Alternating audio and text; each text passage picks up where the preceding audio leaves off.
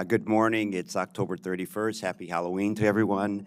We're going to get started in our planning board meeting. The first item is adoption of resolutions. We have 4 this morning, but on the first 2, Commissioners Linden and Pedalum cannot vote on those 2, and then the last 2, everyone can vote. So, good morning. The first 2, the first one is Paschal Land Subdivision Plan number 6, 2024-0080, MCPB number 24-100, and the second is Paschal Land Forest Conservation Plan number F, 2024-0270, MCPB number 24-101.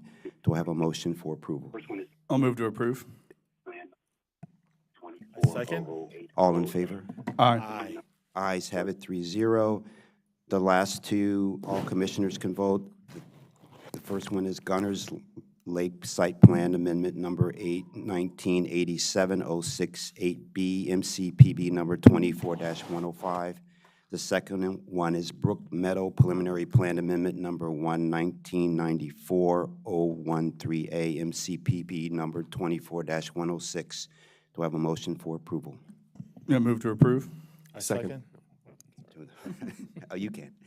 Yeah. Moved in second. All in favor? Aye. Aye. Aye. Aye. Aye. Thank you. 5-0. The next is approval of minutes. Minutes of October 17th. Commissioners Pedalum and Linden cannot vote on this. Do I have a motion for approval? I'll move to approve the minutes. I second. All in favor? Aye. Aye. 3-0. Next, we have 2 record plats this morning. The first one is subdivision plat number 2, 2024-1030, Silver Spring Park. And the second one is subdivision plat number 2, 2025-0110, Westwood Square. Both staff is recommending approval. Do I have a motion for approval? Yeah, move to approve the record plats. I second. All in favor? Aye. Aye. Aye. Aye, the ayes have it, 5-0. We have 1 regulatory extension this morning. Is item number 3, Glad Hill Farm Administrative Subdivision number 60230050 and Forest Conservation Plan number F 2023-0290. Extension request number 1, where staff is recommending approval of extension request. Do I have a motion for approval? I'll move to approve. Second. All in favor? Aye. Aye. The ayes have it, 5-0. And next, we'll go to our round table discussion this morning, headed by Parks Director Mitty Figueredo. Good morning, Mitty. Good morning. Thank you, Chair. And yes, happy Halloween to all of you as well. This opening slide here is an image of our I Spy train. We have one at Cabin John and at Wheaton Regional, and they just wrapped up the season this past weekend. So depending on how well you know me, you may be aware that I am a proud cat lady. I am neither single nor childless, but I do love cats, and I have 2 of them. And so I couldn't resist including this because it touches on 2 of my favorite subjects, cats and our extraordinary park staff. So recently, Jackie Hoban of our resource analysis section was on Georgia Avenue and saw a kitten in the middle of the road. And she basically stopped traffic on Georgia Avenue to rescue this kitten.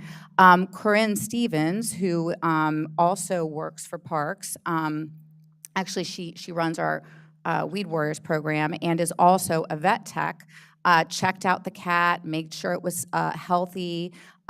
We have 1 park staff who's volunteered to adopt the kitten, but she's out right now. So another park staff, Marilyn Stone, who's our photographer, has stepped in to take care of this little kitten who's been named Georgia and is now part of the larger Parks family of staff and pets.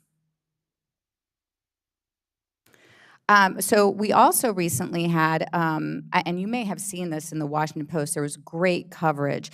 Heffy organized a tree climbing event aimed at teens and seniors. You know, the teens, we like to get them out there in the trees because we're trying to get people interested in parks careers, and it is really hard to find trained arborists and tree climbers. So we have a little bit of an ulterior motive in getting young people out there, but we also wanted to give seniors the chance to maybe relive their tree climbing youth a little bit and have kind of a fun and unusual physical activity for them. And if you haven't read the Post article, I recommend finding it and reading it because it was very heartwarming, and it seemed like all the participants had a really good time.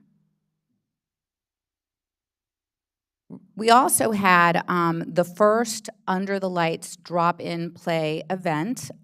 This event happened because our Deputy Director for Administration was attending an event hosted by Councilmember Katz's office on youth issues, and one of the things that they identified as a lack is the access to evening lighted field play. We have a number of lighted fields in Montgomery parks. They're at our regional and rec parks, and they tend to be game-only fields. So if you're not part of an organized league, you're not playing as part of a team sport, you might, as a teenager, not have the chance to play under the lights frequently or ever.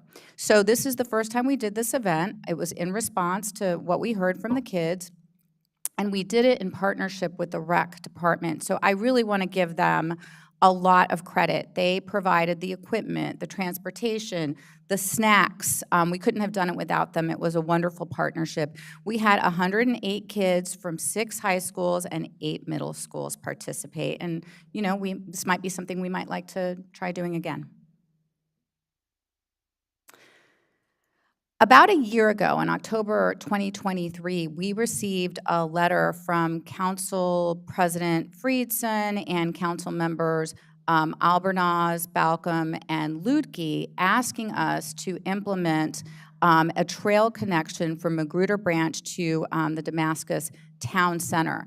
This had actually been a standalone project in our CIP many years ago, but sometimes, you know, what happens with the capital budget is that projects where there's not adequate funding get pushed out, and eventually if they're pushed out long enough, they're eliminated from the CIP.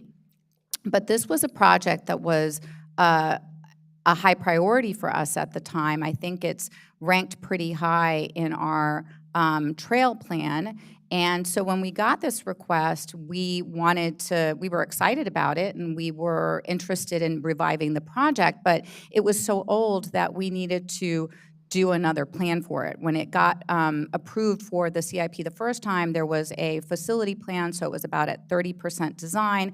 We needed to go back to the drawing board, and we knew we were going to need funding, and in order to get funding, we needed design. So, long story short, we applied for a federal grant with the support of the council. We did receive it. It's $900,000. It's going to get us to full design of a 1-mile extension of trail, again, that goes from Magruder Branch all the way to the Damascus Town Center.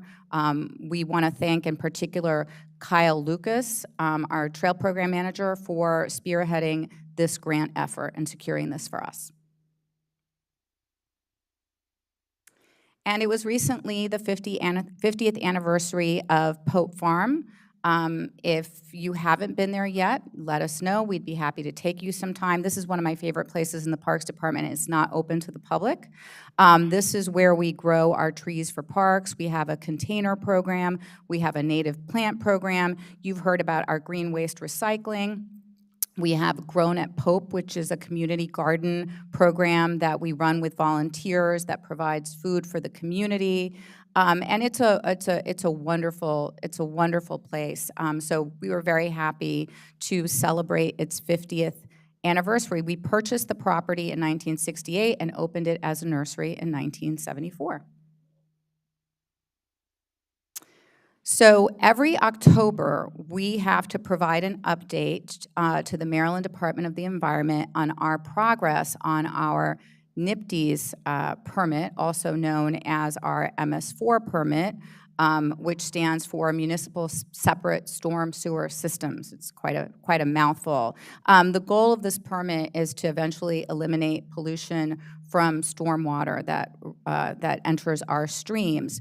And we do this with a variety of tools: education, stream restoration, removing impervious surface, stormwater management projects. And one of the things that I really enjoy about this update, because before we send the update to the state, the staff update Parks leadership on this, is to see the work across the divisions. This work happens with the support of staff from our resource analysis, our natural resources stewardship, HEFI, the northern and southern regions, and just a lot of staff who put an incredible amount of time and energy into doing the work, of course, of implementing the permit, and also documenting and updating the state on our progress.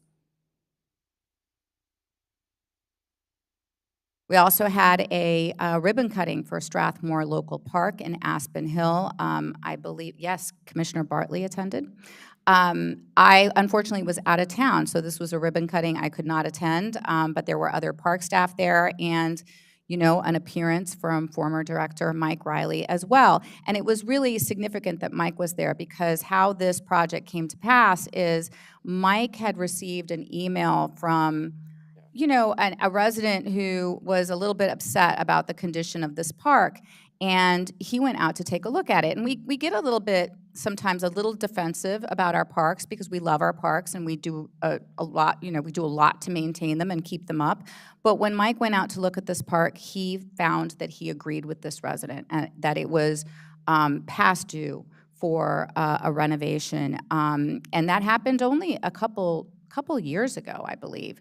And here we are, just a few years later, with a fully renovated park in this community, where now residents who previously maybe didn't feel like they'd had the park they deserved now have something that they can really be proud of and enjoy.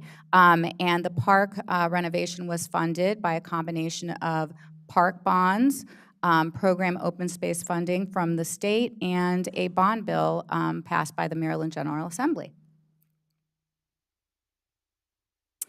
Our Gardens of Lights is going to be back this year, and we're having our Employee Appreciation Night on November 26th.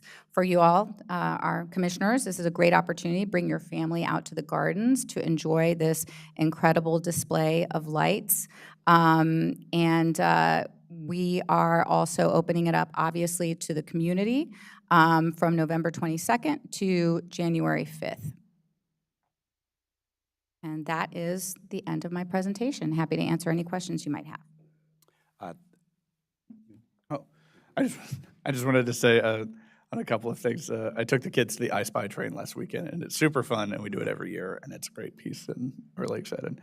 And then the Magruder Branch Trail, I'm really excited to hear that too, because I rode that from to the Damascus Placemaking Festival last weekend, and I think it's a great trail to ride, and then you get to the end of it, and you've got a lot of street to go on until you get down to the Damascus. So I'm really glad to hear about that one. So that was really great.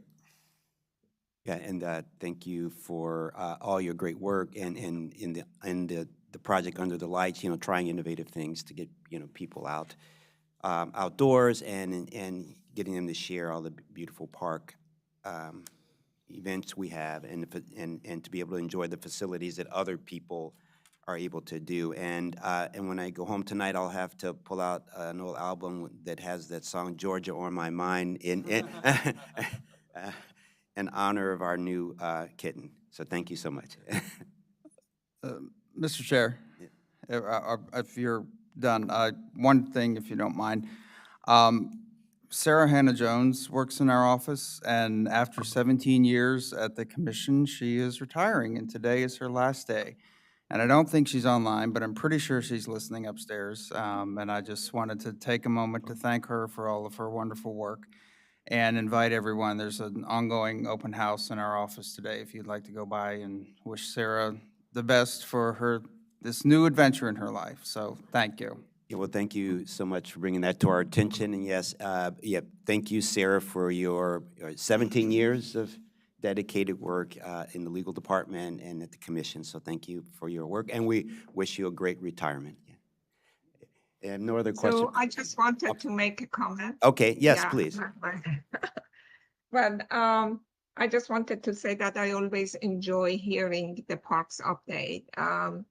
I did also took my grandkids to spy train before I go for my surgery at Cabin John. And that was fabulous. The kids loved it. And, as an adult, I enjoyed also, so I don't miss it at all. And I'm so happy to see that we are allowing access for teenagers to the regional park where we have the turf and where we have the lights. I totally agree that because those are usually kept for the, those people that are part of a league to do. So it doesn't have public access for people to do. I'm hoping that we continue to do that. And I truly, truly treasure our trails, and it's something that is available for everybody at every stage of their lives. Even now that I need to recover from my surgery, I go to parks and I just do a short distance walking or enjoy the park.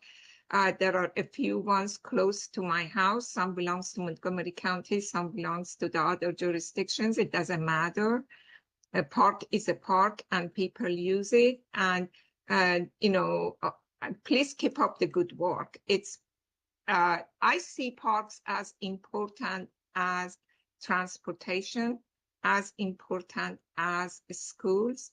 It's something that is part of our life, like everything else. So thank you for continuing to keeping the good job.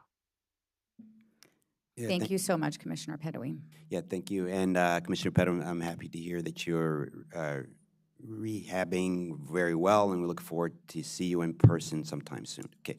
Yeah, so we're going to take a 3-minute break and start with item number 8, University Boulevard Corridor Plan recommendations, where staff is recommending that the board review the preliminary recommendations and provide policy guidance to staff. So thank you.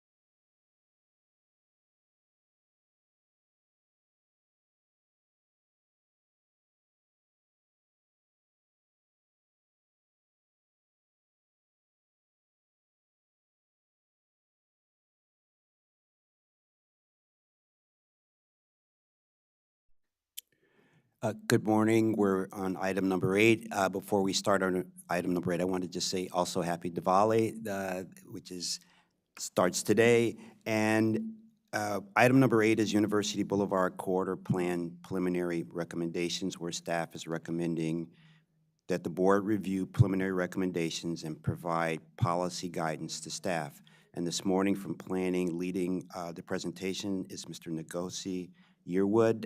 Welcome, and we look forward to you and your staff presenting the proposed University Boulevard Corridor Plan preliminary recommendations. Thank you. Sure.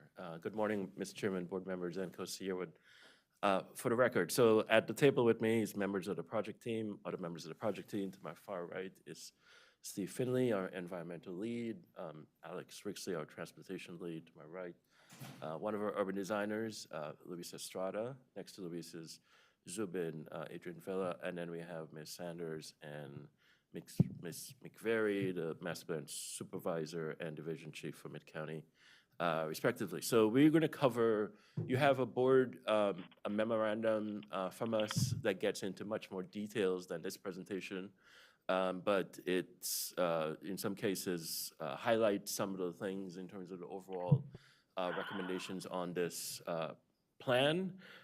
So where we've been, last time we were with you was earlier this summer, when we gave you sort of emerging ideas on the project. The board previously approved the scope back in earlier this year. So we're working towards preliminary recommendations, working draft preliminary recommendations today, working towards working draft. Once we go through our preliminary recommendations, then board review, board public hearing, as well as council review into 2025. And if I may, Mr. Yearwood, just jump in real quick. Carrie Sanders for the record, Division Chief of Mid-County Planning.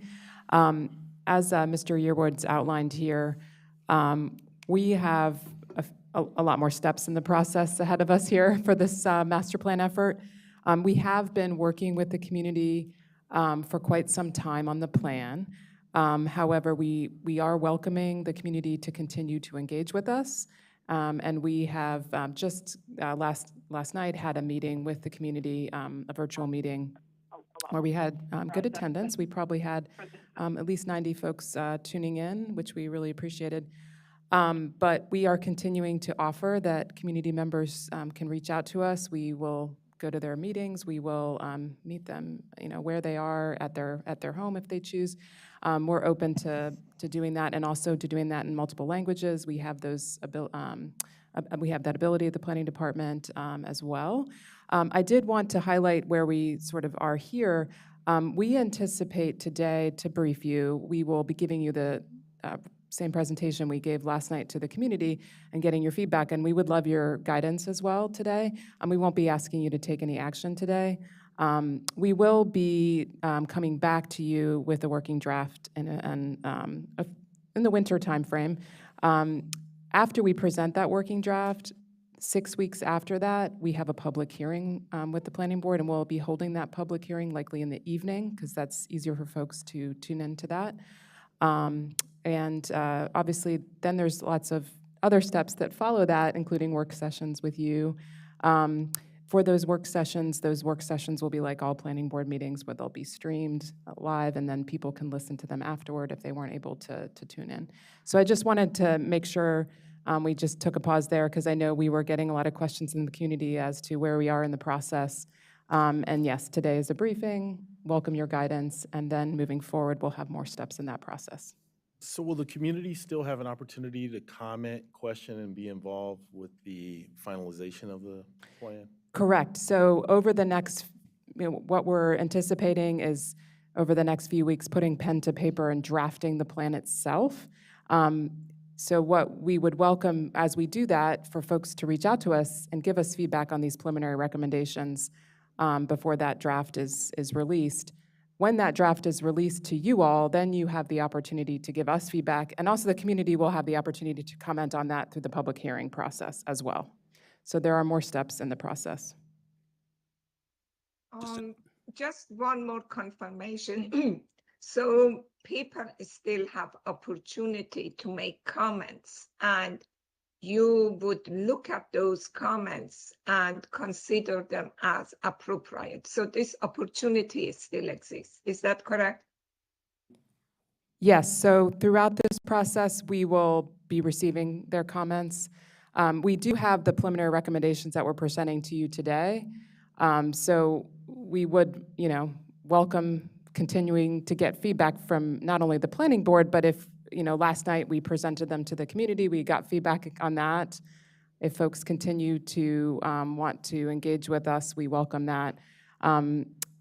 This is, as you know, an iterative process. So as we get feedback, we want to respond to that as best we can, based on where we are in the process. The public hearing is the opportunity to actually comment on the full plan itself. So the public hearing is where folks will actually have that document to review the working draft, and they will be able to provide comment on that document. Right now, people are providing us comments on what you're seeing today, which is the preliminary recommendations. Yes, and I just want to make sure that everybody understands that there are ample opportunities to provide their feedback, and also, nothing yet is written on stone. And eventually, even when planning board makes the recommendation, there are again more opportunities when it goes in front of the council. So we have a long way in the future for people to make comments and to be heard. Yeah, well, I'm glad that you brought up that there will be many opportunities between now and the public hearing, the board's public hearing, for residents to make comments, and the residents, I want to put it out there that please contact the planning department. And not only provide your comments, but if you like to meet with the planning department in any way, please contact the planning department between now and before we have the public hearing. So thank you so much. Yeah, we want the community engaged as we go through this plan. Thank you.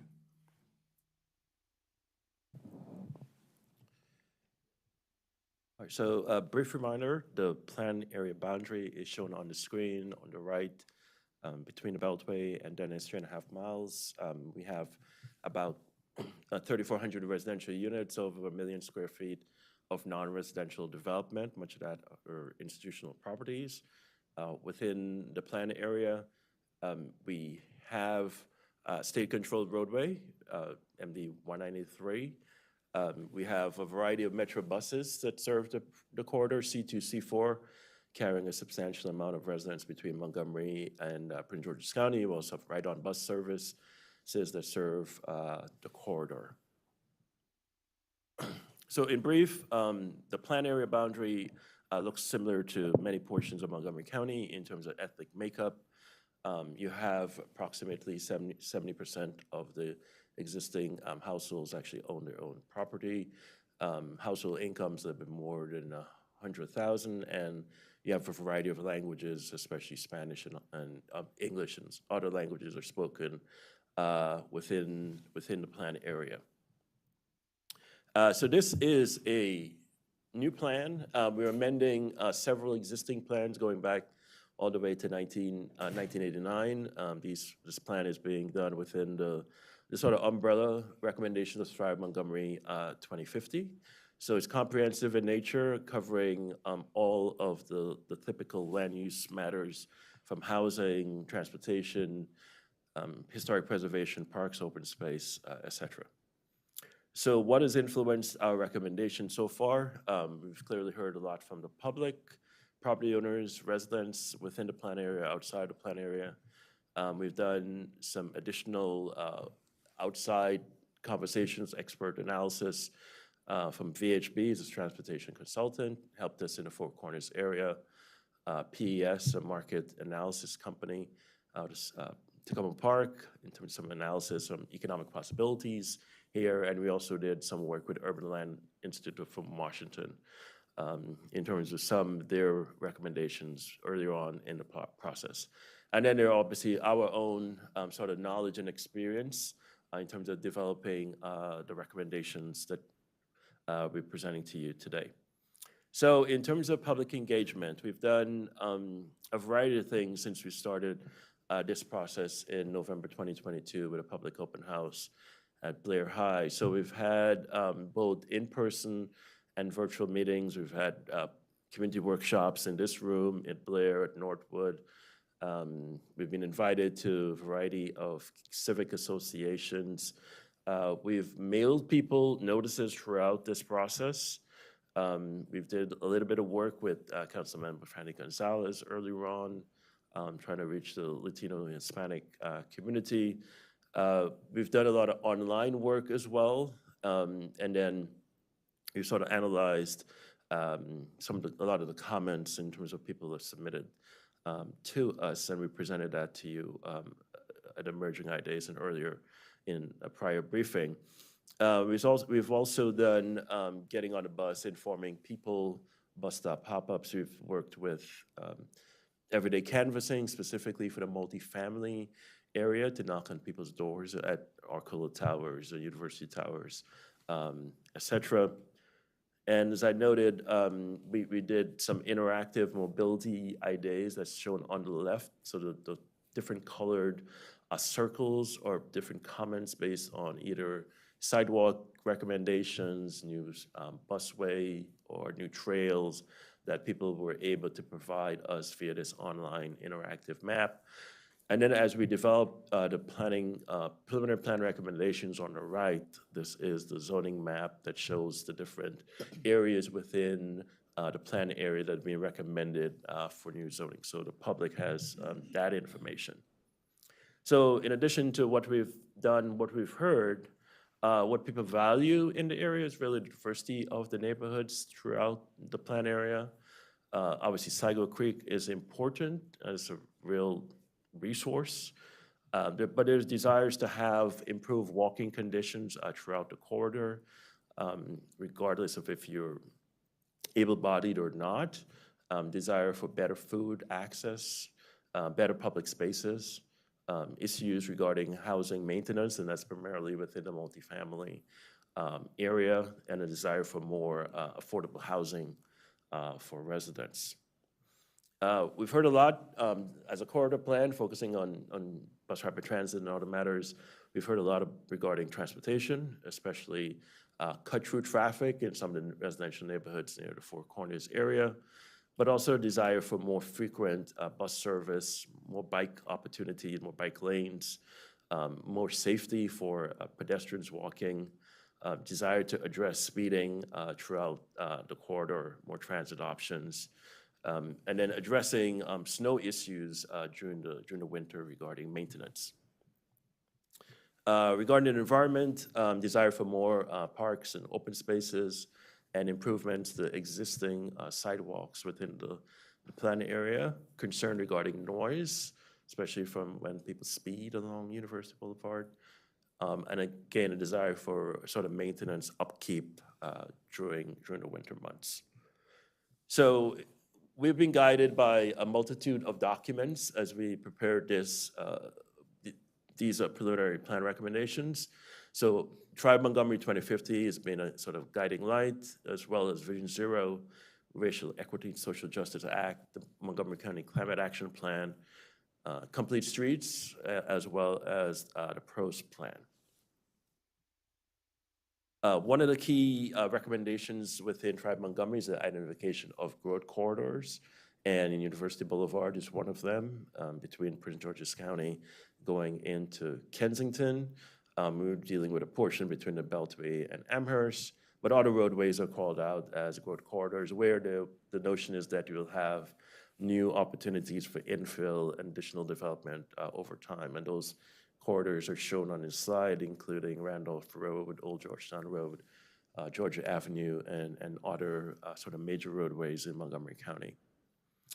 Racial equity and social justice has also been important to us so far in terms of addressing and exploring and documenting past racial issues within this area.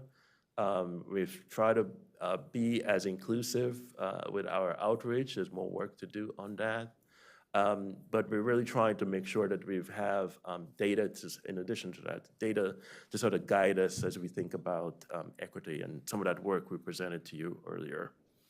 So our plan vision is a pedestrian-oriented multimodal corridor that's for people that are walking, biking, people that are driving, people that are taking transit, that's safe and accessible, as well as a place where you could have more housing options than we have today, and all of that is supported by bus rapid transit.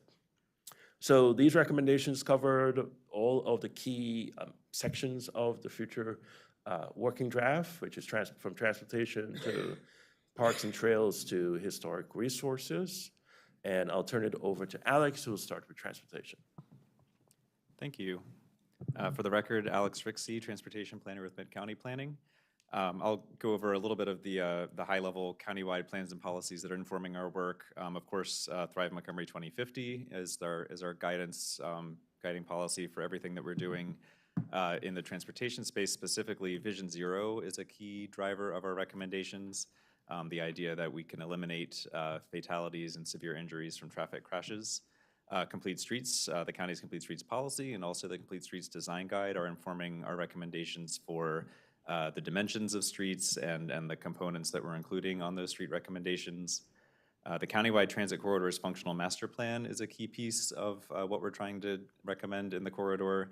That plan calls for a bus rapid transit corridor along University Boulevard, and more specifically, it calls for transit buses to operate in dedicated transit lanes for most of the corridor outside of Four Corners, but within Four Corners, between Lorraine and Lexington, it calls for those buses to operate in mixed traffic, and I'll provide some more details about that in a moment. The Bicycle Master Plan also has an important countywide recommendation for the corridor, which is to include a breezeway facility, a high-quality facility for people walking, biking, and rolling along University Boulevard, and we're doing our best to try to get something close to that in the plan recommendations.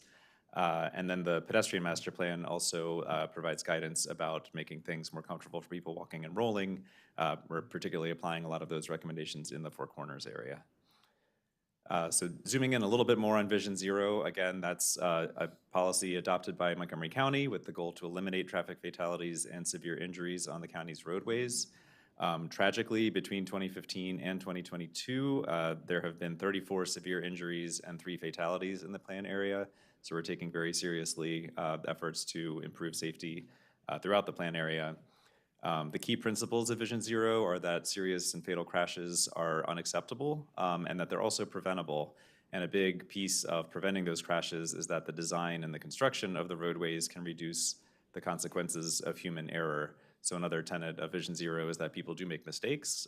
People walking, biking, and rolling make mistakes. People driving cars also make mistakes. But that those mistakes should not result in severe injuries or fatalities. And so by designing the roadways to make them more forgiving and to help to control the speeds of motor vehicles in particular, we can reduce the negative consequences of those errors. And finally, that we're prioritizing human life over mobility in the plan recommendations. So getting into those preliminary recommendations, the big one that I mentioned earlier is to provide dedicated transit lanes along University Boulevard. MCDOT also has an ongoing project on Colesville Road to implement dedicated transit lanes. That's a little bit further down the process of planning and design. For University Boulevard, the sections that are shown at the bottom of the slide, the top section is the existing configuration where there are 6 lanes, 3 per direction. There's a median that often has landscaping, street trees in the median, but that's also space that's used for left turn bays at intersections. And then the curb lane of University Boulevard and a portion of the segment is currently used for the MCDOT pilot bus-only lane project that started in February of this year and is running for about 12 to 18 months.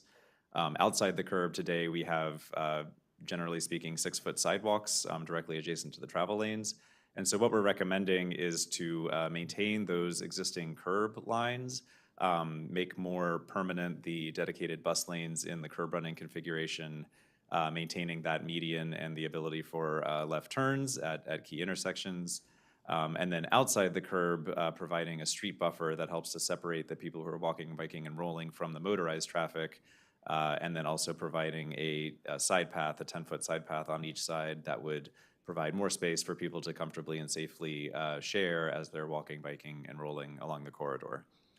Another recommendation is to, with redevelopment or with implementation of a capital project like a bus rapid transit route, to consolidate, remove, or relocate driveways from University Boulevard onto side streets and alleys where possible, and to limit future driveways on University Boulevard itself.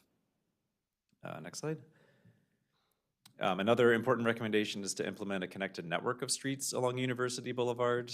That helps to improve travel for all modes, including driving along the corridor. But very importantly, it helps to reduce the distance between protected crossings, where people walking, biking, and rolling can cross University Boulevard.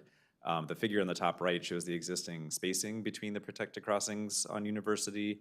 And the Complete Streets design guidance for the type of roadway that we're aiming for here is to space those protected crossings roughly every 600 feet. And the chart shows that today that black dashed line is the 600-foot mark, and we only have one segment today where the protected crossings are that distance, and others are much greater, typically more than 1,000 feet and up to even 2,800 feet in some locations. So we're recommending additional protected crossings to meet that guidance in many places along the corridor, many of the more active places along the corridor.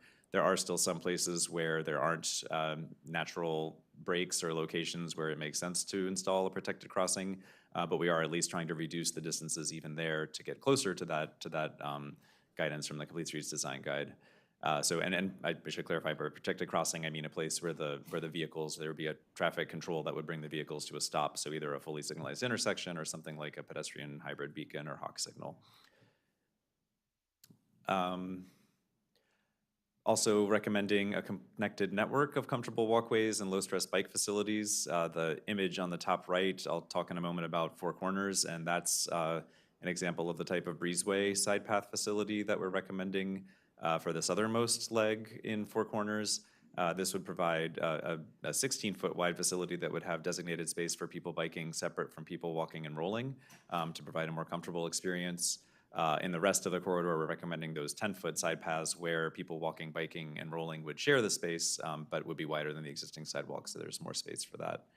And then we're also looking to right-size the roadways and intersections along the corridor to make a more comfortable environment for people who are walking, biking, and rolling, accessing transit, and also for people driving, having fewer lanes of traffic to contend with. And in Four Corners in particular, those cross-sections are narrowing to make the crossings shorter, and that allows people walking, biking, and rolling to cross with less exposure to potentially conflicting traffic movements. Next slide.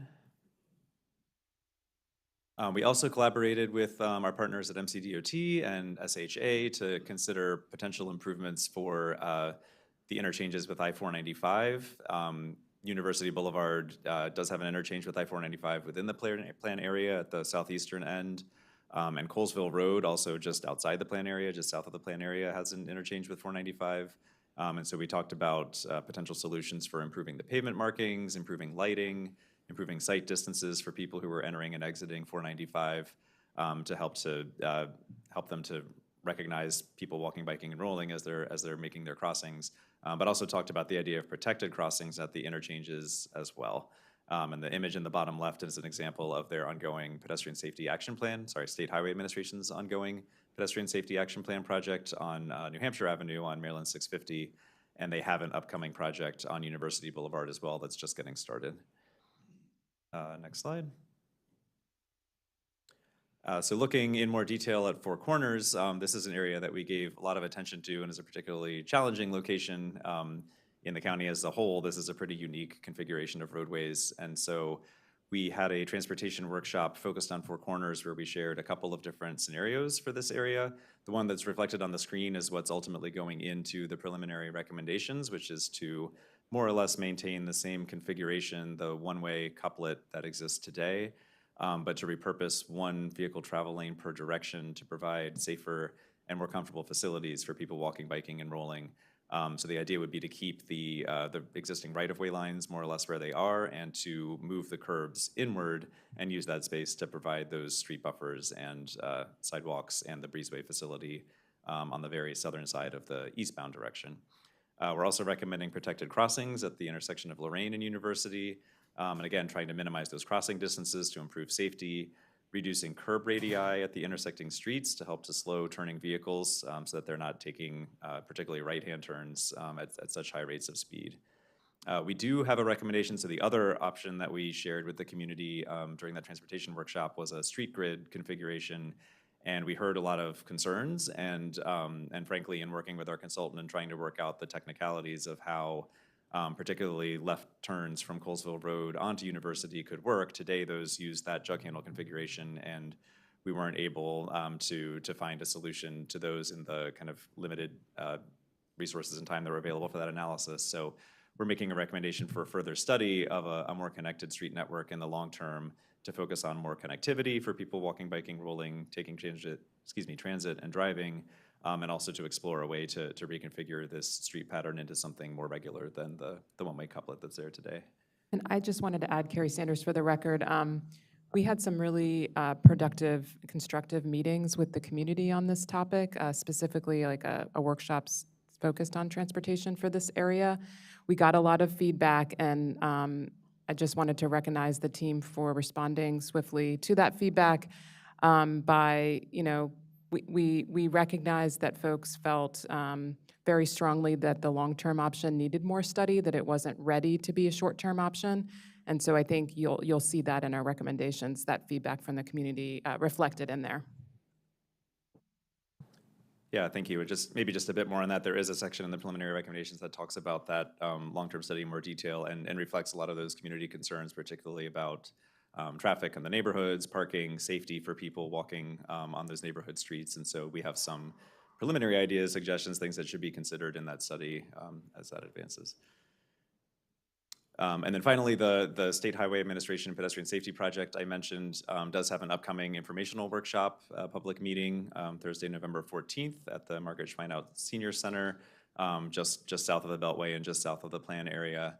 And they're, as I mentioned, just getting started. The Maryland 650 example that I gave is a little bit further along and might have some indications of the types of things that they could be considering, but really at this point, I think they're looking for feedback from the community and are welcoming folks to come out and participate. They don't yet have any preliminary designs for the roadway, so now's a good time to get involved. All right, I'll pass it back to Mr. Yearwood. Yeah, thanks, Alex. So now we'll get into land use and zoning. So in brief, the land use and zoning approach sort of focuses on three major areas. One, the detached residential, recommending commercial residential neighborhood. Those are properties that are either on the corridor, abutting the corridor, or at least a block, given the existing roadway configurations. So that's essentially our approach regarding the detached residential. In some cases, we go a little further into the neighborhood, and that's really because of the existing street network that exists today. Where we have commercial residential town today, especially in Four Corners, we're adding more height, a little bit more density, maybe changing some of the mix of uses, going either likely more residential than commercial than we have today. And then for the large institutional properties, those are churches, et cetera, and other religious institutions, we recommend a commercial residential town going up to either 70 feet. By and large, we had a 1.5 FAR for those properties. And then likewise, we're recommending more mixed-use zoning for the Kemp Mill Shopping Center. There are 536 properties that are being, detached residential properties that are being reclassified as part of our recommendation. That's approximately 30% of the detached residential properties within the plan area. So a majority of the existing detached residential properties will be retained. There are other zoning changes that we will make as part of this preliminary plan recommendation, including the plan development zones. Those are changes that we have to make per the zoning ordinance, as well as the residential town or RT zones. So what we have today is primarily a variety of institutional uses along the corridor, as well as detached residential. Those are your primary uses along the corridor. We do have in Four Corners retail, what is one of the retail nodes within the plan area. Kemp Mill Shopping Centers is another retail area. And then along Amherst Avenue, the edge of the central business district of Wheaton, we have some more retail commercial uses. The items, in this figure on the left, the large blue properties are all either institutional uses, either public, for example, schools or other religious institutions. We have Cycle Creek, and additionally a variety of parks, including North Four Corners, Kemp Mill, as well as Wheaton Forest. Existing zoning is primarily detached residential, R60, R90, minimum lot size of 6,000, 9,000. And then we have in the Four Corners area, commercial residential town, coming out from the zoning ordinance update from 2014. The little red area here at Kemp Mill Shopping Center is zone neighborhood retail today. And the blue area, these blue properties are two of the planned development zones. We also have residential townhouse zoning for this property here, and then another small one here at Arcola. But everything else is detached residential, either R60 or R90. As we started to put together the preliminary plan recommendations, we sort of broke the area up in sort of smaller bites in terms of to get our arms around the area and then to write the draft plan. But we're using the commercial residential zone or CR zone as our main zoning approach for this area. So as I mentioned, CRN is primarily for the detached residential. And in that approach, we're zeroing out the commercial and just focusing on the residential component. And the recommendation is 1.0 FAR and then a height of 50, which is 15 feet beyond the existing R60, R90 zone that's typically 35 feet within the zoning ordinance. So this is the overall proposed zoning strategy. So a couple things that are shown on the screen to highlight for you. One is the 5 circles, sort of dark blue circles. Those are the BRT stops coming out from the 2013 Countywide Transit Corridor Plan. Yes. As well as the larger circle is the quarter-mile radius from those proposed BRT stops. The purple properties in here, these purple rectangles, et cetera, those are areas that are zoned today residential, either R60 or 90, that's being proposed for commercial residential neighborhoods. So as you can see from along the corridor, we're being consistent by and large with commercial residential neighborhood for those detached residential properties. Some of the larger institutional properties, such as this HOC property here next door to Northwood, the Four Corners Local Park, the Oaks property, that's recommended for CRT, and then some other CRT recommendations. This is Northwood Presbyterian, this is the Inwood House, WTOP recommending commercial residential town for that. At the multifamily at Arcola, recommending commercial residential primarily to deal with height issues. There's a limitation on how high we could go in a CRT zone. So we're using the commercial residential in order to just marry what's already been built and provide a little bit more flexibility for those multifamily properties. But as you can see, and sort of the rest of the properties here in the tan color, which are in the R60, R90 zones, those are the other properties that have been retained. So again, just to reiterate, we have stepped back essentially 1 block, primarily based on existing street network, from the corridor. In some cases, we've gone a little bit further, again, based on the existing conditions that we're working around. So I'll take you a little bit more deeper into these recommendations. You can see here, this is in Four Corners area, existing zoning, proposed zoning, again, similar what was noted earlier. These are all detached properties here, going from either R60 or 90 into CRN, primarily in the Four Corners area, going up either in height, density, giving folks a little bit more flexibility in options. And then everything else sort of surrounding this area is being retained. Going further up the corridor, this is at Dennis.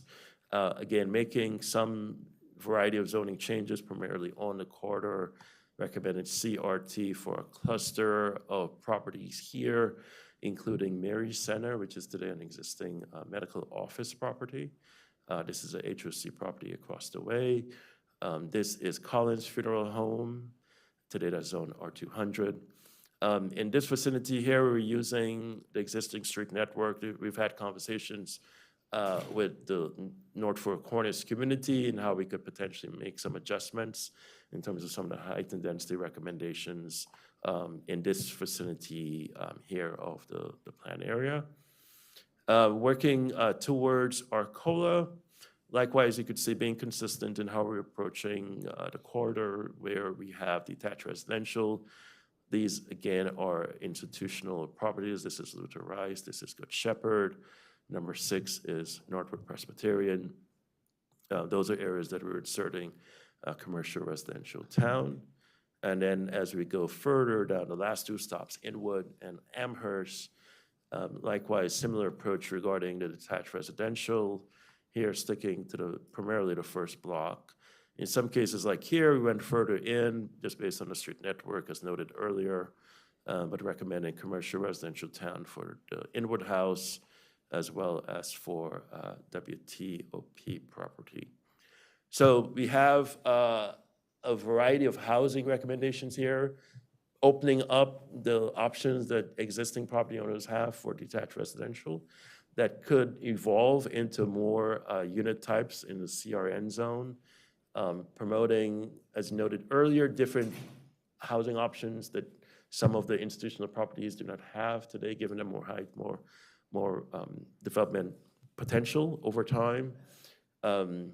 So that's sort of the overall housing. So we have a lot done here within this plan that focuses on housing. And I will turn things over to Luis, who will talk about our urban design guidance recommendations. Hi, good morning. And to talk about urban design, the urban design guidance that's included in the draft, it follows the zoning strategy that was described before. The idea is that, we have divided the types of properties along the corridor into 3 types of properties. Properties that are closely located to the proposed VRT stations, which we think in some cases have more potential for a higher intensity development. Then we have properties that are directly fronting onto the corridor in between the transit stations, and those would be sort of like a mid-level type of development. And then we also have, as part of the block rezonings that we have done, properties that are fronting onto internal residential streets, which would be the lower of the 3 scales. So we have broken the guidance into that tier system so that we can address scale transitions to the residential properties that will remain under the current residential zone. And that's part of our effort to build on the corridor's unique context so that we can integrate all those types of development into one cohesive neighborhood, and to encourage property owners to explore the development of small, medium, and potentially mixed use where feasible along the corridor. And we have identified a few locations along the corridor where we think higher intensity mixed use development can happen, sort of like the Four Corners area, the Camp Mill Shopping Center is another location, and also the WTOP property. And the images that we have included in the slides are intended to show the range of the scales that we are providing guidance for, from the smallest to the more intense, which would be mixed use. Next. We're also addressing, as part of the urban design recommendations, the character of the transportation improvements that Alex was talking about.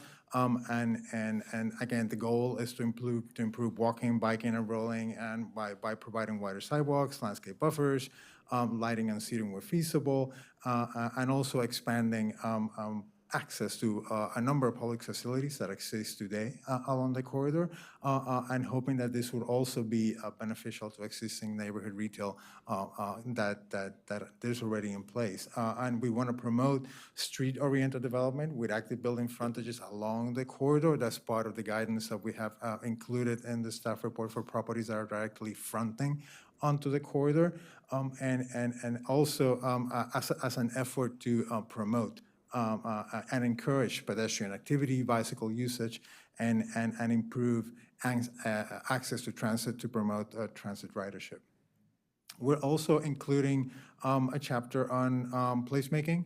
The planning department has been intensely involved with placemaking efforts in recent times, and this area should be no different.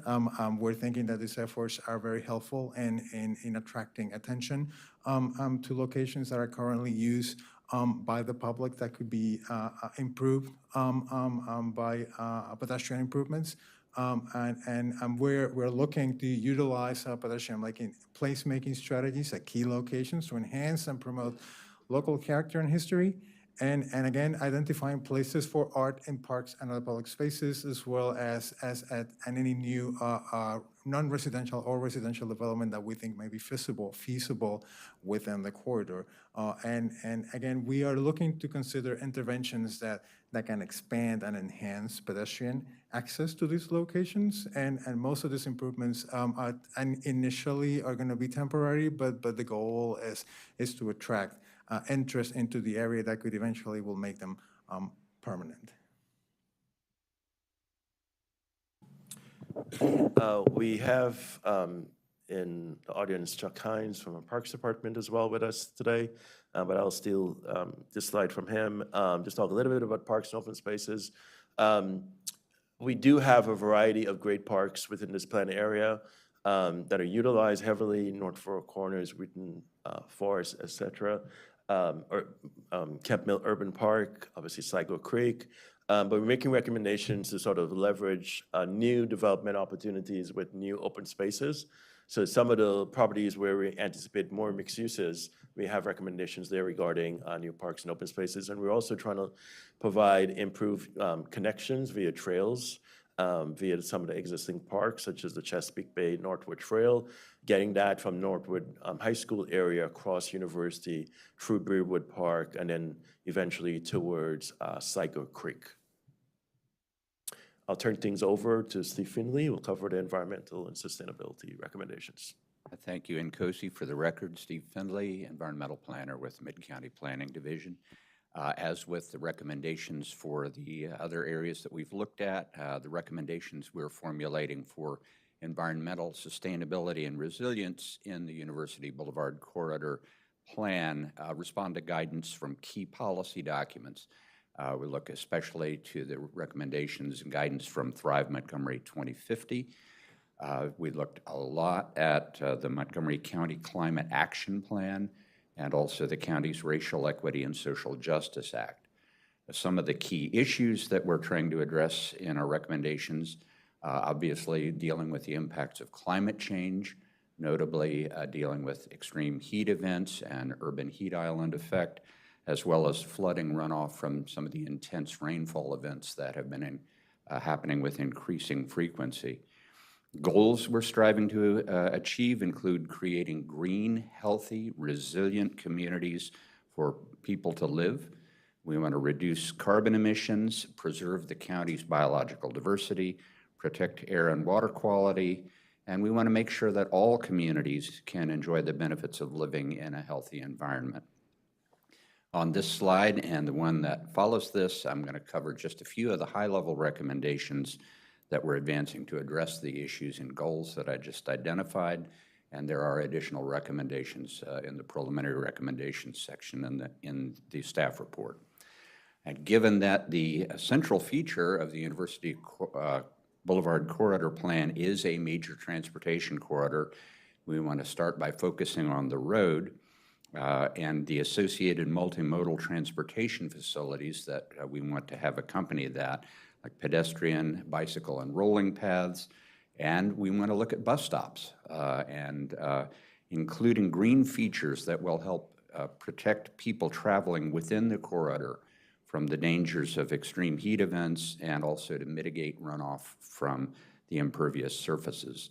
So the designs of the roadways, transit, and pedestrian and bicycle facilities need to include sufficient planting areas and soil volume to be able to support cooling tree canopies. And we want them to include landscaped areas that help filter and slow runoff and provide habitat for native pollinators. These same green areas will also help filter pollutants from the air in the corridor and make non-motorized travel safe and attractive to use even on warmer days. I'll also note that these recommendations mesh very well with the Vision Zero recommendations. In a way, it's almost a Vision Zero squared, where we are wanting both to protect people's health and safety from traffic incidents, and also protect them from extreme heat events, which can also be deadly. By focusing on native plant species, we'll also help to provide habitat for native birds, as well as native pollinators and other animals. Native species are adapted to grow in this region, and so they should require less care. We have also recently in the environmental planning division, but we don't have a division, but the environmental planners have gotten together and updated our recommended tree planting list to include recommendations for trees that grow not only here, but also farther south, so that hopefully they will be adapted to continue to grow here as the climate changes. Next, well, actually, let me just really quick highlight the photographs that are examples. Top right photograph shows an example of a shaded multimodal facility.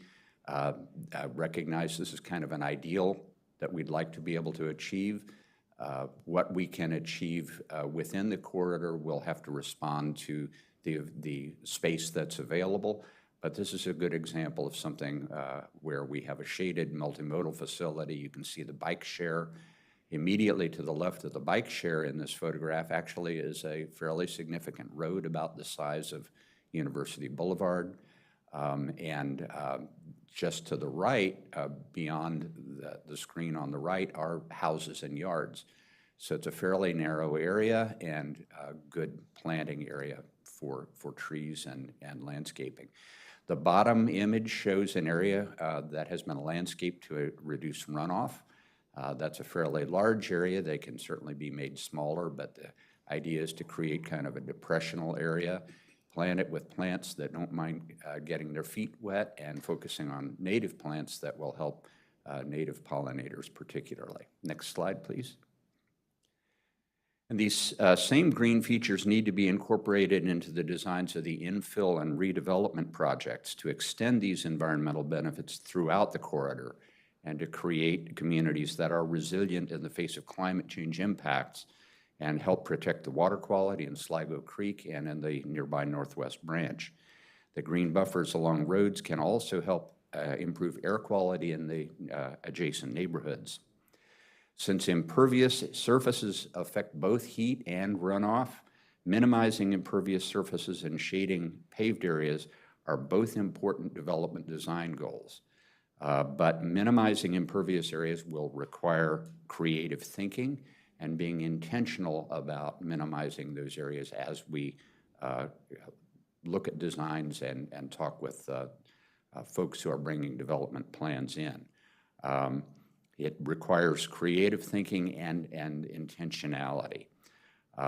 As I've often said, and say again unapologetically, imperviousness is hard. Designing buildings that are more energy efficient and able to incorporate renewable energy will also take creative thinking and intentionality. There's a lot that can be accomplished if energy efficiency and renewable energy are incorporated as goals from the very beginning of the planning of a project. Building orientation can make a big difference, as well as simple shading features. Those things can really contribute to energy efficiency. Noting the photographs in these slides, you can see the upper image Shows an area where there's a number of trees that have been planted in a parking lot. As those trees get bigger, they're going to provide some pretty substantial shade over those areas, as well as other green spaces that help reduce and treat runoff. Again, the bottom image shows a green buffer with a multimodal trail in the middle. You can see the houses on the right side. Again, the left edge of that is at the edge of that major road, about the size of University Boulevard. Again, that's an ideal, what we'd love to be able to achieve, but that kind of a green buffer will do a lot to help reduce air pollution in that neighborhood that's immediately adjacent, as well as shading the path, and can help with noise as well. I think go on from there and turn it back to Mr. Yearwood. Thanks, Steve. Community facilities, we're fortunate to have a variety of existing public facilities within the planned area, right adjacent to the planned area, especially schools. We have a fire station near Blair. We have 2 post offices within the planned area. So this preliminary plan recommendations really seek to leverage any new facilities regarding promotion of co-location in terms of efficiency of land, promoting sort of local agriculture, local opportunities for community gardens, either at public parks or other properties, potential farmers markets within the plan area. And that really does speak to some of the food insecurity issues the county has documented, as well as some of our outreach has indicated in terms of especially some of the multifamily properties in the Arcola vicinity. So we're trying to leverage and advance any other county agency that's working on food insecurity issues, that they could be a potential landing spot regarding some of these recommendations within this plan area. So 2 couple slides before we wrap. Historic preservation. So we have within the plan area today,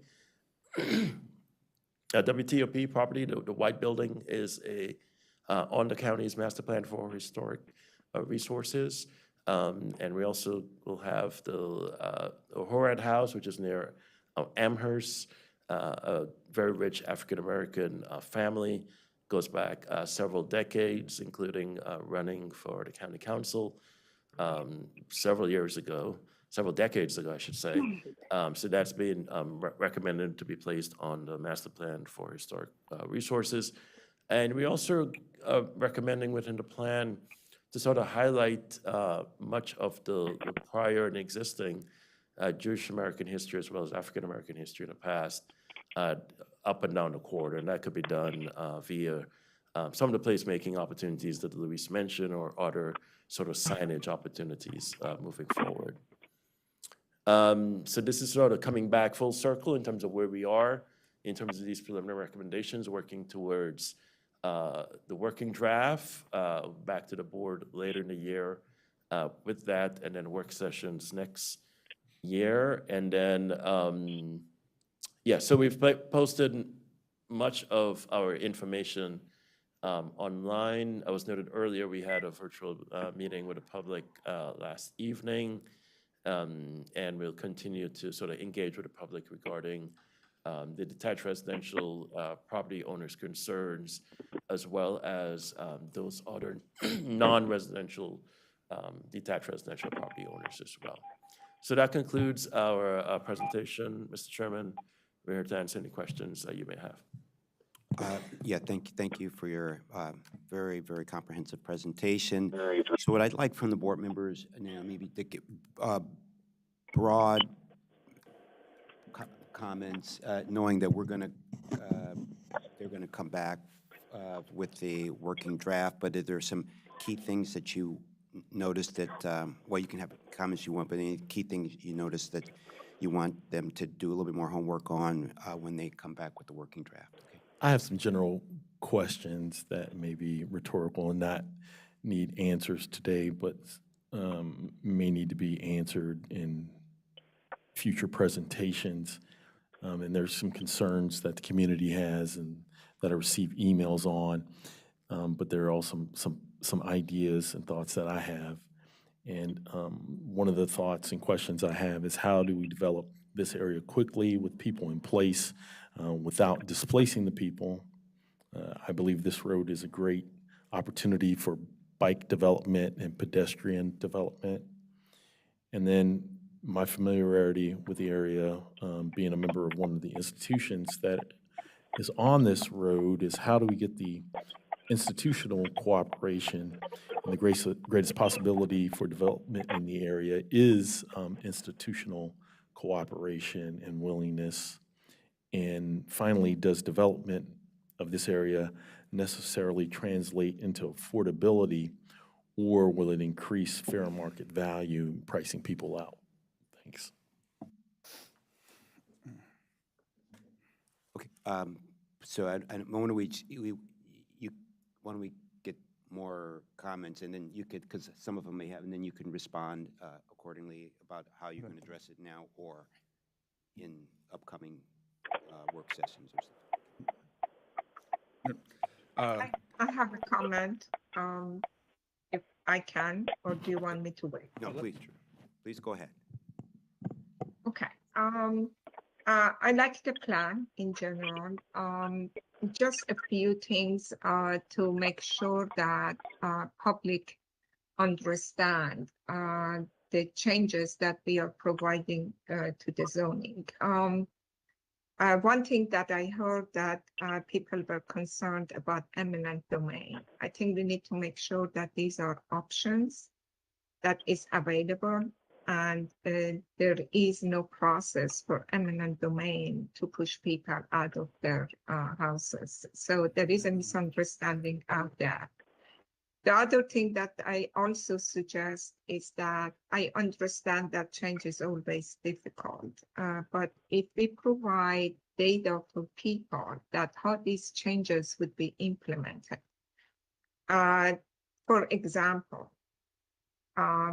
this is just an idea, and I do not know if it is possible or not, that how many housing would be provided if at one point we reach to the full vision of this corridor plan, and why this additional housing would be more affordable than the existings that are out there, and how long it takes that if we get to that full vision. It's not going to be overnight. It's not going to be in 5 years or 10 years. It's probably going to be, I don't know, I'm just guessing, in a longer period of time.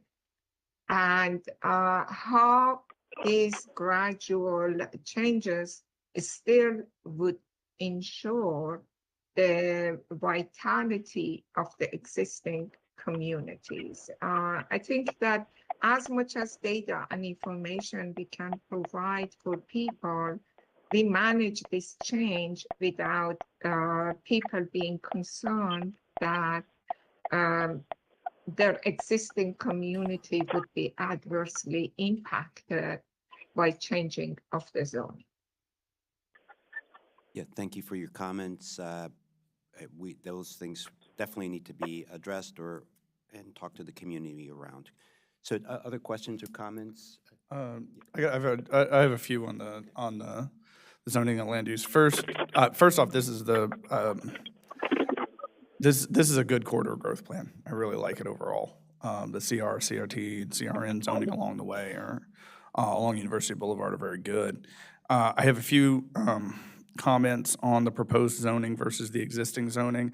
I'd like to see the FAR trued up for each CR, CRN, and CRT zone. We have C zones that are zoned for a total FAR of 2 and an FAR of 1.5 C and 1.5 residential. Like, if we're going to put the density, we need more flexibility. I think we should true those up at least to what we want out of there. So if it's a C or CRN or CRT zone that has a total FAR of 2, whichever one we want, more commercial, more residential, should be trued up to the max FAR in that along this corridor. It's a corridor, it's a growth corridor. We're putting in these zones specifically to allow for residential, mostly residential housing growth in the area, and I think we should go ahead and let's just do that and have most of the flexibility. because I'm making general comments and not going in specific, I will skip over all of the figures that I've highlighted things, and I'll just send some comments along. Some of the other things too, I think are, I think we're leaving some density on the table using the townhome density zones, and leaving some zoning and leaving some ability for additional housing on the table, given the walk shed, the quarter-mile walk shed around the BRT stops that we have. Particularly the ones in the southern part of the zone cover a lot of what we're retaining is R60 and R90 zoning. So I think there's something to take a look at there and something to true up with the townhome medium density zoning that we're using that we don't use in many other places. Is that there's small pieces, there's small plots, I get that. But I think it's worth taking a look at if we can use those for something else, if we can do something else there. Sorry, general comments.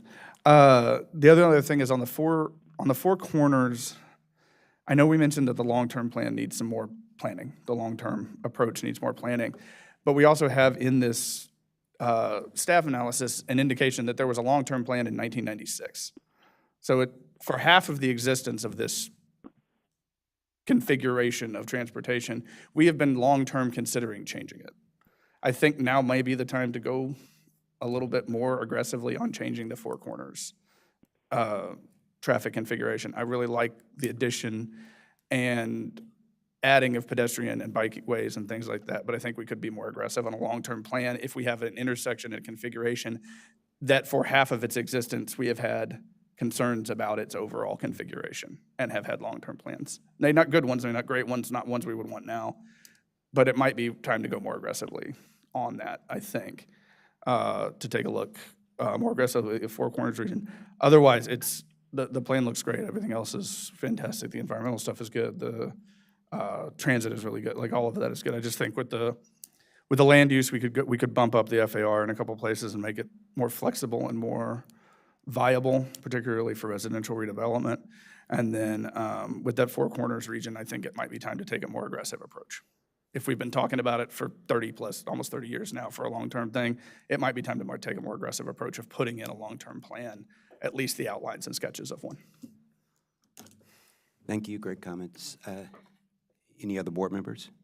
Yeah, I'll try to keep these relatively brief. I also think this is a great plan. I'm gonna, I think the land use and zoning was pretty well covered, so I'll focus a little bit more on kind of the transportation side, but also I have a environmental question in comment as well.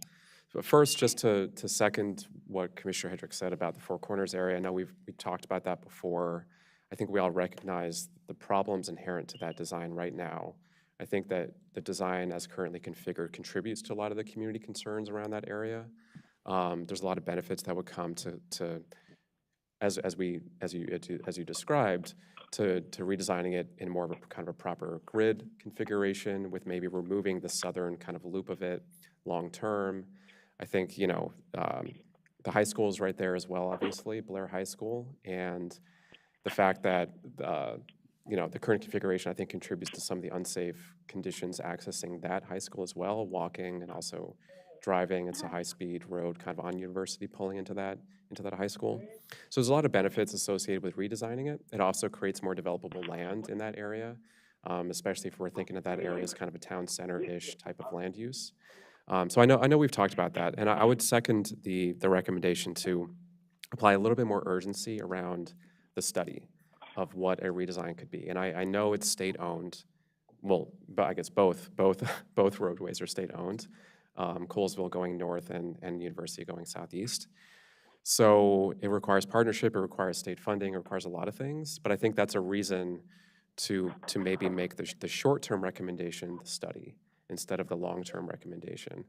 So I'll put it this way: the short-term recommendation can include interim suggestions as well, as staff has noted. I think those are good, considering the existing constraints. But I also think that parallel alongside that, there's an opportunity to really push a study of what this could be, acknowledging that BRT is coming down the pike here, hopefully as well. So we want as many of these things to sort of go together as possible. We don't want BRT to come first, for example, and then really have to redesign the whole thing, and that changes potentially station configurations and a lot of things that would be baked in at that stage. So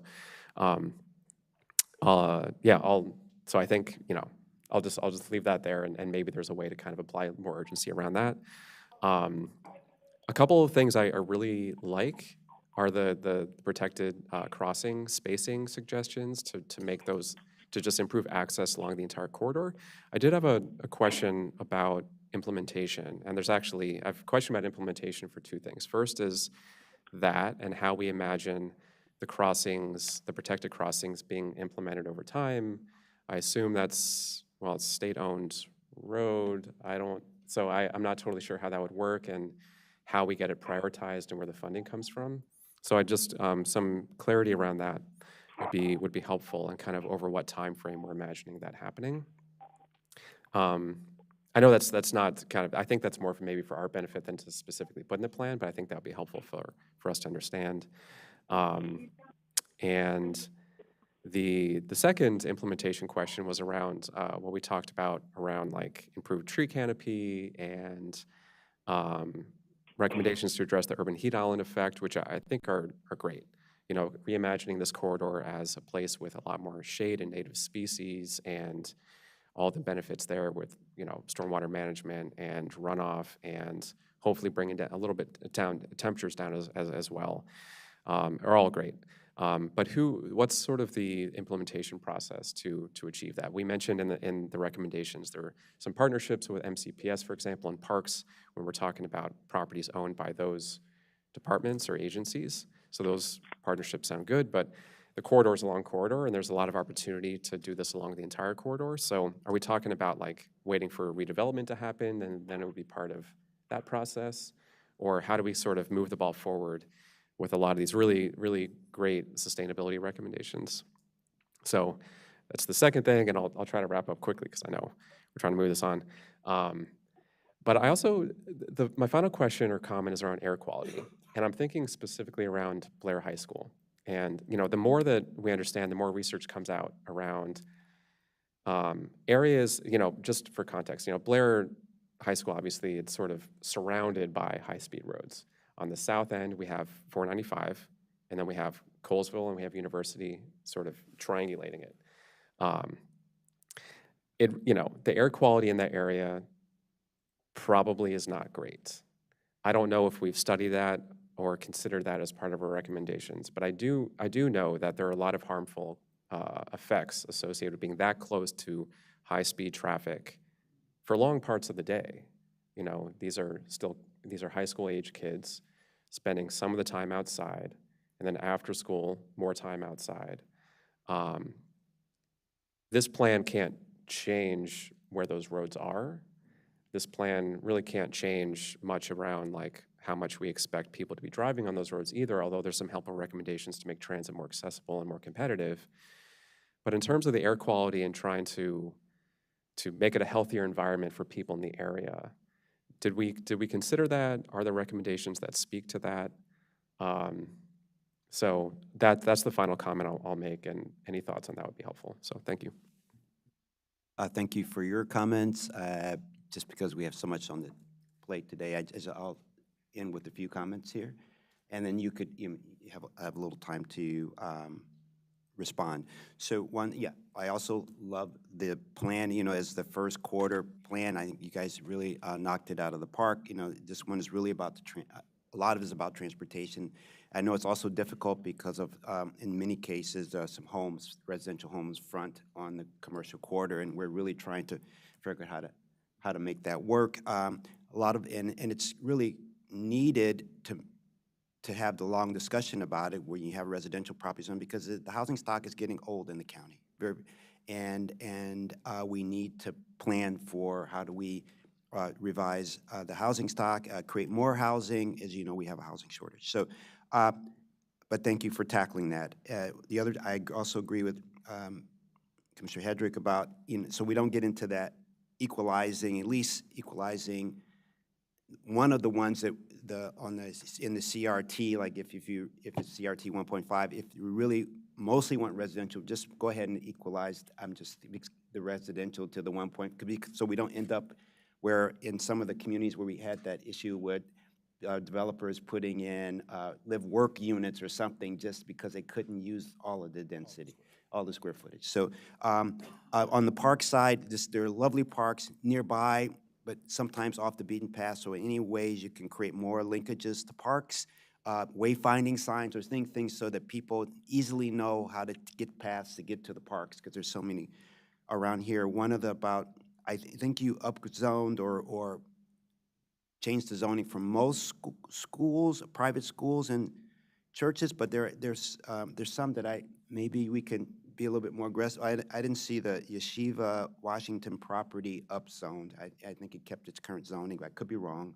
Also, I saw that the St. Bernadette School Church kept its same zoning. I don't know, is it worth trying to upzone that now or some late? So just really mind checking to make sure all the private schools or the churches have been upzoned. And on the MPDU, lately when we've been going to council, regardless of what they've been going to maximizing it at 15%. So we should maybe consider just go ahead and creating the 15% MPDUs throughout in this quarter plan. Just something to think about. You can. Let me think what else I have here. I think those are the main comments I have. Great plan. We look forward to next steps. But please, you have some time to maybe take 5 minutes or so to comment. Well, thank you. Jessica McVeary, Planning Supervisor for the record. Thank you so much for your clearly thoughtful and thorough review of the materials and your comments today. I did want to make sure that we have clarity on the comment related to truing up the FAR. And so I'm going to use an example just to make sure that we understand it. So if we have a CRT 1.5, C value of 0.25, R value of 1.25, you're suggesting not that we equal the C and the R, but that we make that an R value of 1.5, so that at the maximum, okay, understood. Yeah. Thank you for that.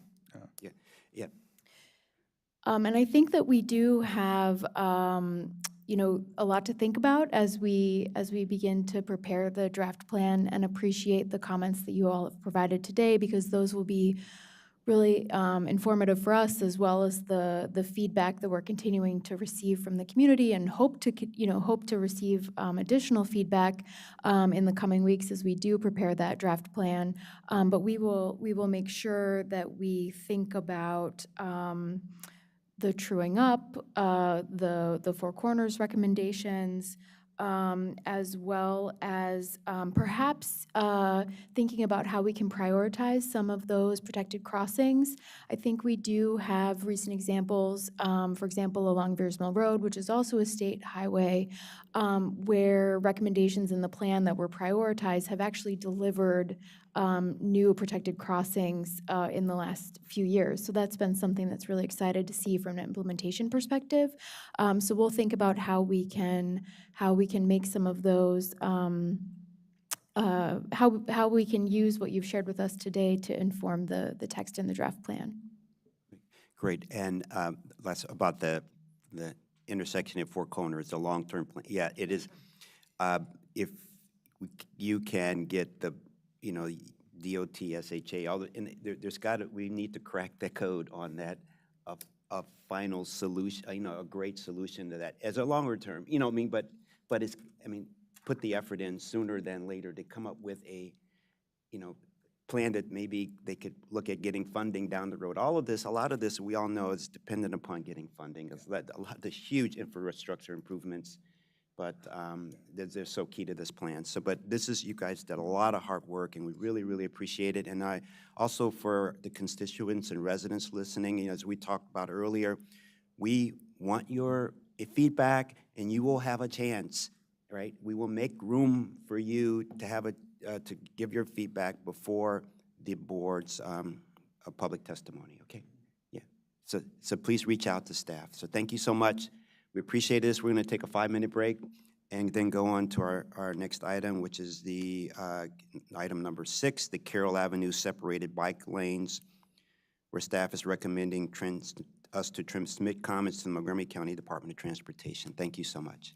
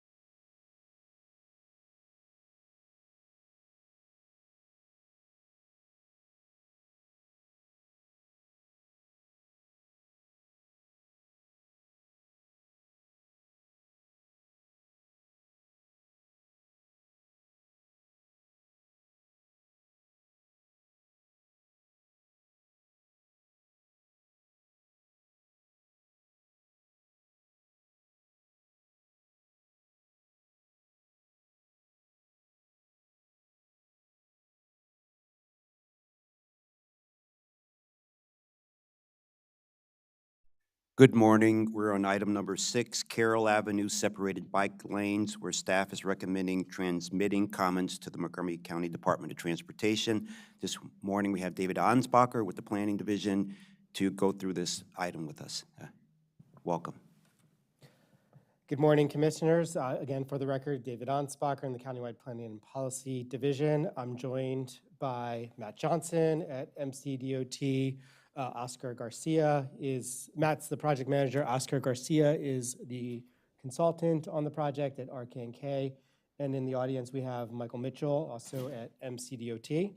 I will just note as part of this project, this was Lily Mernan's project. Lily was a contract employee for the planning department and thankfully got a permanent position, but working for the Parks Department. So she's there now. Eli Glazier was the supervisor. He's on paternity leave for the next week or so. So you get me to walk you through this, so it probably won't be the same, but hopefully I get through without any issues. This is an image of the Carroll Avenue Separated Bike Lanes project, what it could look like in front of New Hampshire Estates Elementary School. So the Carroll Avenue Separated Bike Lanes project are recommended in the 2018 Bicycle Master Plan. The project is located within half a mile of 2 future Purple Line stations. That's the Piney Branch Road Station and the Tacoma-Langley Station at the border with Prince George's County. The project, of course, is intended to make it easier and safer for people to walk and bike to the Purple Line stations, to existing local businesses, and nearby community facilities. It will also provide safer pedestrian and bicycle crossings at University Boulevard as well. The bikeway is funded for design and construction through the Purple Line Bicycle and Pedestrian Priority Area program in the current FY24 Capital Improvement Program. Montgomery planning staff recommend approval of the mandatory referral and transmittal of comments to MCDOT. Staff comments aim to improve the safety of the design and reflect guidance from master plans. So first, I'm going to give you a little bit of background on the project. So MCDOT is proposing to construct separated bike lanes, two-way separated bike lanes on Carroll Avenue, two-way and one-way separated bike lanes. The total project length is about a half mile, and there's 2 distinct sections of the project. North of University Boulevard, the separated bike lanes will be two-way on the east side of the road, and south of University Boulevard, they will be one-way in the direction of traffic. So this image here is showing south of University Boulevard.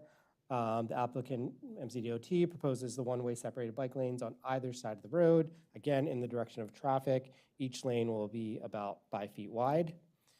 North of University Boulevard, as I said, two-way separated bike lanes about 8 to 10 feet wide with separation from traffic as well. So just kind of laying out the context, what's in the nearby area. There's a lot of projects that are underway.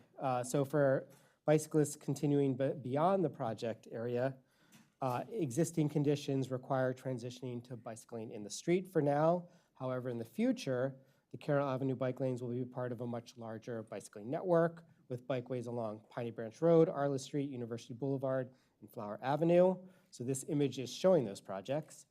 You all may remember in the summer, in June, you reviewed and transmitted comments to MCDOT on the Flower Avenue separated bike lane project. That was the 2-block project. A previous planning board many years ago reviewed as part of the Purple Line mandatory referral, the bikeways along University Boulevard and Piney Branch Road, paralleling the Purple Line. And they're recommending conventional bike lanes. And a future project that you will, I believe, see at some point in the coming months or years will be the Piney Branch Road bicycle facility, which will run from New Hampshire Avenue, Sligo Creek Parkway to New Hampshire Avenue. Thank you. So Carroll Avenue is a state highway, Maryland 195, south of University Boulevard, and it's a county road to the north. The posted speed limit on Carroll Avenue, south of University Boulevard today is 30 miles per hour, and it's 25 miles per hour north of University Boulevard. There is existing on-street parking and narrow sidewalks along the corridor. Walking conditions on Carroll Avenue in the project area range from what we would consider very comfortable, using our pedestrian level of comfort metric, to undesirable conditions today. In some segments, existing sidewalks will do benefit from wide street buffers from vehicle traffic. In other sections, there is no buffer between the sidewalk and the roadway. Bicycling conditions range from low stress to high stress using our bicycle level of traffic stress metric. There are no existing bicycle facilities on Carroll Avenue today in the project area, and bicycling certainly gets more stressful south of University Boulevard as there's more traffic south of University Boulevard. Between 2015 and 2023, there was over 250 collisions within the project area. 70 were at the intersection with University Boulevard. 75 were at the intersection with Piney Branch Road, one of which was severe vehicle collision. 14 collisions involved pedestrians. One was severe, one was fatal, and both of those occurred near the University Boulevard intersections, and 2 crashes involved bicyclists. The surrounding neighborhood includes single-family homes, duplexes, garden apartments, retail, service, and dining establishments. Nearby parks include, let's see if I can use my pointer, include Quebec Terrace Neighborhood Park, New Hampshire Estates Neighborhood Park is hidden, it's right here. The Northwest Branch Trail, the Long Branch Trail. And there's a number of schools in the area. New Hampshire Estates Elementary School is located right here. And then Tacoma Academy, 2 private schools are also in the corridor, Tacoma Academy and Sligo Adventist School. There is a lot of public transit in the area, including WMATA and Ride-On, and of course, the Purple Line should be operational in the next couple of years. David, can I ask a quick question on that slide, very quick? The section of Carroll, just to the south of this study area, it notes that there's existing conventional bike lanes. Are those on both sides of the street, or are those on just the west side? Because I think I remember them only being on one side, perhaps the one going. Yeah, and I think it's south of the project area. There are conventional bike lanes, and I believe they are narrow and in one direction, but the applicant can speak to that. For the record, Matt Johnson with Montgomery County DOT. There is a southbound bike lane. It doesn't go quite as far as the blue line here that's shown. It stops before it gets to the park. The northbound, there's a service road, and so bikes are encouraged to use the service roads. There's not a bike lane, but you're not biking in the main line of the roadway. Okay. Okay, thanks. And so are there long-term plans to, I know it's a very constrained roadway and one lane in each direction, and not much buffer on each side. Are there any plans to, on the non-kind of alley side, add any facility? I can't speak to the bike master plan, but the section of Carroll Avenue south of our project limits is beyond the scope of the BIPA, because that's the BIPA. So it would have to be improved as part of a different project, and there's currently no funding that's identified for that. Okay, thanks. Bike lanes are recommended in the master plan, but again, it's a very constrained section. There's topography, there's lots of issues going on, so it would be very challenging. MCDOT held community meetings on March 7th, 2023, on December 5th of 2023. After the planning staff accepted the mandatory referral for review, we did notify the local civic and homeowners associations and other interested parties of this proposal, but we have not received any comments on the project. So I'm going to go through the mandatory referral findings. So overall, the proposed project is consistent with existing residential zones. It'll improve safety and access to existing land uses and support future development consistent with the zoning. The design and layout of the proposed project is compatible with the surrounding neighborhood and will improve travel conditions. The entire project aims to improve safety and transportation efficiency.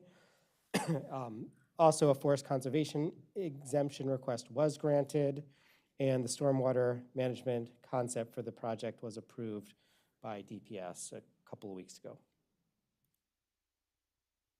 The proposed bikeway is consistent with the master plans for the area, which include the pedestrian master plan, the bicycle master plan of highways and transitways, Long Branch sector plan, and the Tacoma-Langley sector plan.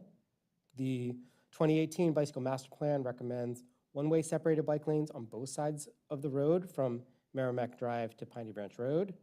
The project, of course, proposes instead, it includes the one-way separated bike lanes south of University Boulevard, but due to some constraints to the north, it's recommending the two-way separated bike lanes. The conflict is with the existing perpendicular parking on the west side of Carroll Avenue, which is in private ownership. Overall, the proposed project accomplishes the vision outlined in the bicycle master plan. The master plan of highways and transitways recommends two different roadway classifications for Carroll Avenue. So between Piney Branch Road and University Boulevard, it's recommended as a neighborhood connector with a 70-foot right-of-way and a 20-mile-per-hour target speed. Between University Boulevard and Merrimack Drive, it's recommended as a town center street with a 90-foot right-of-way and a 25-mile-per-hour target speed. So the neighborhood connector and town center street classifications have associated design guidance in the Complete Streets Design Guide. The guidance includes minimum and preferred facility widths and spacing for protected crossings.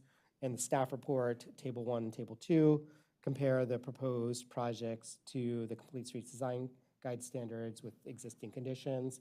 In general, I think we feel that the project is advancing the master plan vision. It doesn't achieve all the Complete Streets Design Guide targets, but it is a substantial step in the right direction.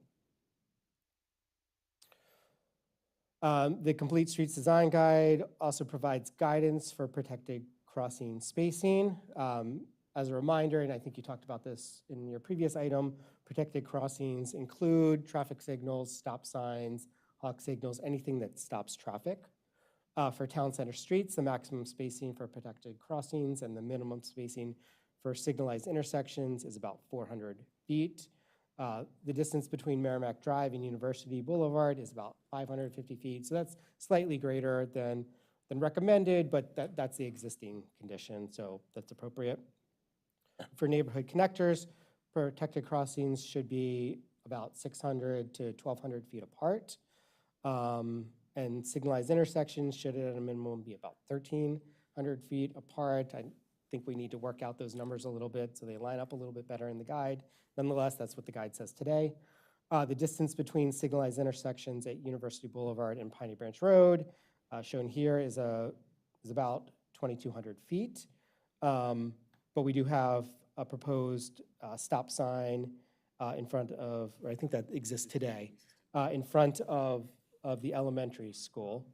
The project is also proposing to add 2 raised crossings, one at 11th Avenue, which is about right here, and the other at, I'm going to hopefully pronounce this right, Osage, one of those streets about right here. So that's moving us in the right direction as well.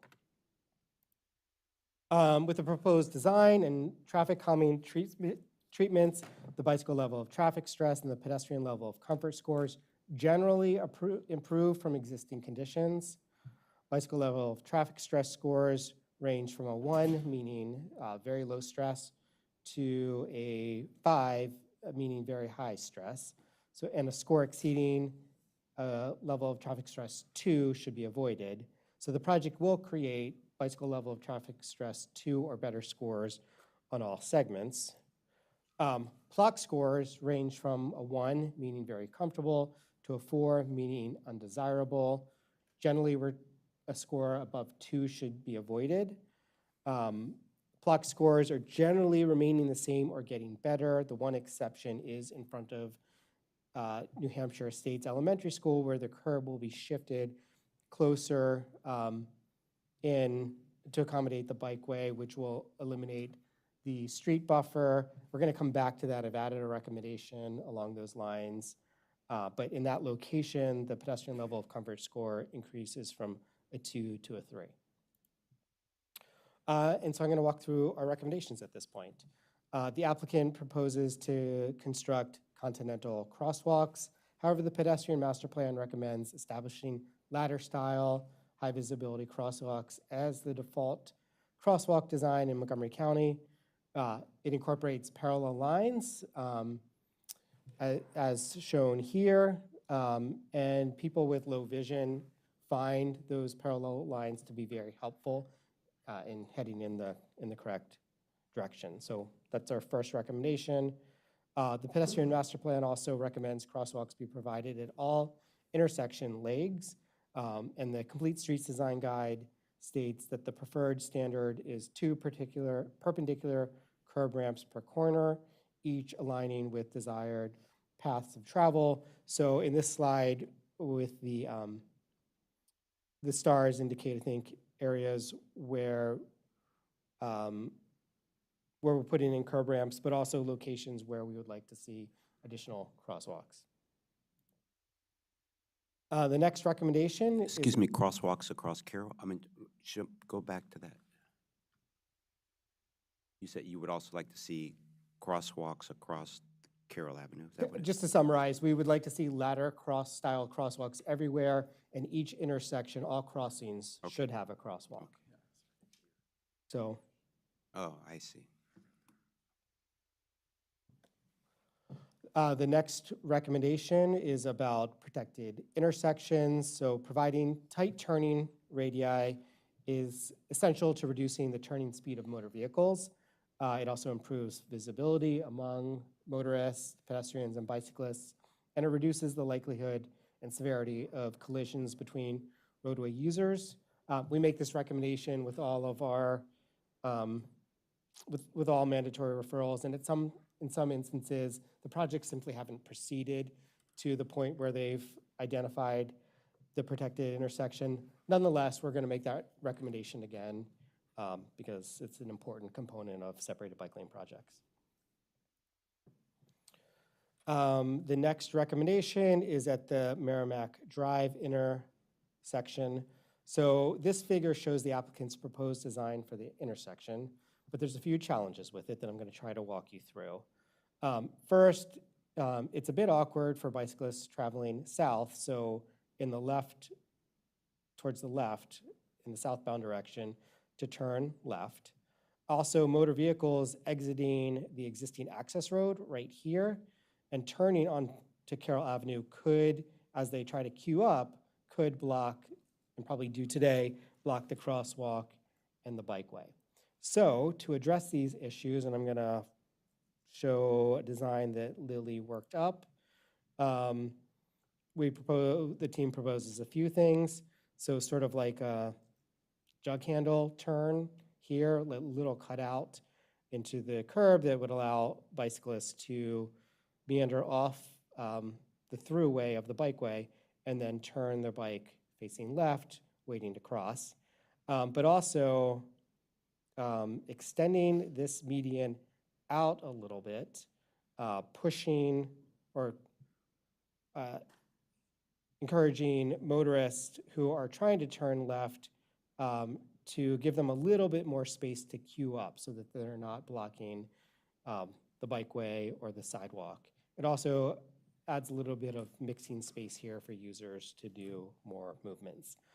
Anyway, that's the general concept that staff would propose that MCDOT take a look at. Is that service lane currently? Is that the cul-de-sac? Sorry, I just wanted to work, the one that median, is it a cul-de-sac, the circle? You have a space to do the circle?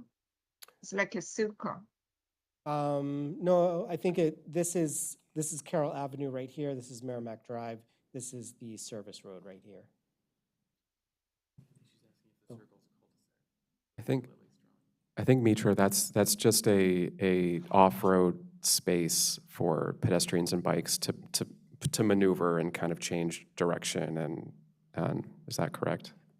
Yes. Is it like raised, or is it just, paved? I just don't know exactly what your It's envision. raised, it's paved, it doesn't have to look like this. I think this was just the concept was that it's an area that allows, there's a lot of movements happening in this area for bicyclists and pedestrians.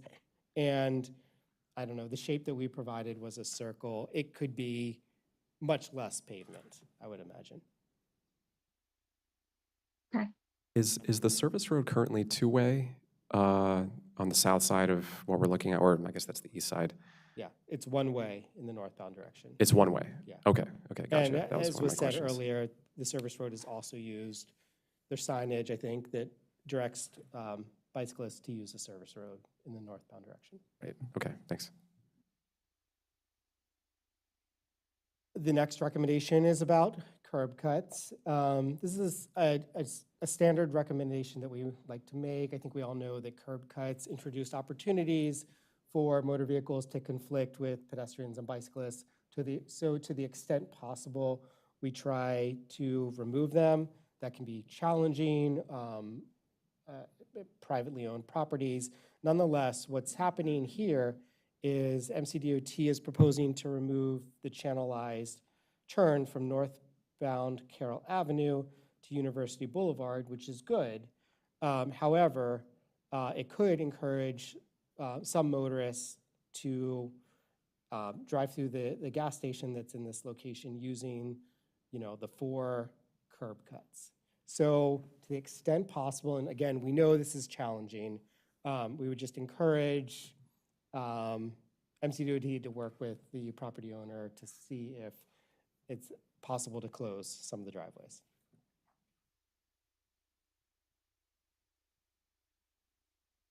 The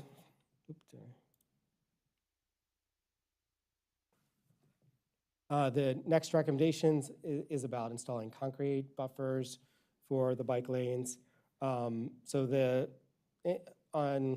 sections of this project, MCDOT is currently showing flex post as the separators between traffic and bicyclists. I think that's something that they're still fleshing out.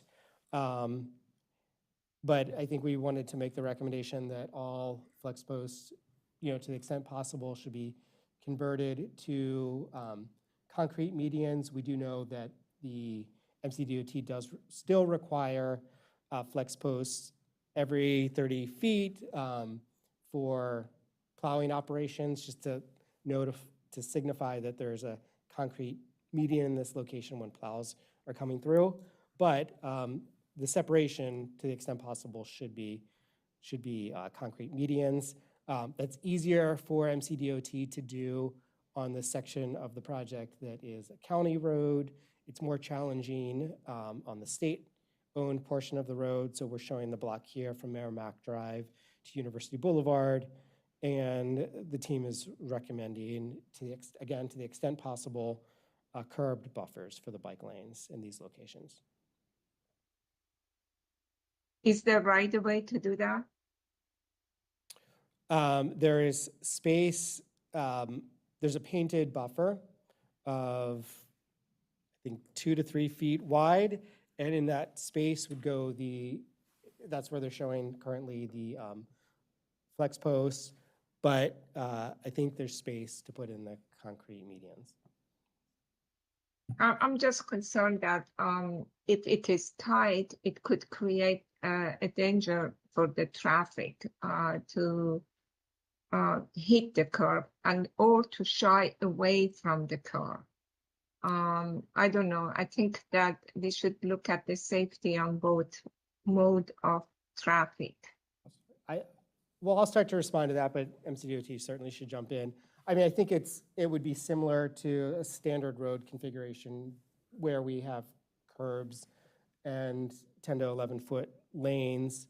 But here, I think MCDOT would be adding the flex post every 30 feet, which would give more visual cues. But I'll turn it over to Matt. Yeah, our preference is to use concrete medians wherever possible to separate bike lanes, to provide additional comfort for cyclists and also to reduce our maintenance costs, because the flex posts do get knocked down and have to be replaced at regular intervals. And I would say in terms of the danger there's not a danger to drivers. Yes, a driver might hit the curb and maybe damage their tire, but we would much rather a driver hit a curb than hit a cyclist, because the cyclist does not have any protection. If the curb is damaged, we can always go out with a concrete truck and replace the curb. We can't replace a cyclist. So, but these are not narrowing the travel lanes any more than they would be narrowed under the configuration that's shown here. There's a 3 foot or 2 to 3 foot wide striped median. The planning board or the planning staff recommendation is to put a concrete island in that space. It's likely that the concrete island would not be as wide as the buffer space. Typically, it'd be a little bit narrower than that. We need at least 2 feet in order to have a concrete median. So that's why it's not shown south of the gas station, to the left of the gas station in the northbound direction, because the median there is narrower. But we're not proposing to, it would not require any additional right-of-way. So there's the regular street curb, and then there's the bicycle section, which is, how wide is that? The bike lane is, in this location, is 5 feet wide. And then that curb is then right at the edge of that 5 foot section? Is that Would be what- 2 feet wide.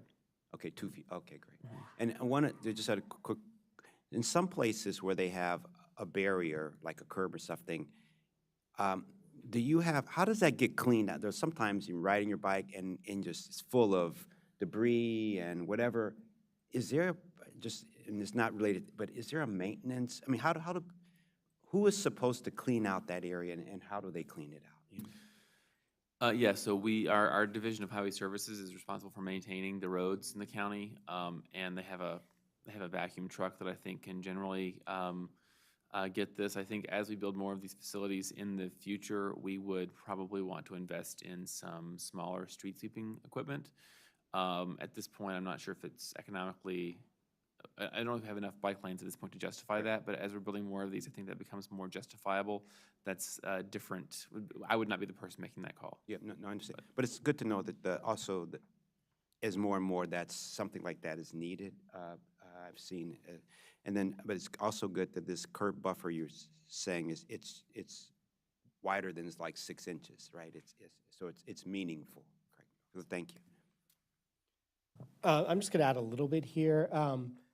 So putting in bike lanes in this sort of configuration where you're repurposing space is oftentimes a cheaper approach, and I think that's great. That's, we need to build these facilities as quickly as possible, but one of the downsides is that they do tend to accumulate debris more. I mean, you see it all over DC as well.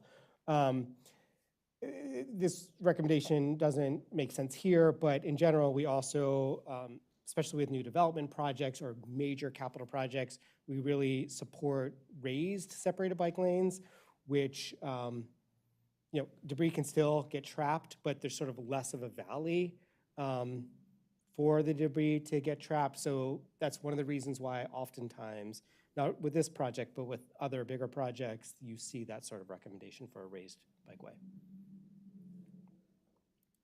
And one final thing on the recommendation for concrete is, so we're looking at the section south of University, and I apologize if you mentioned this before, but north of University, that section, is staff also recommending where possible concrete, because that section also is, am I correct, that section has parking protection as well in the two-way? There's some parking protection. There also, I believe, are some flex posts currently proposed, but I think MCDOT is going to be fleshing that out moving forward. Okay. Looking to see if concrete makes sense. So I think this is just a general recommendation to do that. Okay, thanks.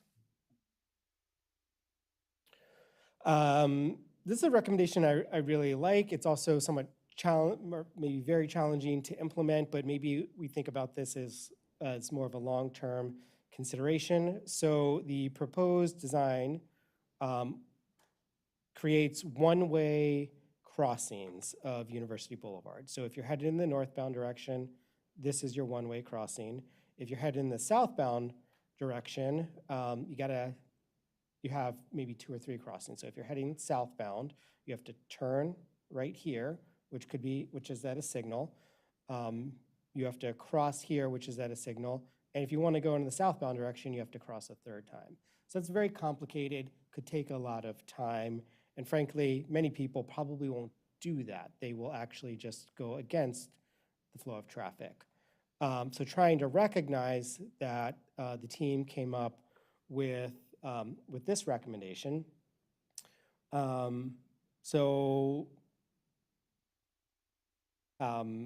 Providing 2-way crossings of University Boulevard in both directions.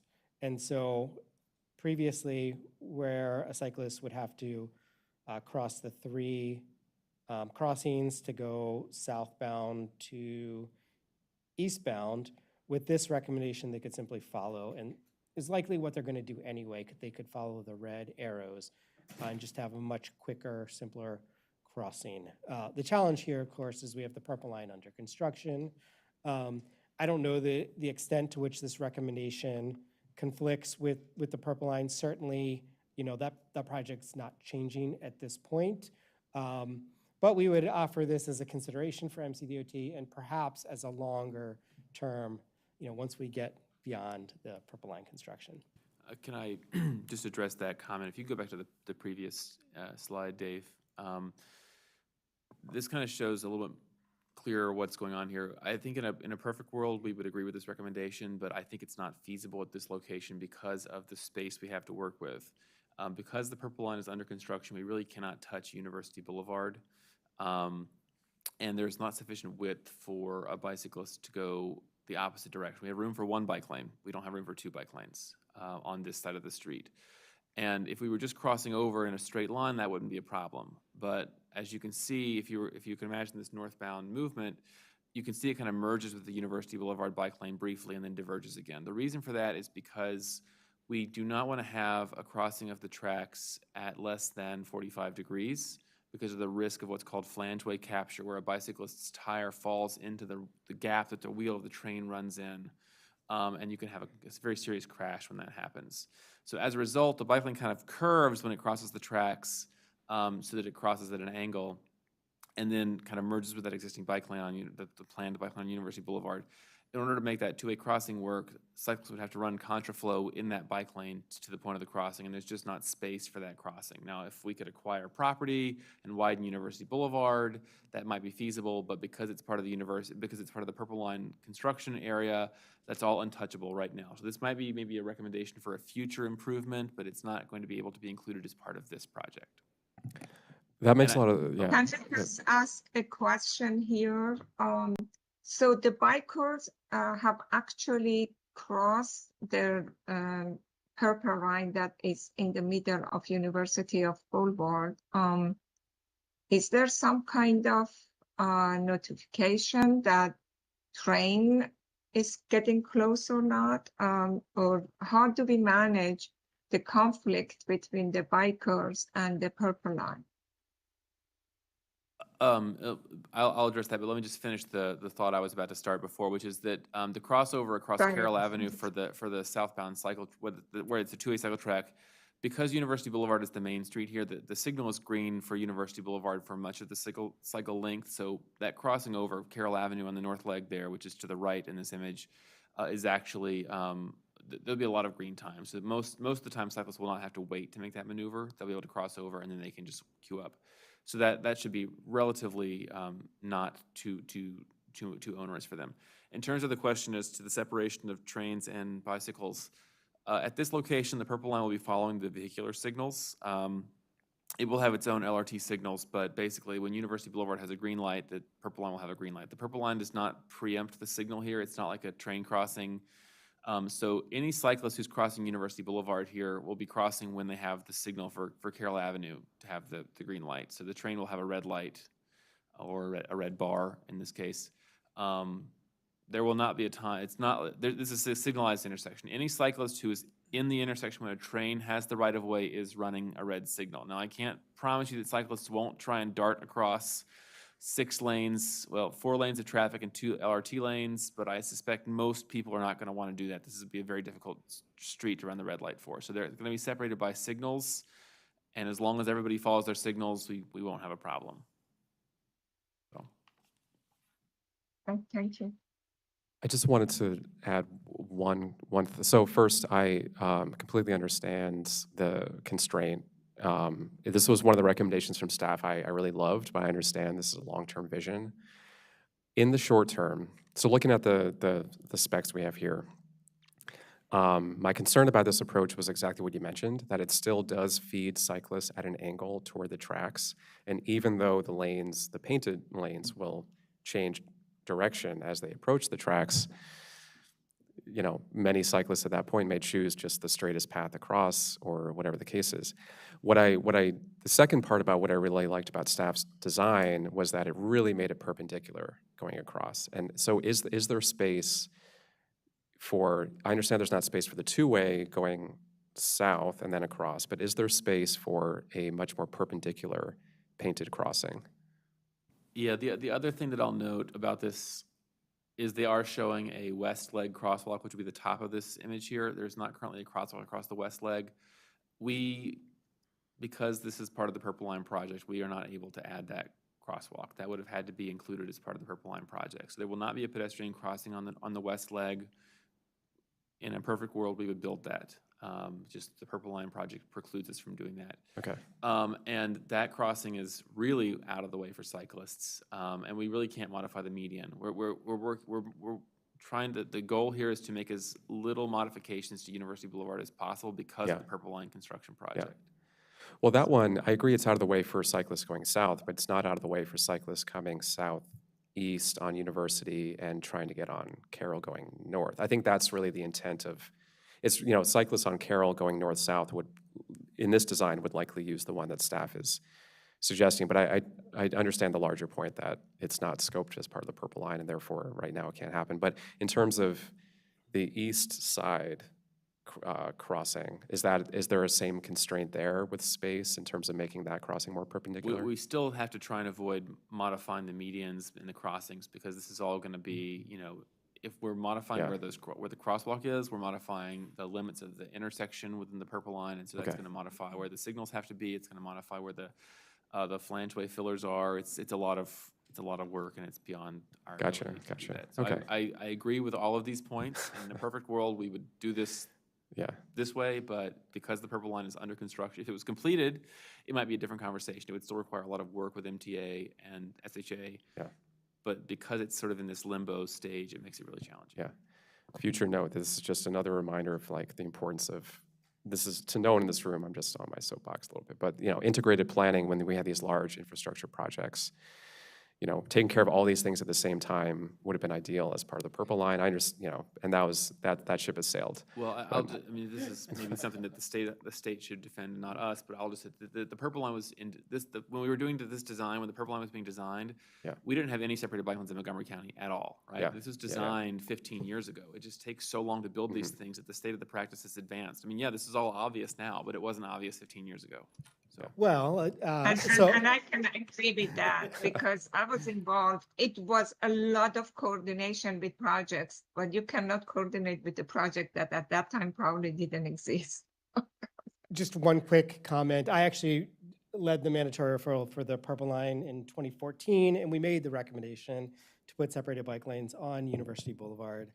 That was not something that was in the state's lexicon at that time. Next recommendation, so the Carroll Avenue Bikeway tees into Piney Branch Road. There is a future, as we noted, future bikeway project on Piney Branch Road that I think we'll be bringing to you at some point in the coming months and years. For the time being, the staff is recommending a little bit of a transition from the bikeway to the sidewalk. I do understand from Matt Johnson that there, as part of the Piney Branch Road Bikeway project, there will be a protected intersection incorporated at this location. Nonetheless, I think it still makes sense for this recommendation think about the transition a little bit better. as an I'll intro. just address that the reason that this just ends in our drawing is because we didn't know what the Piney Branch Road bikeway was going to look like. We didn't know if it was going to be two-way on one side, which side, or if it was going to be a paired one-way facility. So we now have a better idea of what that's going to look like, and whatever's constructed, whether we go first or Piney Branch goes first, there will be some kind of transition built here. We just didn't want to preclude anything by designing something that would sort of lock Piney Branch into a particular design before they had the time to work through that process. And they will be coming to mandatory referral, and you will see the intersection design at that time. The next one is a recommendation that they added. It's not in your staff report. So one of the issues that I noted earlier was that the pedestrian level of comfort score is getting worse as part of this project in front of the elementary school. And so I've just add a recommendation to consider approaches to widen the street buffer at New Hampshire State's elementary school, which will have the benefit of providing more of an offset from traffic. Couple more recommendations. One, to submit a final tree safe plan to Montgomery Planning for review and approval during the final 100% design phase of the project. Next, use planting techniques that maximize soil volume per tree and increase tree survivability in streets, sidewalks, and on redevelopment projects. And stormwater treatment should meet or exceed minimum standards and include application of environmental site design to minimize impervious areas. And then finally, to increase tree canopy coverage with native species. So in conclusion, planning staff recommends approval of this mandatory referral and transmittal of comments to MCDOT, including the one comment that was added. And that's my presentation. Great, thank you for the presentation. Thank you for MCDOT for moving forward this project. It's important. I live in that area. I used to ride my bike to my previous job in East County this way from Tacoma Park, so greatly needed. So if there are no other comments or questions. I have a comment. Okay. I'm really excited for this plan, and it looks great. I'm familiar with that area, and oftentimes when I drive through it, I'm often concerned about people walking on the road, especially near New Hampshire Avenue. And anytime there's an opportunity for bike lanes, sidewalks, and pedestrian safety, I'm for it.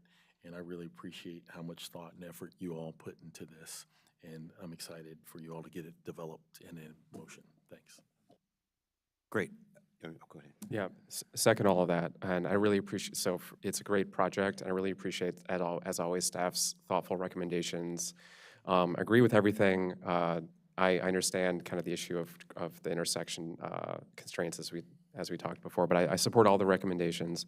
I do have a quick question for MCDOT around the recommendation for tightening the curb radii to 15, which I know is always something that staff recommends. I don't know, I was wondering if you could just tell us a little bit more about your thinking around those curb radii, distances, and is there a default for certain roadways you prefer? Had you already planned on using 15? Do you have sort of the same thresholds, like you're targeting a certain turning speed as a maximum? Because we know, of course, that particularly for projects like these, slowing cars turning off these roads or onto these roads is hugely important, and the curb radii is a really important piece of that. So I was just wondering, to help us understand, because we're going to see more of these coming in the future, from your perspective, is there a reason not to design for that same kind of measurement that staff is using? Do you have other preferences? I think generally speaking, we would support the smaller radii wherever possible. Whether we can get to 15 always, I think, is a question that really depends on the local context. So we're not necessarily designing for a specific speed so much as designing for vehicles.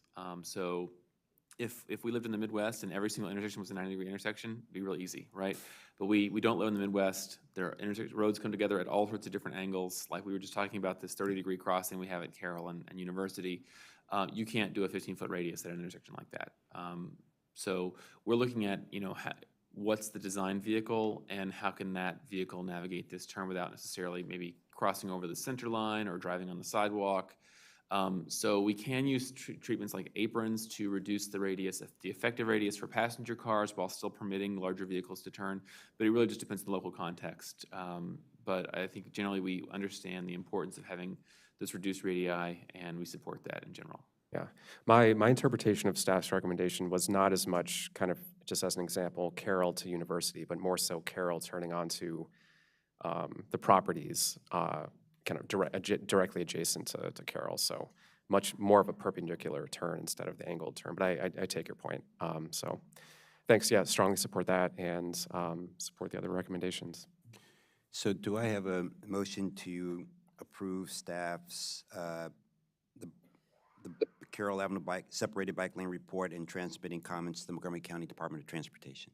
Yeah, I'll move that we transmit the comments to the Department of Transportation. Second. All in favor? Aye. Aye. Ayes. Aye. The ayes have it 5-0. Thank you so much. When will this project start? And just out of curiosity.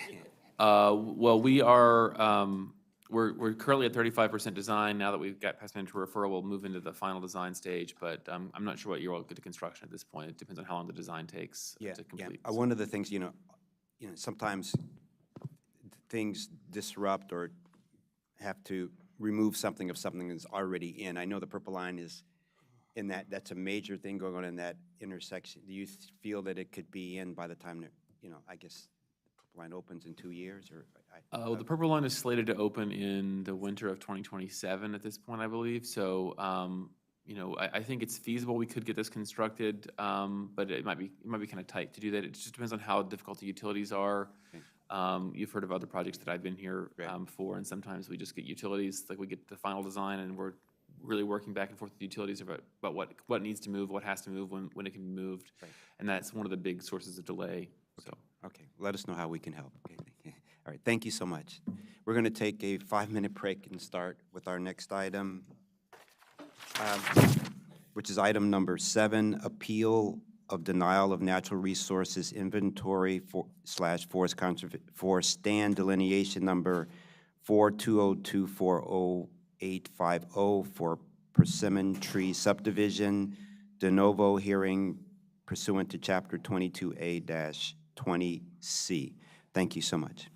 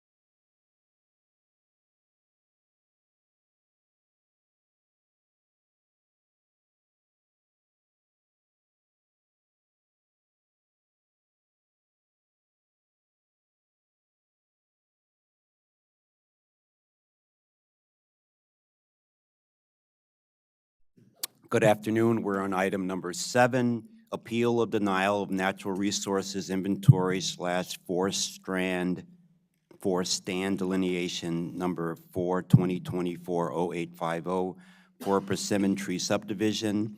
De novo hearing pursuant to Chapter 22A-20C. This afternoon, we have Matt Mills, our attorney, that will take us through how we will undergo our proceedings today. Thank you, Matt. Thank you, Mr. Chair. Matthew Mills in the Office of the General Counsel. I'm just going to give a little bit of an overview because as far as anyone can recollect, this has never been done before, ever. Each side, by which I mean the applicant, who's the appellant in this issue, and then the staff will do a brief opening statement of 1 to 2 minutes. Then each side, starting with the appellant, will present their case. Questions, cross-examination for witnesses will occur at the end of each witness's testimony. Board will ask questions first, and then opposing counsel can ask questions if they like. I would clarify these rules have all been agreed upon in advance by everyone involved. And one further point I wanted to make is that under the county code, this hearing is de novo, which means that the board is not assuming that anything done before this point was done correctly. It is a clean slate going into today. So with that, I will turn it back to you, Mr. Chair. Thank you. Great. So as you said, we'll have opening statements by first the... Thank you. Aaron Gerard with Lurch Early and Brewer on behalf of the appellant, the applicant for the NRI. We're happy to be with you today. I just wanted to start by saying in my over 20 years of practicing land use in this county, this is a unique experience, as was just alluded to. In a typical case, staff and the applicant work together beforehand, reach a general agreement, and appear before you where you give significant deference to the findings of staff. In this instance, however, the board is playing a more judicial role where no deference is due, and we implore you to take this responsibility seriously and consider the actual facts in this case, as we believe they are very compelling. For quick context, Mr. Shirazi moved into 9810 Newhall Road with his family in the summer of 2022. As with most new homers, he quickly became aware of issues with the property not evident when he purchased it. Specifically, every time there was a significant amount of rain, there was a deluge of water that would run through a swale on the eastern portion of his property. After communications with both the Montgomery County Department of Transportation and Permitting Services, he was advised that while the county is responsible for drainage in the right-of-way, it is on an individual homeowner to manage water that's discharged onto their property. After conferring with a professional engineer, he ultimately received a permit from DPS to install an 18-inch pipe on his property to convey water from Newhall Road to the south. Approximately 1 year later, he purchased an adjacent property and filed a concept plan to create 3 new buildable lots. The NRI FSD required as part of that application ultimately led to the hearing today. The hardest part of preparing for this hearing was selecting what points to spend time refuting and which to let go, as there are so many unsupported claims that have been thrown out by staff during this process. The lack of supporting evidence in this matter was so egregious that this past summer we saw intervention by the planning director, confident that an objective look at the evidence would make it clear that staff's position was incorrect. In the end, however, he opted to side with his staff, and in doing so, he simply recited the same incorrect and unsupported evidence referred to by staff throughout the review process. In the interest of time, I want to highlight just a few of the most troubling aspects of this case. First, the astonishing lack of support that staff has produced in support of its position. As the record reflects, up until this proceeding, all staff provided in support of their position was general textual references to field data and nearby approvals, maps, LiDAR, with no supporting documentation. Contrast that to the detailed expert reports submitted by Mr. Shirazi's experts. And yet, in response to these expert reports, we received a 1-page letter summarily rejecting their analysis and citing back to the exact same general references. Additionally, when the disagreement over stream classification arose initially, staff instructed the applicant to either show an intermittent stream on the NRI or, and I'm quoting here, present an official letter from the MDE stating that the stream is not part of the waters of the U.S. In response, MDE conducted an analysis and as will be shown in the PowerPoint in a moment, found no governed stream existed on the property. While staff now claims that it could reject MDE's analysis because it has the final say on stream classifications, their initial ask of us to have MDE take a look and lack of substantive justification for rejecting MDE's conclusion severely undercuts their position. Finally, the additional information that staff provided to us solely as a result of this appeal demonstrates how wholly deficient and surprisingly fluid staff's arguments are. Their claims have continued to evolve even over the last 2 weeks, which should raise serious questions for you about the overall validity of their analysis. For instance, when using pictures taken by DPS during the pipe installation, staff first asserted there was no rain in the 2 days prior to the picture being taken, and therefore the ponding water must be base flow. When we pointed out that they used the wrong data for the rainfall, they changed their argument to say, well, there was rain, but it should have evaporated. They also completely failed to acknowledge a pipe shown in the picture that clearly drains into the channel right where the puddles are shown. The staff report also asserted that algae was present in the adjacent channel, supporting their classification. The image clearly was of moss, not algae. That allegation no longer shows up in the PowerPoint that was shared with us for today. Likewise, in Mr. Sartori's letter in support of staff's position, it was asserted that sorted sediments were present in the channel and indicative of an intermittent stream. There is, however, no further mention of this in the staff report or the staff presentation that was shared with us before this hearing. Even the imagery contained in the staff report, most of which we saw for the first time with the issuance report, seems thrown together. There are no dates on most of the images. It is not clear who took the pictures or exactly where they were taken. And as our experts will testify, most of the imagery either does not demonstrate the assertion made or is intentionally misleading. Additionally, most of the images are still photos of a video that Mr. Shirazi himself supplied staff with to demonstrate the flooding his property was experiencing. In this regard, the images are insufficient to support staff's position and greatly misleading. All of this is just a small sampling of the issue with staff's analysis. Given the limited time allocated to the hearing today, I'm very hopeful that you have taken the time to review all the submitted materials in the record, including the experts' responses to each of the assertions in Mr. Sartori's letter, which was Exhibit D to our letter to you. You can see how substantive it is, and we included images showing the defaults of staff's analysis. Based on the clear evidence of record in the testimony you were about to hear, the overwhelming evidence of record supports the finding that the channel on Mr. Shirazi's property is clearly ephemeral, not intermittent, and the NRI should be approved as submitted. Thank you. Staff is going to make their presentation. Yep, please do. Good afternoon, Chair and members of the board. Ali Myers alongside Emily Vias with the Office of General Counsel. Today we are representing the planning staff. And we're before the board today asking you to uphold the planning director's denial of NRI FSD number 4-2024-0850. So as Mr. Mills stated, this sort of proceeding I know is new to the board, and it's rare that an NRI is before the board at all. That's because it's a technical document reviewed and approved by planning staff, where the applicant maps out the natural features of a site before a development application is filed in order to clarify what needs to be regulated or protected by a forest conservation plan, for example.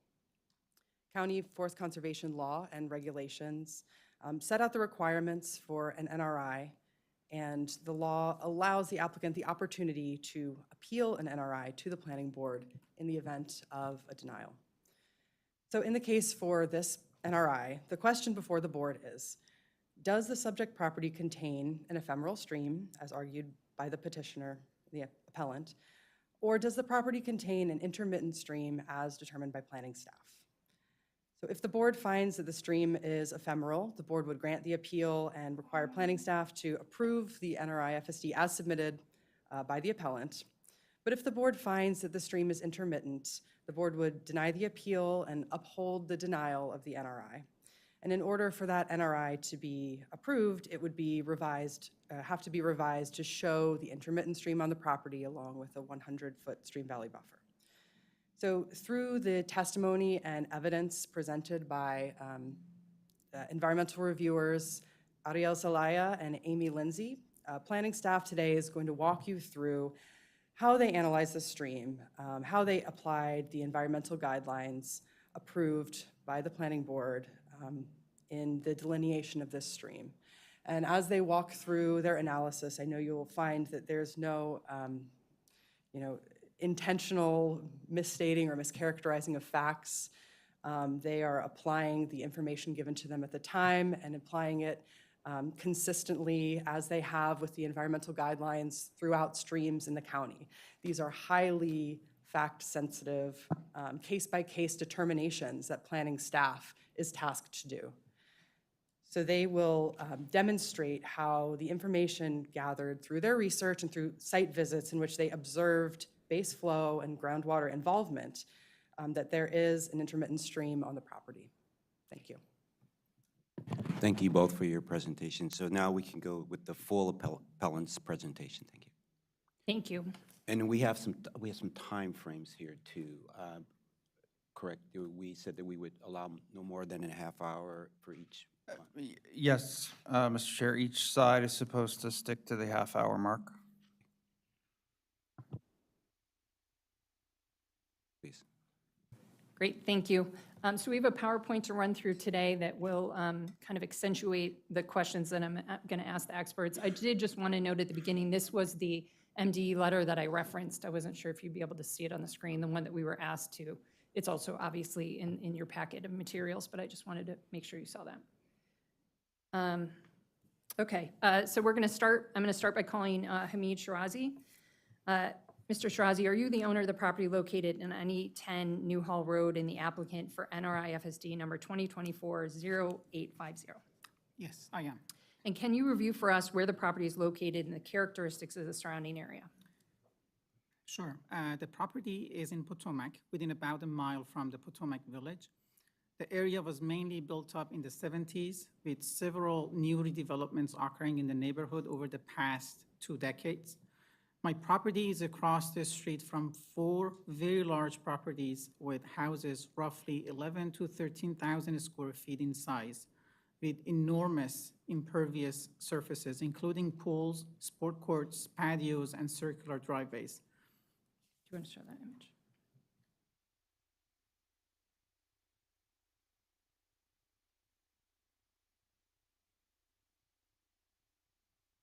As you can see on this slide, the neighborhood relies on swales and culverts to manage the storm drainage.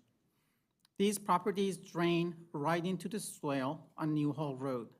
The swale brings the stormwater to a culvert under Newhall Road, which then drains into the abandoned right-of-way, which is now a part of my property.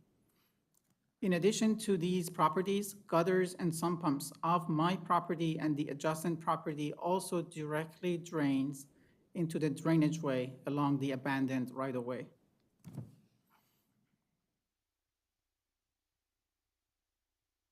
This slide shows some of the drain pipes of confronting neighbors next to the swale, and this is just a sample. There are probably twice as many on the street.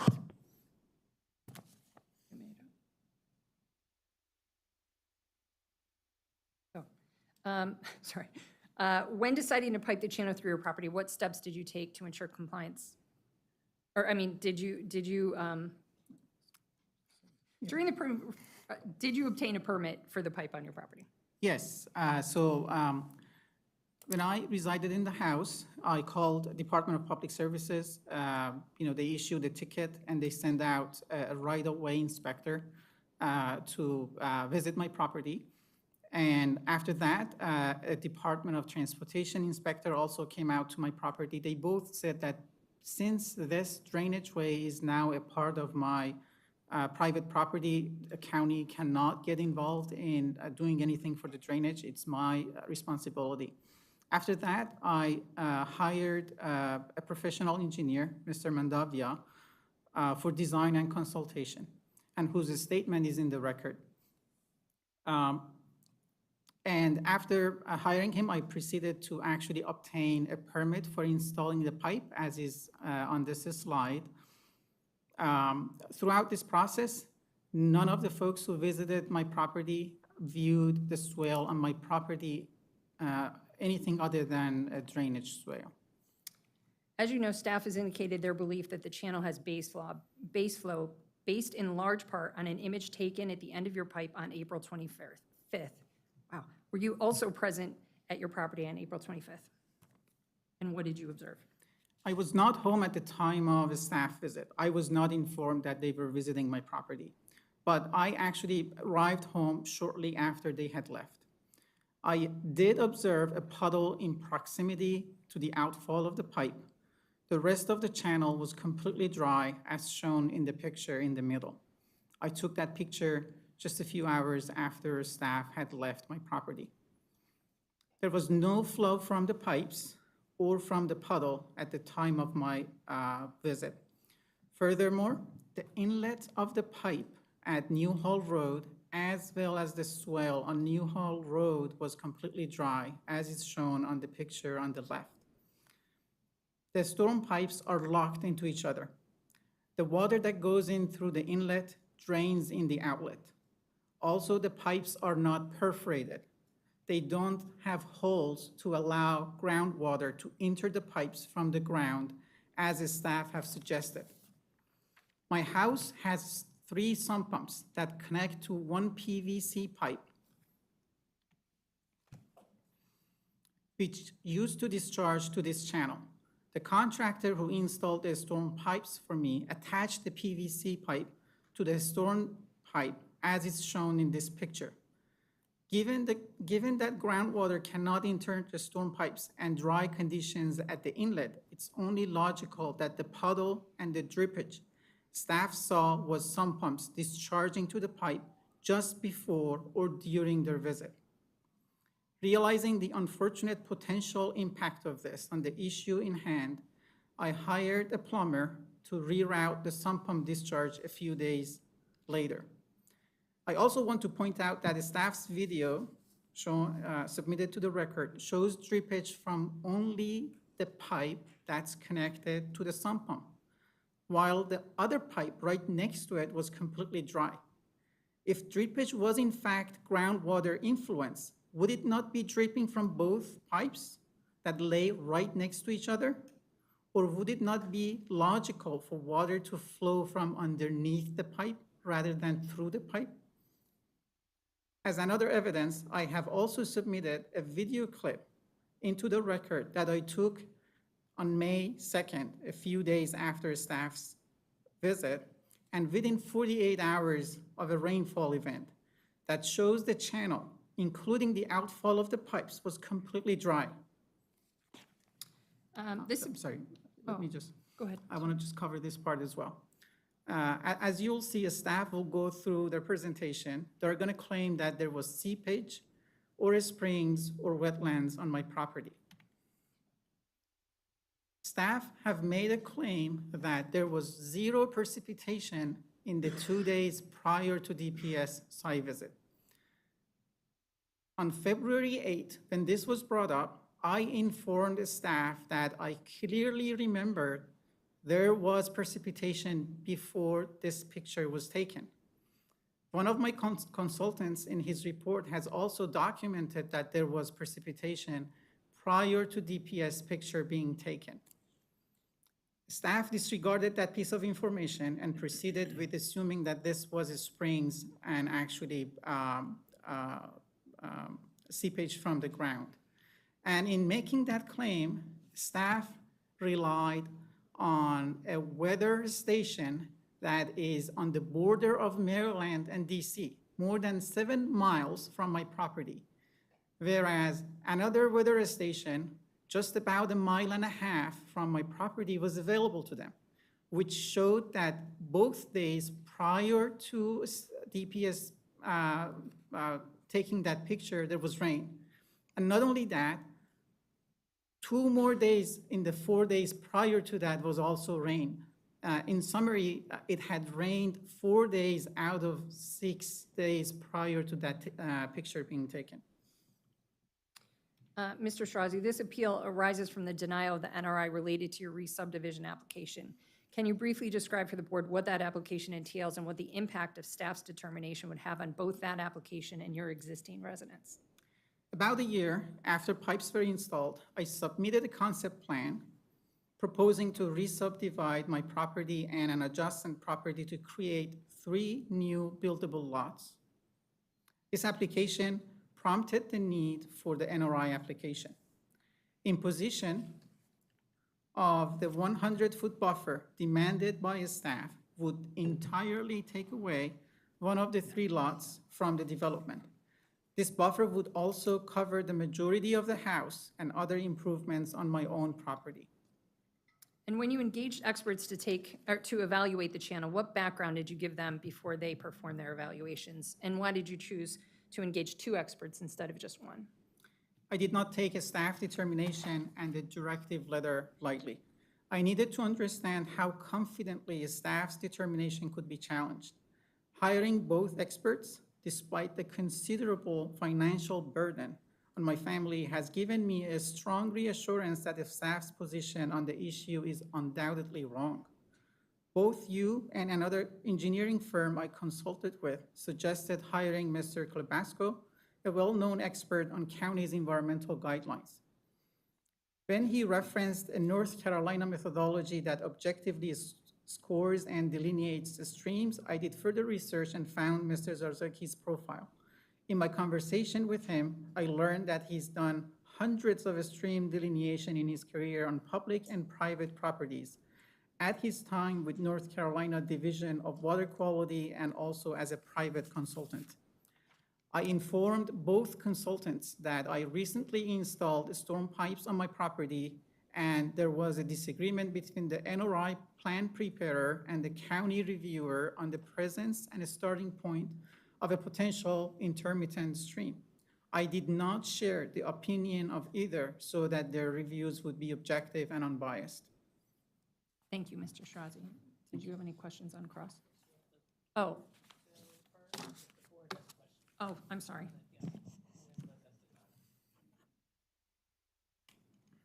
Okay, excuse me. Do any of my board members have questions on the presence? Just one question around the weather stations. You mentioned the one you claim staff used roughly 7 miles away. There was a closer one, the Potomac weather station, 1.5 miles away. Is it common for weather stations about 8 miles apart to show differences in precipitation in this area? Thank you for the question. I have confirmed the data on both those stations on numerous dates. When there is significant rain, both actually show presence of rain with minor changes, differences between them. But it's not uncommon for one station to show rain amount and the other one does not show any. Okay, thank you.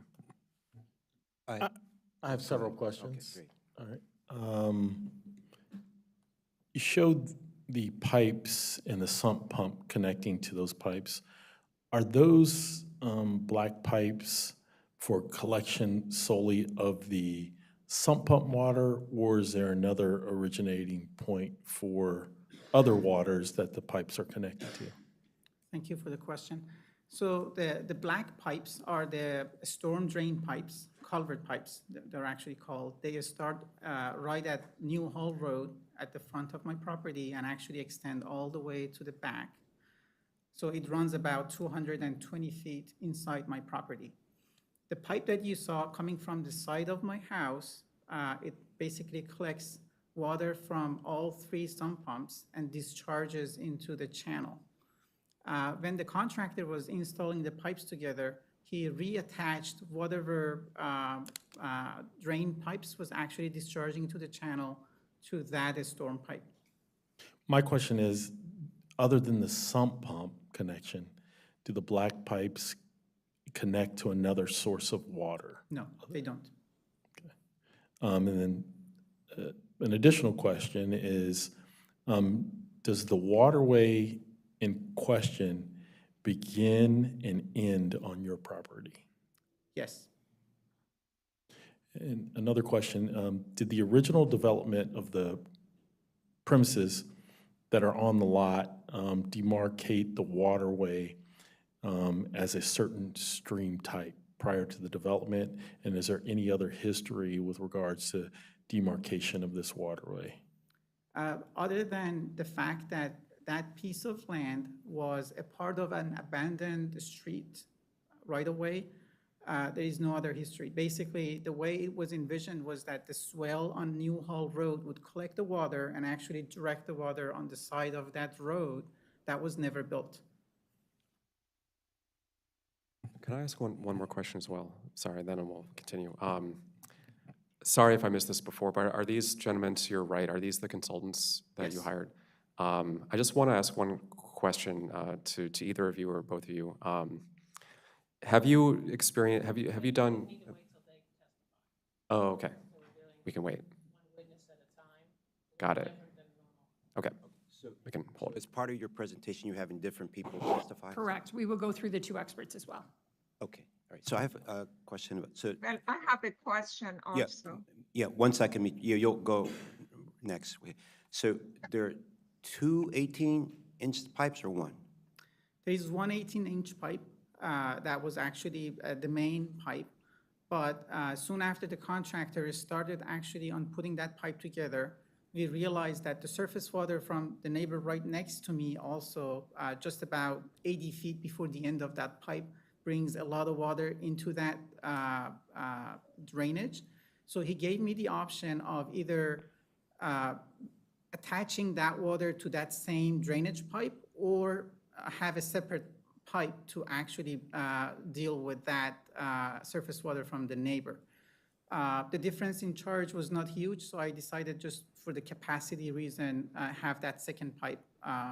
It runs about 80 to 100 feet, almost less than half the property length. So on this plan here, so there's one pipe that from Newhall Road that goes north at Newhall, all the way to the southern end of your property. That's one entire 18-inch. Correct. And then there's another pipe somewhere. Where does that other pipe start? And also, the sump pumps, you said originally they went into that first 18-inch diameter. And now, where did those sump pumps go? The same 18-inch diameter pipe? The sump pumps actually were attached to that 18-inch pipe, but after the April 25th visit of the staff and realizing that they saw the puddle, which may actually taint their judgment, I asked the contractor to actually reroute my sump pumps now to drain on the patio and actually drain on the lawn. Okay, so those sump pumps don't drain into the pipe anymore? Not anymore. And where does that other 18-inch, on this plan here you're showing, where is that pipe? Where does it start and where's it end? It also starts at Newhall? No, the other 15-inch pipe that's right next to the 18-inch pipe starts at about 80 feet from the southern part of my property and drains to the south. How does it get in the pipe? It just has an inlet on the top. ground. Yes, on top there is an inlet. The water from neighbor actually to my east actually goes through that inlet and drains at the end of the pipe. Okay, and all the measurements that we saw where there's water coming from the pipe were from the downstream end of that pipe at the property, southern boundary of the property. Is that where? Correct. Okay, all right. And as you said, you confirmed that the pipe is not porous, it's solid.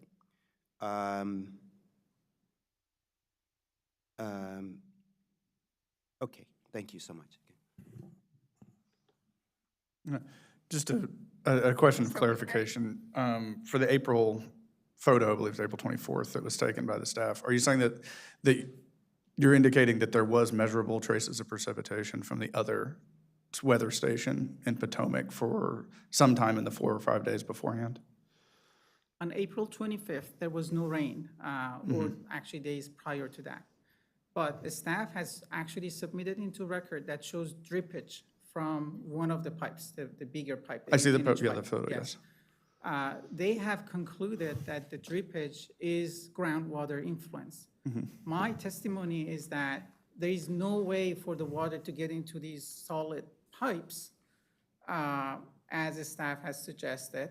And given the connection of my 3 sump pumps to that large pipe, that water coming at the end, the drippage at the end, must have been the sump pump actually pumping into that solid pipe. So what's the concern over the use of the weather station? Because neither weather station, I can tell, shows precipitation. That was a different day.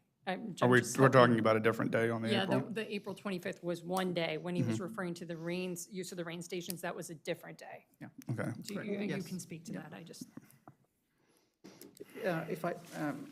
If I may just go back to a slide, I want to make sure to clarify the question because I think it's an important, actually, one that you would be looking at today.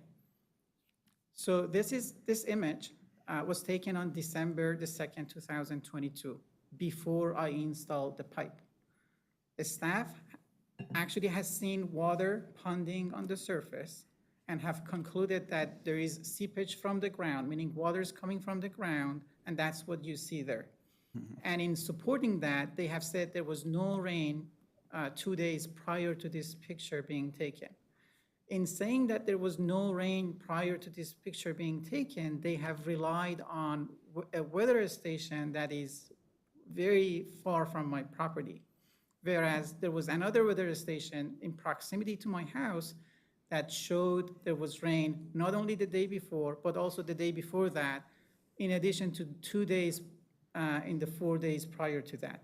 So basically, our argument is that the water that you see in the channel is not groundwater coming to the surface. It's the rainwater from the 4-day precipitation prior to this picture being taken. And this picture was taken during the excavation, Yes. right? Before putting in the pipe. Exactly. And this picture was taken by DPS when they visited? That is correct. Okay, and what was the nature of their visit again for this? They were just, visiting a property in my neighborhood and saw the activity on my property and took the picture. Why, sorry, so they took a picture, what was their interest in taking this picture?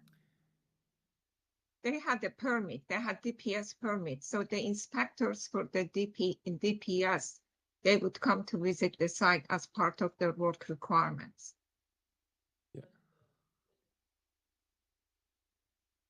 I believe that's what it is, but working at DPS. Mitra, you need to let when we let the witness answer, please. Sorry, I'll just repeat it, yeah. I'm wondering, so they were in the neighborhood for some other reason.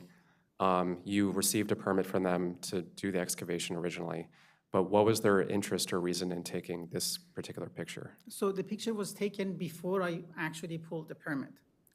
The engineer that I hired for the job had informed me that if you disturb more than 5,000 square feet of land, you need to pull SLDA, a small land disturbance permit.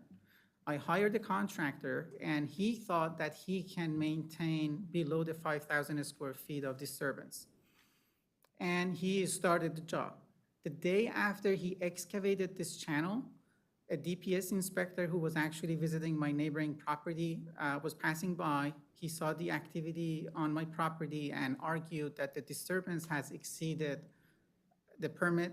He asked the contractor to stop work and asked me and him to actually pull the SLDA permit. So after he took this picture, that same day we submitted for SLDA permit, which was approved a week after. Okay, thank you. Okay, Commissioner Pedwin, you had a question? Yes, I have a couple of questions. Mr. Shirazi, you said that you got a permit from DPS, and at that time, was there any determination that this is the waters of USA? Thank you for the question. There was no determination. As I mentioned in my testimony, prior to work being started on my property, I had requested DPS visit of the site. And DPS had sent a right-of-way inspector to visit my property, and subsequently a Department of Transportation inspector to visit this. And the reason I thought county might have something to do with this was that this was a part of an abandoned street. So I didn't know if the county would still be holding rights to this or not. But both inspectors told me that this is now private property and county does not manage stormwater on private properties. And they advised me to hire consultants to do the work. in which case I hired a professional engineer with 35+ years of experience in Montgomery County for advice, and he didn't also see this anything other than a drainage swale. And he designed the pipes for me, and I used that design to actually go ahead and pull the permit for pipe installation.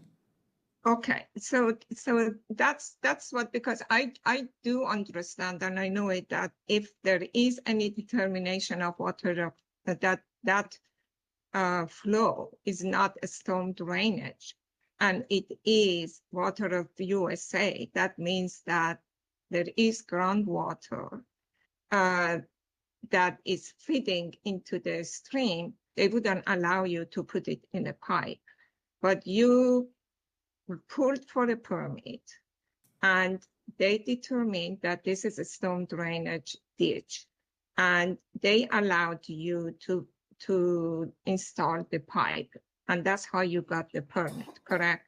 That is correct. And in just adding to your comments, MDE actually has gone on the record to say that this is not a part of U.S. jurisdictional water. Yes. Yes, I read that. I read that letter that was attached also.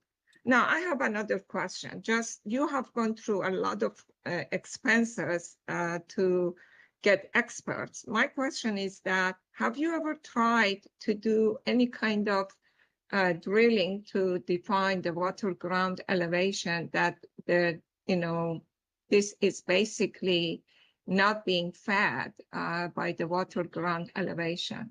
That would be an easy, if you have found that during the high water elevation that usually is, I believe, is in the spring, April or March, if they do water ground elevation and it is below the elevation of the stream bed, then it is clearly a drainage ditch.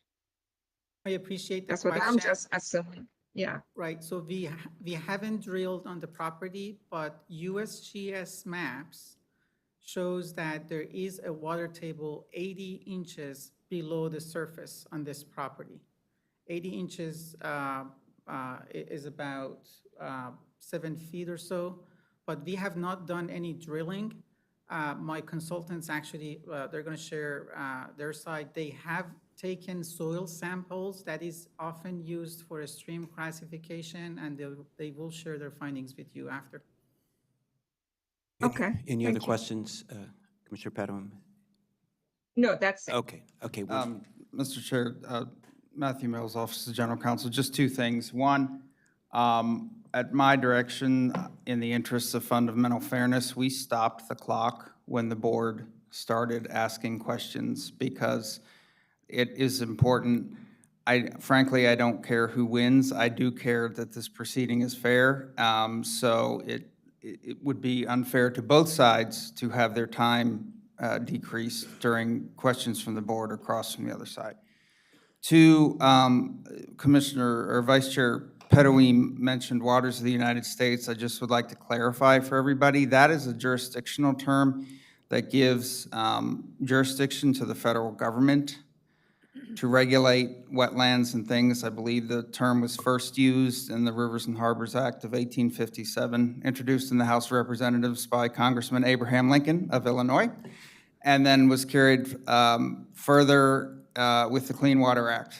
And if basically what it means is, if it's a water of the United States, the federal government has the authority to regulate it under the Clean Water Act and some other legislation. Much of that authority is delegated to the states, which is where the State Department of the Environment gets involved. But I just wanted to clarify exactly what that term means. It's a jurisdictional term for several different statutes at both the federal and state level. Yeah.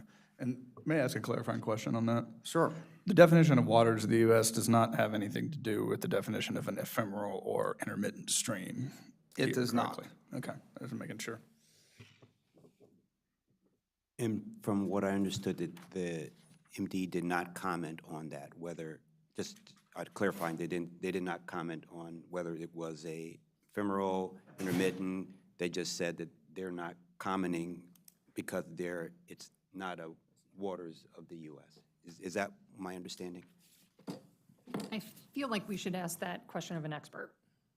So I'll make a note to have one of our experts address that. I don't feel comfortable characterizing what they Okay, found. thank you so much. So you continue. So what, you installed 2 pipes now on the property or 1 in that right-of-way area? There is a pipe that starts from New Hall Road and extends all the way to the end of the property. There is a smaller pipe that starts about 80 feet from the end of the property and runs to the end, side by side to that larger pipe. Also to the south, they run to the Yes. south. Yep. And you said that you did have the sump pumps attached to them at some point, and now they're not attached to them? The sump pump, since when I bought the house, there was a pipe that, just a PVC pipe that was discharging into the channel, and that was attached to the 3 sump pumps in my house. You have 3 sump pumps? Yes. So when the contractor was putting the pipes together, the storm pipes together, he just attached that pipe that was attached to the sump pumps to the larger pipe. And that was the picture that I actually shared with you. The sump pump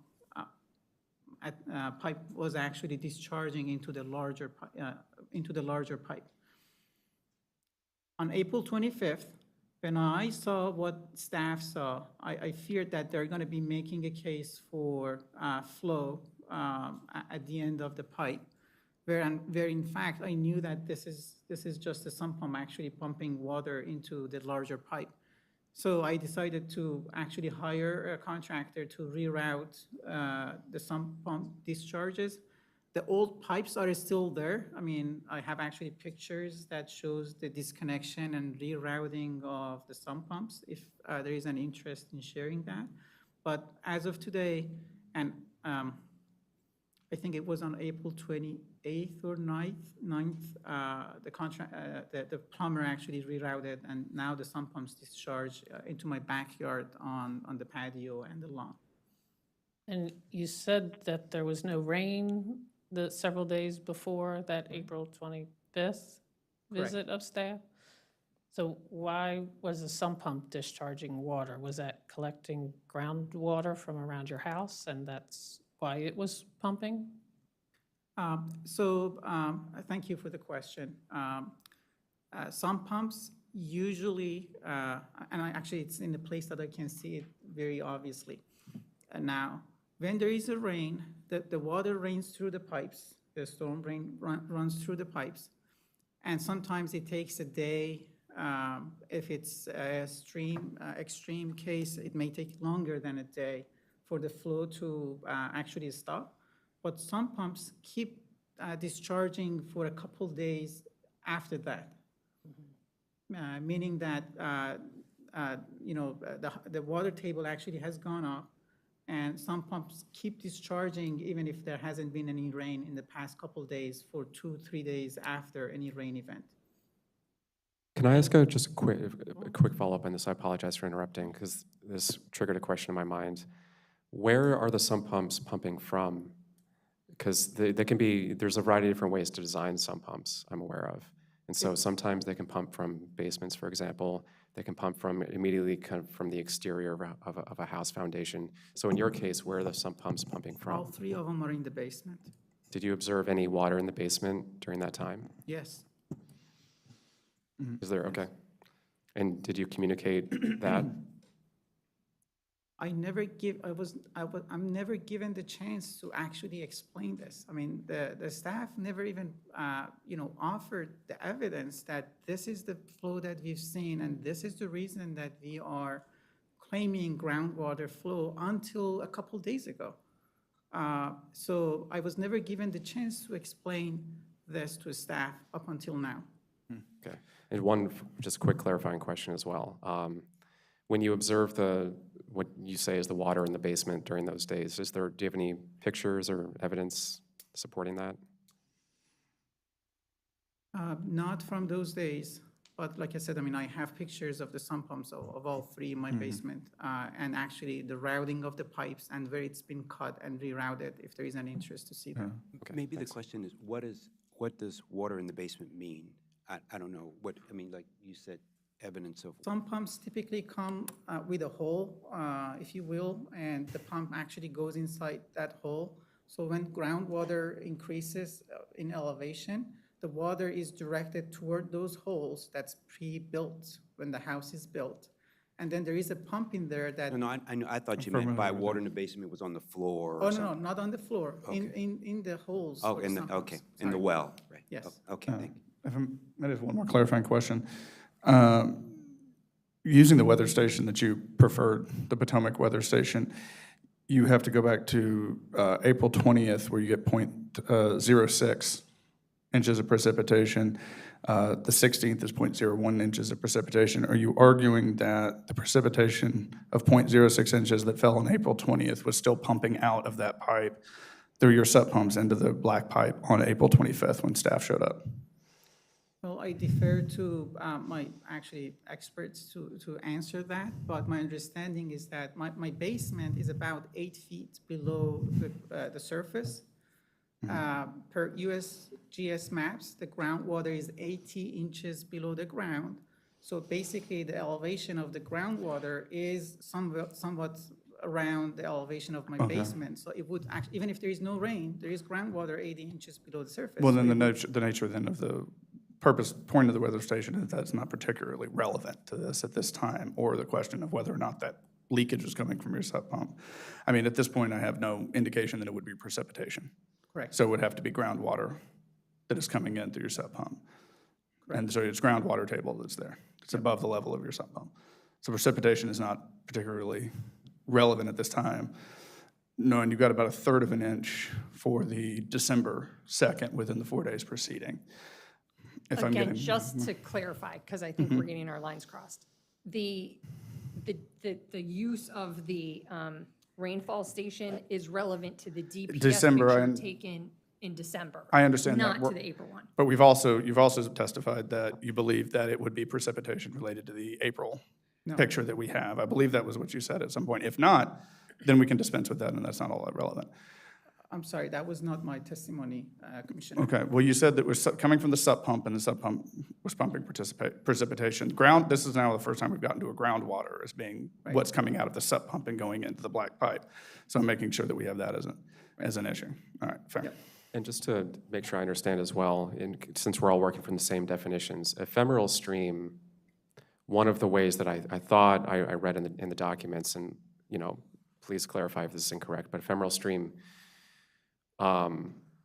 is partly based on, it's partly visible from precipitation. That's why precipitation in this case is relevant, right? Because it's relevant to understanding whether it's ephemeral or potentially intermittent or something else. And it seemed like reading through the documentation that you would lean toward ephemeral if precipitation was the reason why it was then visible. And so in this case, I think that's drilling down into the point of this, that in one case you suspect that it could have been precipitation, but in the other case, seems pretty clearly that it wouldn't have been, and maybe more so that groundwater is kind of rising to the surface. So I just wanted to note that. So can we clarify now? So was it staff's visit on April 25th of 2024 where they saw water coming out of the pipe? Is that when you say the rain station did not show rain? On April 25th, there was no rain prior to a staff visit in either weather stations. So there was no rain prior to their visit. But they saw drippage from the large pipe. And they are arguing that that drippage is base flow. That's groundwater rising to the floor, somehow getting into the pipe and dripping at the end.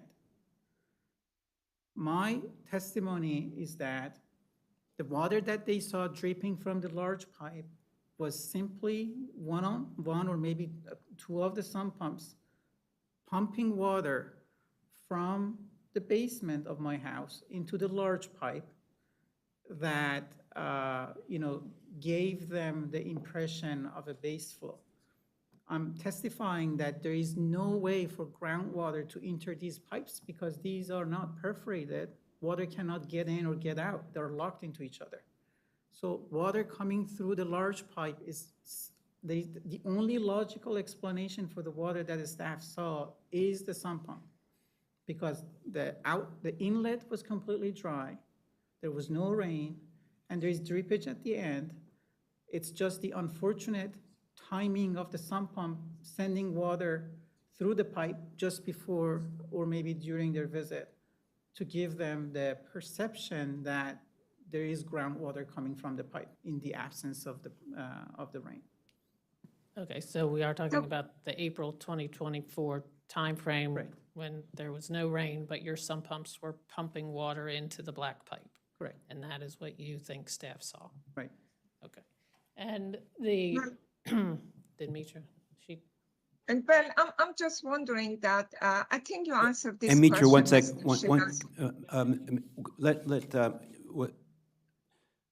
let Ms. Vyas finish, Attorney Vyas, finish her, and then you can speak up, because, so we don't mix. I'm sorry, I cannot understand who has finished, who has not. So I I'm sorry, don't I'm know. sorry you couldn't. So It's hard to Attorney Vyas, why don't you distinguish. finish yours, and then we'll go with you, Ms. Yeah, I'm Padilla. sorry. I didn't know you haven't finished. okay, thank, no problem. Okay, so you installed an 18-inch pipe all the way from Newhall south to the property to your south, and you installed a 15-inch pipe midway from your property south again, all the way south. And those pipes, were they intended, they weren't intended for your sump pump, so there must have been extreme water at some point that led you to need such large pipes in that situation. Can you explain that? If it wasn't groundwater or some other source of water coming through, those are pretty big pipes. So explain why you needed those. Sure. So I think it was a part of my testimony. Let me go back to this slide. Oops. I'm sorry, here. So I have the picture of 3 of the properties that are facing my properties. There's actually a 4th one that's not in that picture. All these properties are huge. There are 11 to 13,000 square feet. You see all the impervious surfaces that they have, and the way the topography of the street works is that all the water from these properties actually flow to that culvert under the new hall in the ditch and runs through my property. So when there is an intensive rain event, that channel does get quite a bit of water running through that. And you probably can appreciate the proximity of the drainage pipe to the side of my property. There was erosion happening there. That was the main motive for me to actually install pipes. And that actually came about in my conversation with the engineer that I hired. Managing that storm pipe running in about 10, actually in the closest section, they were just about 10 feet apart. Managing the erosion from all this storm water was my motivation for installing these pipes. And as you said, the pipes are not perforated in any way, so water from the sides or from the ground can't get into the pipes. That is At correct. least not the larger one, maybe, I don't know. The 15-inch one is open halfway down the property, so. Neither one of them are perforated. They are both, there is no holes on them, so the water that goes in at the inlet for both pipes, that water gets out from the outlet. There is no way for water to get in from somewhere in the middle of my property inside those pipes. So if there was water underneath the pipe or then that would have come from somewhere else. It would not have come from the sump pumps or other drainage that you had in there. Appreciate the question. So, and I'll let my experts actually speak to this more as we were discussing this actually came about. If there was groundwater underneath the pipes that I actually installed, it would not go inside the pipe, it would just flow alongside the pipe, and you would be seeing flow under the pipe, not through the pipe. Yep, Commissioner Pedram. This picture is a good picture. Is there any beginning and end for this stream, not just your pipe? It looks like that the start of this stream is right where the culvert is, because there are houses there. Is there any other banks or bed showing that where this stream that we are discussing, where it is initiating and where it is outletting beyond your property? I think there is a slide here. If I would suggest maybe that's a better question for the experts. I mean, Yeah, so we'll go on that, but also there were slides in the presentations in the board package that had contours, and you could see where all the crevices, but you can get to that later. But one last thing about this sump pumps is put it into the sump pump. But when you said that 2024, you installed the pipe to the sump pump in the 18-inch diameter, but you took it out. When did you take out the pipe to the sump pump? The sump pump pipe out of the major pipe. The pipe that I showed on the slide is not disconnected from the larger pipe. It's still there because it's under the ground. All what the plumber did was, in my crawl space, he rerouted the PVC pipe. He kind of disconnected the pipe that was going toward that large pipe and actually rerouted that in the crawl space in the basement. Okay. So when did that happen? It happened a few days after staff visit. April 29th, I think. 2020, 2024. 2024, okay. So it was rerouted after the staff visit. Is that what you're saying? Yes. Okay. All right, okay. I have a follow-up question. What is the source of the water in the sump pumps? I think it's groundwater, basically. Yes. Is there a particular occasion where the sump pumps are more active than at other times? Yeah. I'm not an expert in this, but in my observation, sump pumps are pretty active when there is active precipitation happening. That's the time that you definitely see sump pumps actually pumping water out. And I assume that whenever the water level rises in winter time or in springtime, and it actually goes above the basement elevation, you would see water coming to sump pumps and being pumped out. And prior to your occupation or your residency there,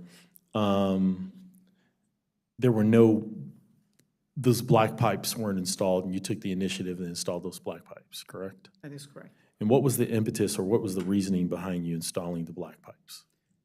The reason that I decided to do that in consultation with a professional engineer was the erosion that was happening right next to my building, in about 10 feet from it.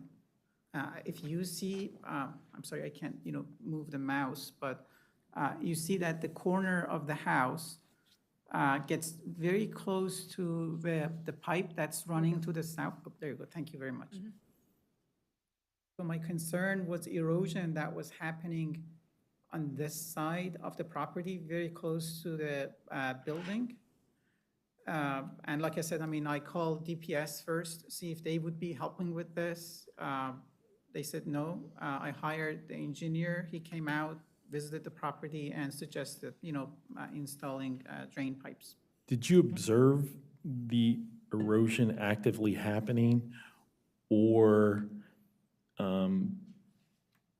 did you guesstimate that erosion was happening? And if you actively observed the erosion happening, was there some type of weather event occurring? From the time I occupied the property till the decision to install the pipes only took a few months. I think it was, I moved in July, pipes were installed in December. The erosion was evident because part of the bank of the stream actually had collapsed, and I could see that, I think when the experts actually show their presentation, you're going to see parts of the stream has depreciated and collapsed, and that's what was the indicative of the erosion to me and the professional engineer who helped me with this.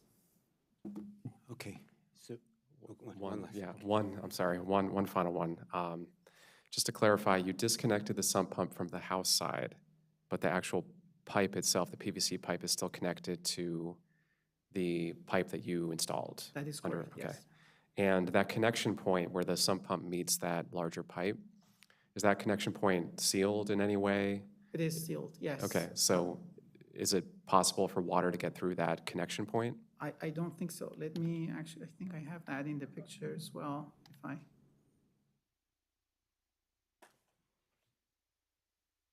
oops, one more. I don't know how evident it is from that picture on top. You see that there is some white stuff, and in addition, they actually used sealants that they use on the roof to seal around the pipe. Okay, thanks. I think that's all I have. Oh, yes, thank you for noting that. So that bucket right next to the worker, that's what that, sealant is actually was coming from. Thank you. Okay, please, go ahead. Ready for the next witness? Ready for the next Okay. one, yeah. Great. Mr. Chair, one thing, I apologize for interrupting, and I apologize for not doing this earlier. Anyone who's going to testify in this case, could you please raise your right hand for me? Do you hereby swear or affirm under the penalties of perjury the testimony you're about to give in this matter before the planning board is the truth, the whole truth, and nothing but the truth? I do. And Mr. Shirazi, do you hereby swear or affirm that everything you've already said falls under that? Yes, sir. Thank you very much. Once again, I apologize. Normally, that is part of signing up to testify, but as I pointed out already, this is an atypical planning board proceeding, so I figured better late than never. Thank you. Thank you for that. Okay, so next we're going to call Mike Kloblasko. Mike, can you please brief, I would note that his resume is in the record already. Hopefully you had a chance to take a look at it. Mike, are you familiar with the county's environmental guidelines? Yes, I am. And what's your experience in Montgomery County with performing stream evaluations? I would say in Montgomery County alone, I've probably evaluated thousands of miles of stream in my 33-plus years of being an environmental consultant. And did you perform an evaluation of the stream channel located at 9810 Newhall Road? Yes, I did. Can you review your findings for the board, please? Yes, on March 20th, 2024, I conducted a site visit to evaluate the drainage way extending from Newhall Road down to the southern property line and for a distance of approximately 80 feet beyond the property line. I determined that the channel immediately below the outfall pipes for a distance of at least 80 feet extending off the property is an ephemeral stream.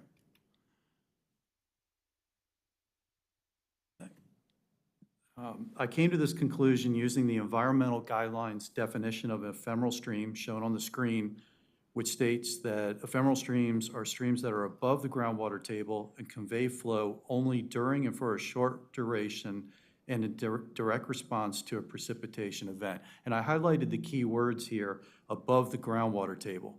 This channel was dry on March 20th, 2024 when I was on site, and it was essentially dry on April 25th, 2024 when staff was on site, but for the sump pump discharge that we have discussed in detail through Mr. Shirazi. In my experience, most intermittent streams have some type of continuous flow during the early spring months as a result of high groundwater table intersecting the stream surface. This channel clearly does not. Furthermore, there is no evidence of a high groundwater table along the stream, as I will explain in more detail in my testimony. Water moving through these pipes and in the channel prior to and following the installation of the pipes is from two sources: stormwater runoff and sump pump discharges. I don't see any way that groundwater can make its way into these pipes. Just for the board's knowledge, I've also put up some of the ephemeral stream characteristics from the environmental guidelines. These I think, are some of the more important ones that are relevant to this case. Lack of base flow, we discussed. We'll talk about poorly developed sinuosity in this channel, a lack of hydric soils, a lack of obligate vegetation along or in the channel, lack of frequent flow marks, and the presence of fibrous roots in the channel. And based on your experience, and I know you said this, but to make it crystal clear, based on your experience and expertise in stream classification and using the environmental guidelines definition, is the stream on the property subject property an intermittent stream? No, it is an ephemeral stream. And after the submittal of your expert report, did planning staff ever contact you to discuss your findings? They did not. Have you had a chance to review staff's written analysis in support of their conclusion that the channel is an intermittent stream? I have. Can you please review your thoughts on staff's position? Yes, I'll start with the claims that the staff claimed the base flow was observed. Looking at the photos here on the screen, that staff provided, you can see there's no base flow on April 25th, clearly on the left side of the photo. We've already established that the little bit of dripping coming out of the top right corner pipe is from sump pump discharge, and that can also be equated to small pockets of water just below that pipe in the bottom two right photos. Again, sump pump discharge. But if you go further down the stream, you can clearly see that that stream channel is dry. And just to prove there was no other source of water coming into that pipe, that's another view from Newhall Road showing no water going into the pipe at the upper end. And this is a photo that I took personally on March 20th, a month earlier, showing the same channel. You can see the pipes under the tree in the far background. Again, this channel was dry throughout. There was no flow, no evidence of groundwater intersecting the soil or stream bottom at this location. This is in the same spot, turning around and looking downslope, basically the bottom 40 feet or so of that channel. Again, you can see a very dry channel, really no evidence of bed and bank, and no signs of water there. Staff claimed that the stream was sinuous. Sinuous simply means it meanders a lot. And they provided some LiDAR data to show that the stream is sinuous. The problem is, if you look from top to bottom, this stream is essentially straight. And it's a simple mathematical formula you can use to determine sinuosity. You basically you measure the length of the stream as it bends and moves over a straight line distance through that same area, and you get a ratio. If the ratio is 1.2 or less, you have weak sinuosity. If you have a number of 1, it basically means your channel is straight. The stream is the same length as your distance. If you have a sinuosity of 1.2 to 1.4, that's moderate. And if you're greater than 1.4, that's strong sinuosity. We did some calculations of the channel here using GIS data, and you'll see the sinuosity of the channel through Mr. Shirazi's property comes out at about 1.02. Very, very weak sinuosity. It's almost a straight line. For comparison, here's another project I worked on a few miles from this site. Staff determined that this was an ephemeral channel, and this is a little more sinuous. but it was considered ephemeral. This had a sinuosity of 1.15, which is considered weak, even though it bends more. And I have a photograph of that actual channel right here. You can see there's more movement in the channel as it goes up and bends to the left. And this is just an example of what a more sinuous channel would look like. You got more distinct S-shaped turns in the stream channel. That would have much better sinuosity, just for comparisons. Staff also claimed that the presence of hydric soils in the bottom of the channel. That's relevant because if groundwater is at or near the surface for an extended period of time, chemical properties happen, which changes the color of the soil. I won't bore you with all the chemistry, but it's simply this. If the water is there, the iron in the soil washes out, and the soils change from a yellow or brown color to a gray or black color, predominantly. This is yellow colored. This is a brightly colored soil. This is not a hydric soil. Staff claim the presence of wetland or hydrophytic vegetation. I'm just pointing this out because this one's fairly irrelevant. Trees don't grow in streams. They don't grow in intermittent channels. They don't grow typically in ephemeral channels. They grow on the edges of them. But just because you have a sycamore like the big tree on the left sitting there, doesn't mean that that was an intermittent stream channel or an ephemeral channel. These trees will grow anywhere.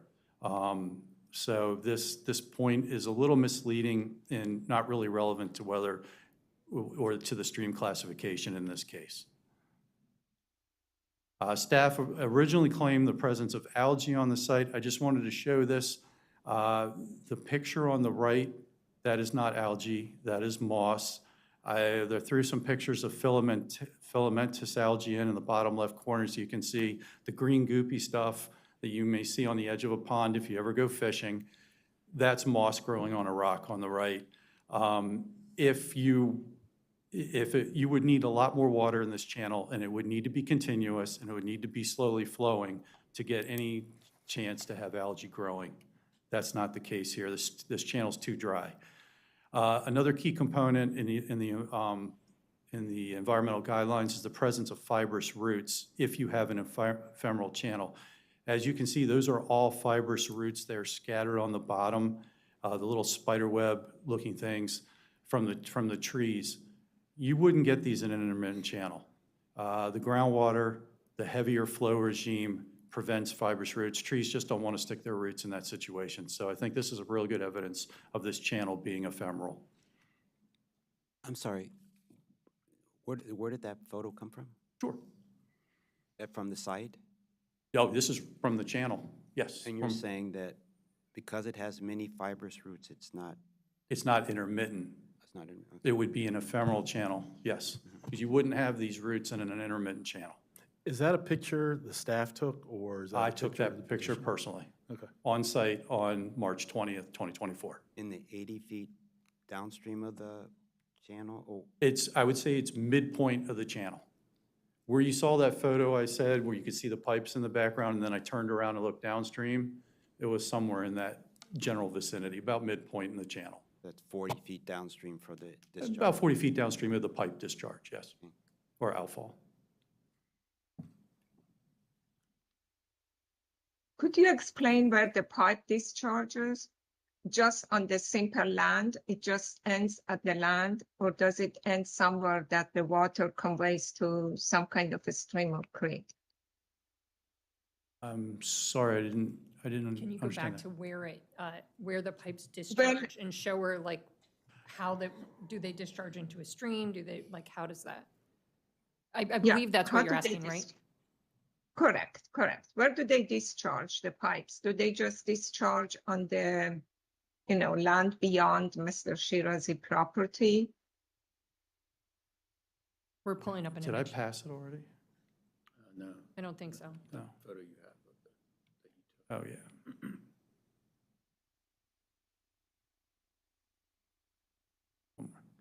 Okay, you can see the pipes all under the tree there, the bend in the tree. Those are the two pipes out falling up there at the edge of the property, just below the green lawn. And I'm So about, these pipes just laid on the ground, or are they covered up? I thought this was just during the construction. I just don't understand. You can see the pipes now? yes, they are just laid on the ground. Oh, But okay. They're covered up, I'm covered sorry, too. yeah, they are covered above. They're exposed for 10 feet. They're exposed for about 10 Okay. feet, and then they're covered up with dirt and grass. Okay, but the outlet is just, is there where the water comes out, and it just comes beyond Mr. Shirazi property. Where does it go? Is it other houses beyond his house, or where do they outlet the water? Why don't you tell, this is the end. Why don't you tell where it starts and where it ends? This is the southern Yeah, end of his that was property. my original question, that where does it start and where does it end? Yeah, is it going to other properties? Yeah.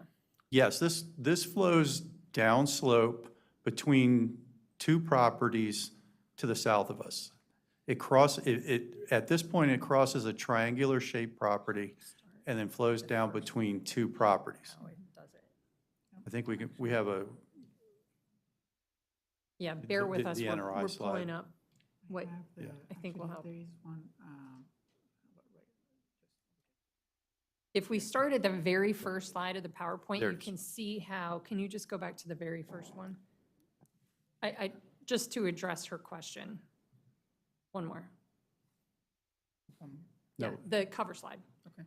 Because I think this shows you what you're asking. So it's covered in grass up until the pipes outlet onto the other property. I think that was one of the questions. Yes, So correct. this is That's one looking of the south. questions. This is standing on Mr. Shirazi's property where you're on the grass, and then they outlet as it goes onto the adjacent property. So now we can pull up the image showing you the length of the. Why don't you stop there, please? So, just so she can really understand, with this Newell Road, that's where that it starts and it ends somewhere when you see that number 1 meter. I think you guys have to confirm so she can understand where you were standing somewhere in that around the 1, right? That's in that 80 feet after the southern end of his property. That is the correct. pipe runs pretty much covered the whole length of his property, and it daylights just above the number 1. Does that make sense to you? Yeah, that triangular, that triangular property. And who owns that property? Is it that Mr. Shirazi owns it?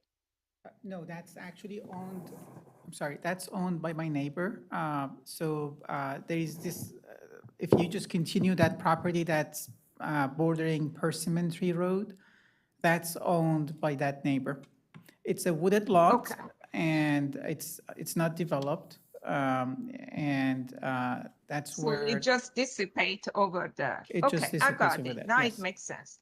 And then when the stream goes all the way to Logan Drive, does it go to some kind of, where does it end? Does it, is along Logan Drive, is there some kind of pipe that is taking the water? Because those are all important about the identity of this. If at Logan Drive, all the way to the south, it is collected in a storm drainage ditch and ends up to a storm drainage ditch, okay, then you could sort of see that this is all, even by DOT, has been considered with some kind of drainage ditch. Do you know about that? Yeah, I would let Mike respond. Mike's speaking right now, I think. Okay, that might be, I hate to keep deferring, but Yeah. I don't know if you want to go out of turn, if you don't. Bob would be the better expert to address that. I'll be glad to make sure that we address that during my turn after Okay. Mike's done talking. Thank you. I'll be sure to come back to it. Okay, thank you. But I know, Mr. Mills, are we running out of time here soon? Like, how much time? Oh, Mr. It's Chair, okay. with all due respect to this entire proceeding, the time thing went out the window Okay. a long time All right, ago. okay. Yeah, we've tried to limit the clock running to the case in chief, which strictly speaking puts them at about 8 minutes remaining. But it's with the cross-examination, the questions from the board, it's gone beyond that. But that's where we are.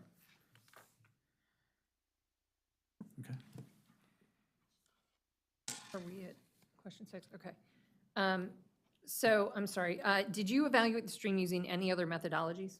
Yes, I used the North Carolina Divisions of Water Quality's methodology for identification of intermittent and perennial streams and their origins. This is a scientific approach to classifying streams as ephemeral, intermittent, or perennial. And, one more, sorry. As you can see on here, this methodology assesses 26 criteria involving geomorphological, hydrological, and biological features of a stream channel to determine its classification. These criteria are also components of the environmental guidelines definitions for streams. The difference is that this methodology allows for a more scientific analysis of the stream channel. The 80-foot segmented channel below the pipe outfall received a score of 13, which places it firmly in the ephemeral category. Streams need a score of 19 or more to be classified as intermittent. And what conclusion can you make from this evaluation? My conclusion is the stream is ephemeral, not only property, but above it where the pipes are now located. In my experience, as you move downstream, streams transition from drier to wetter, essentially from ephemeral to intermittent to perennial. And I can say with a 99% degree of probability that the channel on Mr. Shirazi's property was ephemeral as well prior to installation of the pipes. Staff has attempted to dismiss your analysis by claiming that it was not based on the proper methodology and instead used a North Carolina model not adopted in the county. Can you please respond to this assertion? Yeah, as I previously stated, the North Carolina methodology is a more scientific approach to stream classification that incorporates the environmental guidelines. I would also like to point out that I recently used this methodology on another site in Montgomery County that Park and Planning accepted my results on. On screen is a copy of approved NRI 420220180 at the property located at 11608 Spring Ridge Road, approximately 4.7 miles northwest of this property. As shown on this slide, the NRI plan was approved on October 1st, 2021, and designated the entire length of stream on site as intermittent. At the civil engineer's request for this project, I went out and re-examined the stream on June 15th of 2022 and determined through the use of the North Carolina method that the majority of the stream length is actually ephemeral, not intermittent. And I provided a copy of that report to the civil engineer who forwarded it to Park and Planning. And this is a copy of the approved Final Forest Conservation Plan dated January 20th of 2023, which now shows the majority of the stream channel as ephemeral, and a note on the plan referencing my June 2022 report regarding the stream reclassification from intermittent to ephemeral. So this methodology has been accepted by staff previously and recently. Thank you.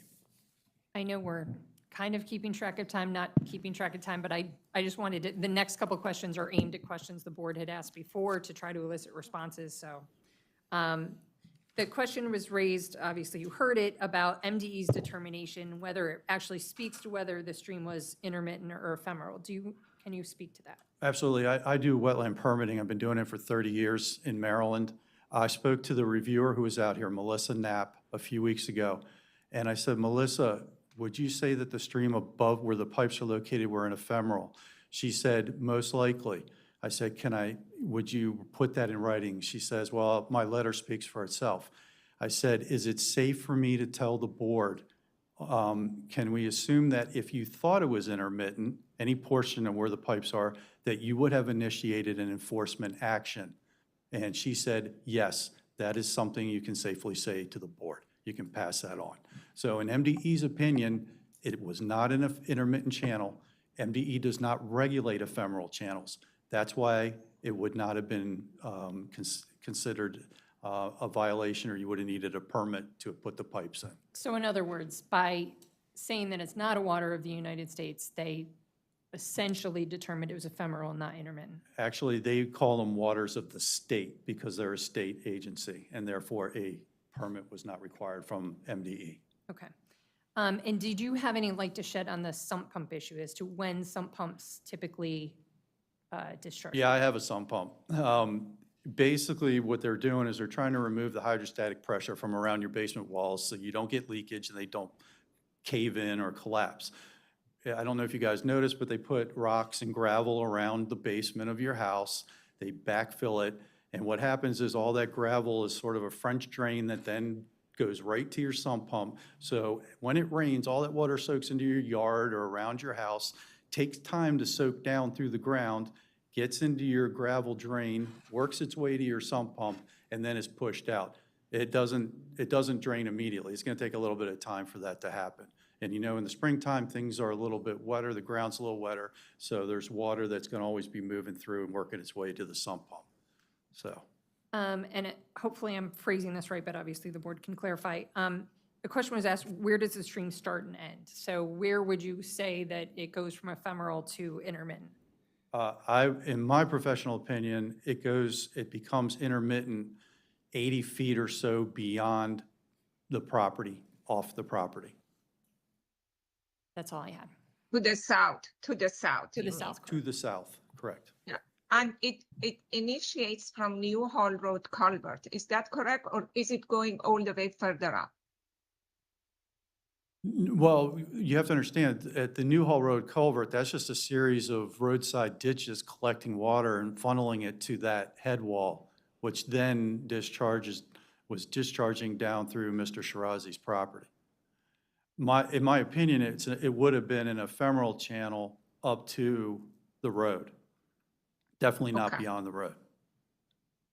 Okay, thank you. I want to quickly come back to one point you mentioned about Maryland's, the Maryland letter that we received as part of this and what you just mentioned. Are you aware of any intermittent streams classified as such in Montgomery County that are not part of waters of the state of Maryland? I'm not familiar of any intermittent streams. If it's deemed intermittent, it will most likely be a water of the state. Okay, what I'm trying to get at is this a 100% one-to-one thing where any intermittent stream will be classified as a water of the state of Maryland? All I can say is MDE regulates all intermittent and perennial streams. As they classify intermittent? Yes. Okay. And so I'm trying to understand, you know, obviously the county has a classification regime. You know, could there be instances where the county has designated an intermittent stream that is different than the state's designation? It's possible, but in this case, because there's no groundwater connection to this channel, which is the basis for it to be intermittent, this is an ephemeral channel. This is simply a rain gutter. That's all this is. Okay, thanks. I have a question for Mr. Mills. Mr. Mills, this is a follow-up to fellow board members' question. Is the county in a position to designate a waterway differently than the state? Does the state control the definitions of waterway, or does the county? And is there a supremacy issue with regards to definitions of the waterway? And are we bound by what the state says, or can the county do something different than the state? The state, the answer is yes, the county could do something different. There's basically three levels here. It's waters of the United States, which are subject to federal jurisdiction. Waters of the state, which is a broader definition set by the state, the General Assembly, in Maryland-specific water-related legislation.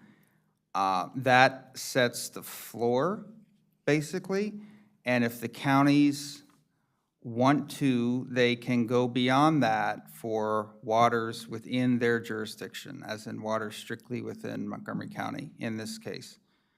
Some counties have done that, some counties have not. So to answer your question, the state sets the definition of what is a water of the state, but if you want to go beyond that, assuming that you're not going below that floor, the counties do have the prerogative to do that. Okay, I think, just out of curiosity, that even though Melissa from the MD gave some comment to you that you said, I don't think that that's permissible to say that someone said, I'm sure if she put it in writing, we could. Actually, Mr. Chair, strictly speaking, hearsay is admissible in administrative proceedings. You decide what weight to give it, but strictly speaking, it is admissible. Okay, great. And last, generally, unless there's, some pumps will register, relatively quickly. I mean, it depends on the soils. I mean, I don't know, what types of soils are around this house? Is it sandy soils, clay soils, or Clay what? soils. They're clay soils, okay, thank you. All right, thank you. So I'm finished, we're finished with this. Do you have someone else you want to? Are you done? You're good? We're done, and I think. Okay, great. Ms. Fias can Follow up. cross. So the first time you were on the property was that March 20th of 2024? Yes. So you didn't see any of the water flow or conditions prior to the pipes being installed in December of '22? No, I did not. And when you were out there, you said it was dry. There was no water coming out of the pipes? I did not see any water coming out of the pipes. Was the sump pumps still connected to the pipe at that time, as far as you know? Oh, you're asking me? Yes. I don't know. I mean, I have to go on the word of the client. I did not see the sump pump connection. Okay. But you believe it was dry the several days before, or do you know the precipitation at that It was point in dry time? for several days before I was out there. That is correct. And no water coming out? I did not see any. And we presume the sump pump was connected at that point, because it hadn't been removed until April 27th or 29th. I would presume it was still connected, yes. Okay. You talked about that there's not much water, your belief that there was not much water in this channel prior to the pipes being installed. Is that correct? That is correct. And you believe it is ephemeral. If that is the case, do we know why there was so much erosion up against Mr. Shirazi's house that he felt the need to put these large pipes in there if there was not that much water flow? Well, I think there was water flow. The problem was a significant amount of impervious surface without stormwater management controls. So you had, during a heavy rainstorm, all this water flowing off of the rooftops, the driveways, the road itself, all getting into the ditch, concentrating in one location and shooting out like a cannon. That's going to cause erosion. And with regard to situations for determining NRIs and FSDs, as you testified, you've done a lot of those. Generally, every property is relatively unique with regard to assessing an NRI FSD and preparing an NRI FSD? Can you repeat that first part? I'm sorry, I didn't hear you. Is it fair to say that each property is unique, and you need to look at the characteristics of each property at the time that you're preparing an NRI FSD? I'd say it's fair to say. And with regard to MDE, again, in these cases, does MDE determine in Montgomery County for preparing NRIs whether a stream is ephemeral or intermittent? They don't determine that for an NRI. And who does determine that in Montgomery County? County does. But essentially, MDE uses the same criteria for what's in an intermittent channel as the county does. But they do not use the same terms as the county. They determine if it's a water of the state, right? Yes. That's what their letter said. I would say but using the same characteristics that the county uses. It's the same definition, waters of the state I was saying the same versus characteristics. intermittent. I'm not saying the same exact definition, but there are characteristics to an ephemeral channel. There's characteristics to an intermittent channel. And what they use to determine ephemeral are generally the same characteristics as the county versus what they consider intermittent, generally the same characteristics that the county uses. But for an NRI, it's the planning department in Montgomery County that would determine that. Yes. Okay, thank you. Can I make a follow-up to your question? When county determines that if either the stream is intermittent or informal, if it is intermittent, then I believe, because I used to do that, I believe they notify MDE for a permit. Is that correct? And they also notify the applicant that this now needs another additional permit from MDE. Is that correct? Is that a question for me? Yes. I honestly Yes. don't know who they notify. Well, the applicants, if the water goes under jurisdiction of, if it is intermittent, then it goes under the jurisdiction of MDE. Is that correct? Yes. Maybe Matt can. Okay, then when it goes under their jurisdiction, then they have to issue a permit. That is correct. Press star 1 now. Okay. Or the conference will be terminated. So just one last thing here on this slide you have up now, that initially it was determined intermediate, and then based on your investigation, it was ephemeral. Was it after the fact? Had something been built there, or you were able to go into the exact place and determine, right, in our case, you were not able to see the actual area of the site. You made your judgment based on something downstream of the site, right? In this case, did you actually, was this based on actual looking at that area and saying this area where was somebody did Please something pardon else the with it, interruption. that Your it was conference ephemeral? contains less than 3 participants. Yeah, at and in this fact, I time included a and will be picture that shows it was disconnected in untouched. It was minute. classified If you as would like to intermittent. continue, press The star property 1 owner now, didn't agree with or the that. conference I will be was hired to come terminated. out and do an independent evaluation, determined it was ephemeral. My study was submitted to Park and Planning. They must have agreed with it because then the Forest Conservation Plan was approved, showing it as ephemeral now, Okay. no longer intermittent.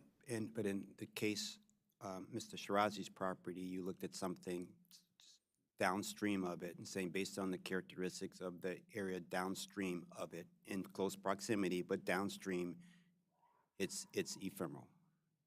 Yes, and that's what you do when you use it as your benchmark. You know, it's an untouched section of stream, but streams, as they flow downhill, get wetter, they don't get drier. Okay, and one other question for maybe staff. Initially, I thought that we didn't use this North Carolina method. Mr. Chair, can we wait for questions for staff until it's their turn, please? Okay. Thank you.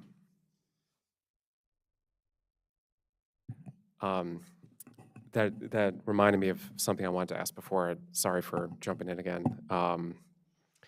In your experience, since it sounds like you've done this for 30 years and you've seen thousands of miles of streams of various types, have you ever observed a situation where, as the chair was just mentioning, like something was done to the site? In this case, pipe was buried, filled up with dirt and grass grew over it. Have you observed a situation where some amount of excavation or something was done to a site and it changed the way that stream might have sort of functioned? In other words, maybe it would change some of the characteristics downstream of it that you observe after the fact. I understand what you're getting at. I don't think that I've seen that type of situation here where you had the very upper limits of a stream channel, beginning of a stream channel, ephemeral channel, what have you, get filled and then it changed what's below there. I haven't seen that. And that's why I look below it, because the characteristics, there weren't hydric soils below this. There were other characteristics that were still in place prior to those pipes going in that clearly indicated it was ephemeral. And so you can therefore assume that that condition continued further upslope. Okay, thanks. I think that's all I have.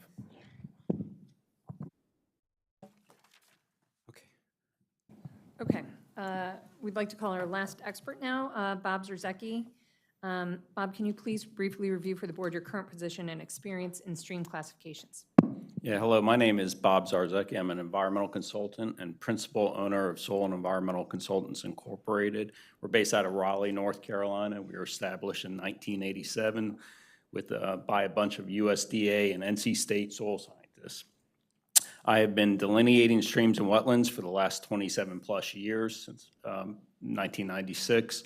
Prior to that, I worked for NC State and was involved with some stream work as well.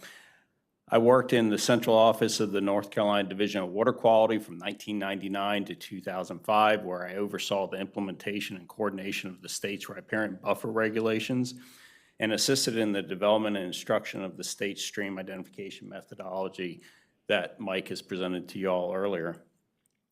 I estimate that I've personally classified over 700 streams, that's individual streams, during my time both with SNEC and the Division of Water Quality. And these were done on both public and private properties and projects. Just as a recent example, I oversaw the Raleigh-Durham Airport's RDU runway replacement project. Thank you, Mike. In which last year I personally classified and obtained NCDWR verification of 68 streams. The classifications included the identification of presence, ephemeral, intermittent, or perennial, and the delineation of the start of the streams and transition points between them.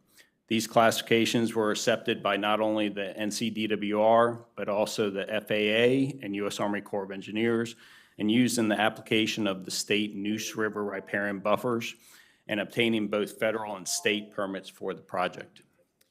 And approximately how many stream studies do you do in a year? I do, on average, 25 plus stream studies a year. Obviously more last year with the RDU project. I should also add that the private and public properties that I've worked on range anywhere from a single family homeowner to the RDU runway project, to state parks. 3 months ago, I was on top of Mount Mitchell making stream determinations above 6,000 feet. And are you familiar with the county's environmental guidelines? I am, yes. And how do the county's environmental guidelines relate to the North Carolina methodology? As stated within our stream identification report, we utilize both the Montgomery County environmental guidelines and the North Carolina stream method in the identification and classification of the stream on the property. Appendix E, stream types of the environmental guidelines, describes the method to be used in classifying stream types. It states that the best professional judgment must be applied when classifying a stream, supplemented with detailed stream data acquired in the field. The use of the North Carolina method has been accepted as supplemental data in considering stream classifications for other NRIs, as Mike has described one example for you. The benefit of the North Carolina method is that it includes a form in which you can consistently score stream characteristics and calculate a total score that can be compared to other streams. And did you perform an evaluation of the stream channel located at 9810 New Hall Road? Yes, I did. On March 19th, 2024, that's the day prior, I think, to when Mike made his determination, myself and my employee, Josh Harvey, of SNEC, completed an on-site stream identification at the subject properties. We first walked the entire drainage of New Hall Road through the subject properties and down to Logan Drive and down to Moultrie Parkway. I should add, the reason that we do that is because you have to have a full understanding of the entire drainage way and watershed going to your stream and from your stream. The purpose of this initial walk was to field verify the stream order, which is a requirement of your environmental guidelines, and identify hydrologic contributors to the stream. We also wanted to gain a better understanding of the section of the stream based on past NRIs, was determined to be intermittent on the downstream properties along Logan Drive. We knew going into our site visit that the pipes were already installed and that we were not going to be able to evaluate the channel at 9810 New Hall Road. As such, we first confirmed that there was no intermittent or perennial stream entering the pipes, which there was not, and then looked for a remnant section of channel below the pipes. We found a remnant section of channel from the outlet end of the pipes to the inlet end of a pipe located between 9801 and 9805 Logan Drive. The remnant section of the channel between these pipes had two distinctly different sections above and below a contributing ephemeral drainage to the west. We decided to evaluate these two distinctly different reaches separately using the North Carolina method stream identification as supplemental guidance, and data to be used in the determination of this remnant sections of channel would be considered ephemeral, intermittent, or perennial under the environmental guidelines. We scored the upper section of Reach A, if you can go to the next slide, please. We scored the upper section of Reach A at 12 points, very comparable to Mike's 13 points that he scored, and the lower section being Reach B at 18.5 points, very close to being an intermittent stream using North Carolina's method.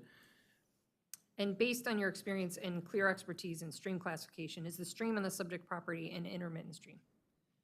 No, I do not believe that an intermittent stream existed on or exists today on the subject property.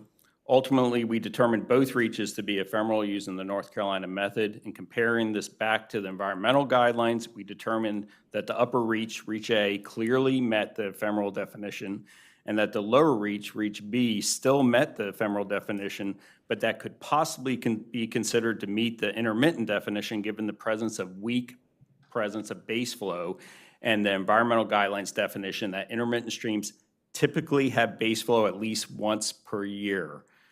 I should elaborate on that. That's a slight difference between North Carolina's definitions and your county definition. The environmental guidelines do not clearly state this, but we assume this refers to atypical conditions and not above normal wet conditions. As streams typically transition from ephemeral to intermittent to perennial, and as no intermittent or perennial streams exist above the flowing and flowing onto the subject property, we concluded that the pipe channel swale on the property was at best an ephemeral stream, but possibly simply an ephemeral swale or drainage way. In the interest of time, I'm going to skip ahead a little. After the submittal of your expert report, did planning staff ever contact you to discuss your findings? No, planning staff has never contacted me. I found this odd, as typically when I conduct stream determinations, it's a collaborative effort between the consultant and the regulator. We may not always agree, which is completely fine, and why there is typically an appeal process. Great. And again, in the interest of time and keeping it brief, can you just review for us, or have you had a chance to review staff's written analysis in support of their conclusion that the channel is an intermittent stream? Yes, I disagree with their determination that intermittent stream existed on the property or that the remnant section of the stream below the pipe section, which we refer to as Reach A, is intermittent. I've not seen any evidence to suggest that an intermittent stream existed. To the contrary, all the evidence suggests an ephemeral stream or possibly only an ephemeral swale or drainage way existed. I have evaluated the stream characteristics that the county has identified that they believe to be present. I do not believe that there is evidence that any of these 8 characteristics exist. I can go into more detail on that individually, but I know we're short on time. I'm happy to answer any questions. Do you have any questions or comments from the board?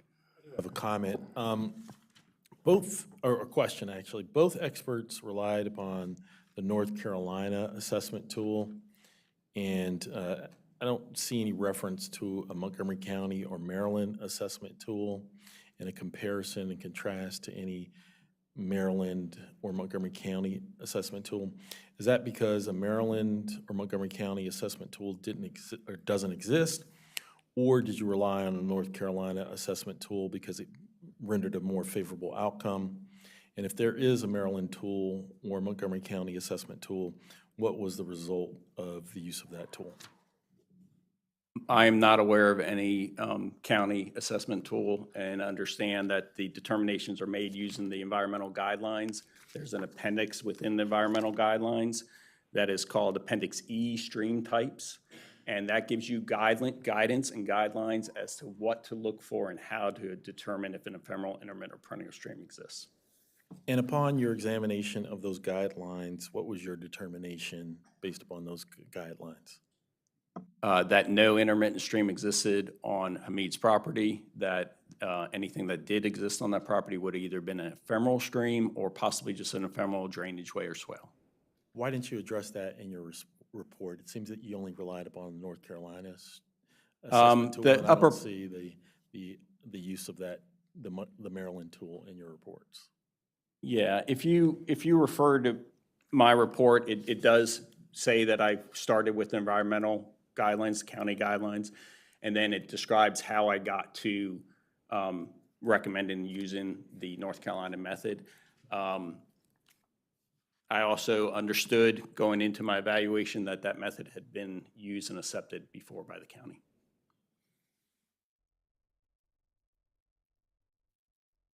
I would point out for the purposes of the record that the environmental guidelines that are being referenced are the July 2021 guidelines adopted by the planning board at that time that are posted on the board's website, and the board can take administrative notice of those. Thank you.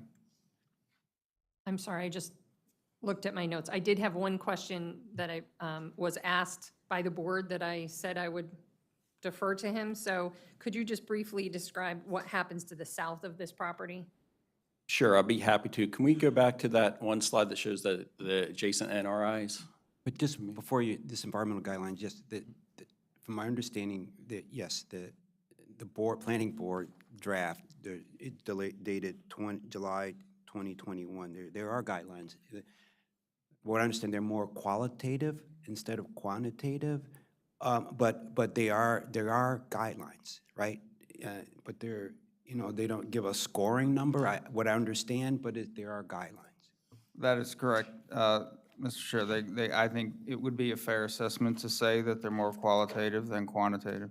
Okay, thank you. And they are, yes, they are the department's guidelines as adopted by the board. And I believe the previous commissioner was asking if there was a tool or a specific method, with this similar to North Carolina's here at the county, and I'm not aware of any. This is the only guidelines I'm aware of to follow. And you are correct. They are more qualitative than quantitative. Can you address the question now of what happens to the south of the property as far as streamage? Sure. Like I said in my testimony, I walked the entire watershed. This is common. During my time with the Division of Water Quality and also as a consultant helping individual property owners that may be in non-compliance with the rules, the first thing you would do in a situation like this is to walk above and see if a stream is entering the top end of these pipes. If you had an intermittent or perennial stream entering these pipes and an intermittent or perennial stream coming out of the pipes, it'd be obvious that Hamid had piped an intermittent stream. So the first thing I did is I evaluated the drainage way coming down to it, which starts up on New Hall Road. That is the top of this drainage way. It actually, to the right, goes to a totally different stream, completely different watershed on the other side of Persimmon Tree Road. So you are at the very, very high end of this watershed.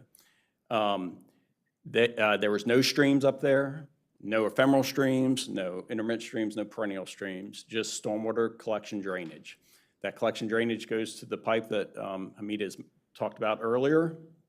That went through a natural drainage through his property, which has since been piped, permitted by the county.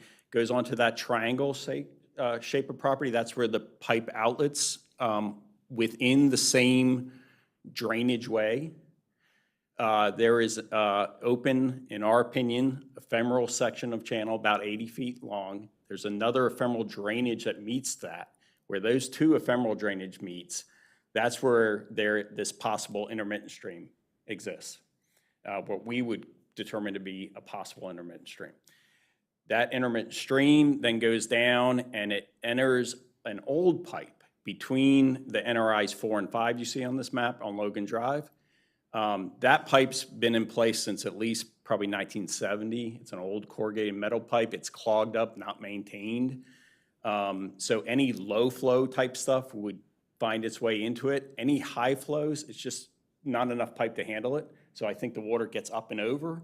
If you look at Logan Drive, And you can actually, I don't know if you're able to click on that Google Maps link, Aaron, but if you look at Logan Drive, you can see what that area looks like. NRIs 4 and 5 called this an intermittent stream. At best, it's a piped intermittent stream. This is what it looks like. So this is what the area looks like. That grass lawn area, that's grass on top of a pipe, another culvert pipe. Luckily or unluckily, the Logan Drive Google Street View image allows you to change times both before and after the improvements were made on these two properties. And it gives you a very good, clear understanding of how whatever comes off of Hamid's property goes through a pipe under that grass lawn and then goes into a pipe under Logan Drive. And then it opens up again on Moultrie Parkway. And then there's an open channel. Yeah, you can zoom around. There's an open channel that's much more, I think most individuals would consider to be a stream. And then if you keep going down to Avenel Farm Road, that's where that picture that I took that Mike presented earlier of the good example of a sinuous channel, that's where that was taken.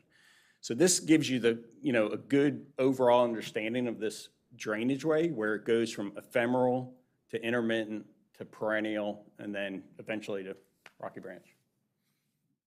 Hopefully that's helpful. Okay. So you're done? We're done, yes. Okay, thank you. Thank you.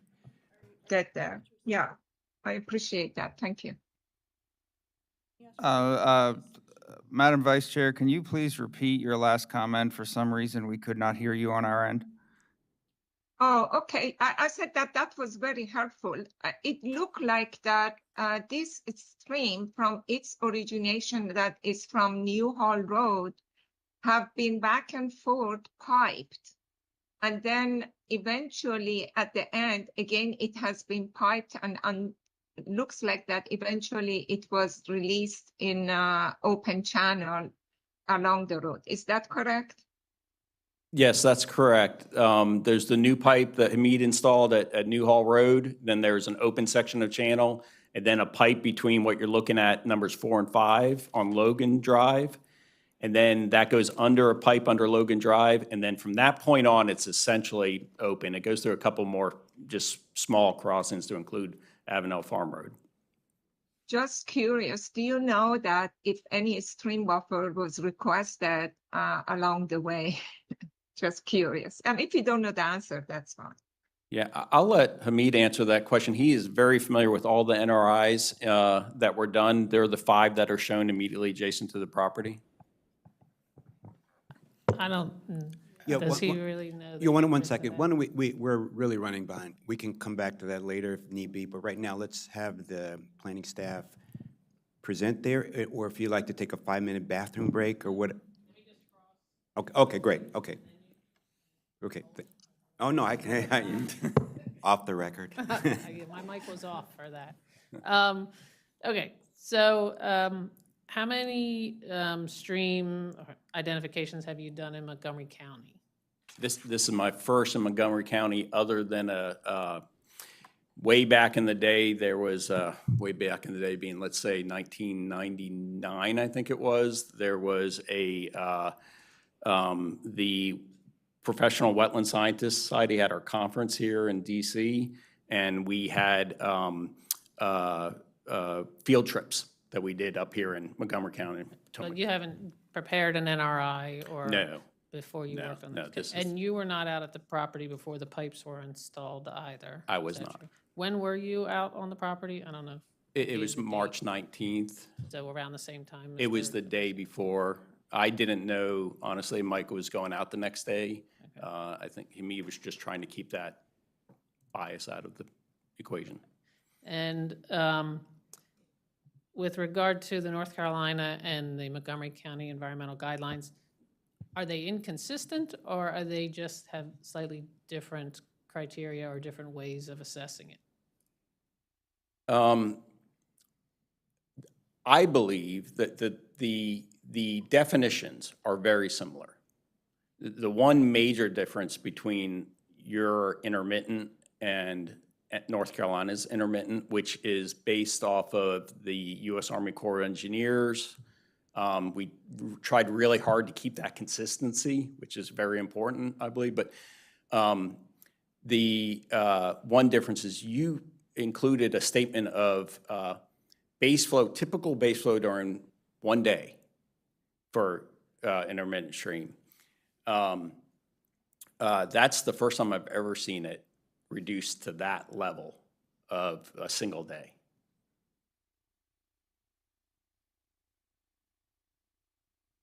And as part of your evaluation, again, because the pipes were already installed, you two were looking at other criteria, downstream situation, maps, or other things to do your assessment?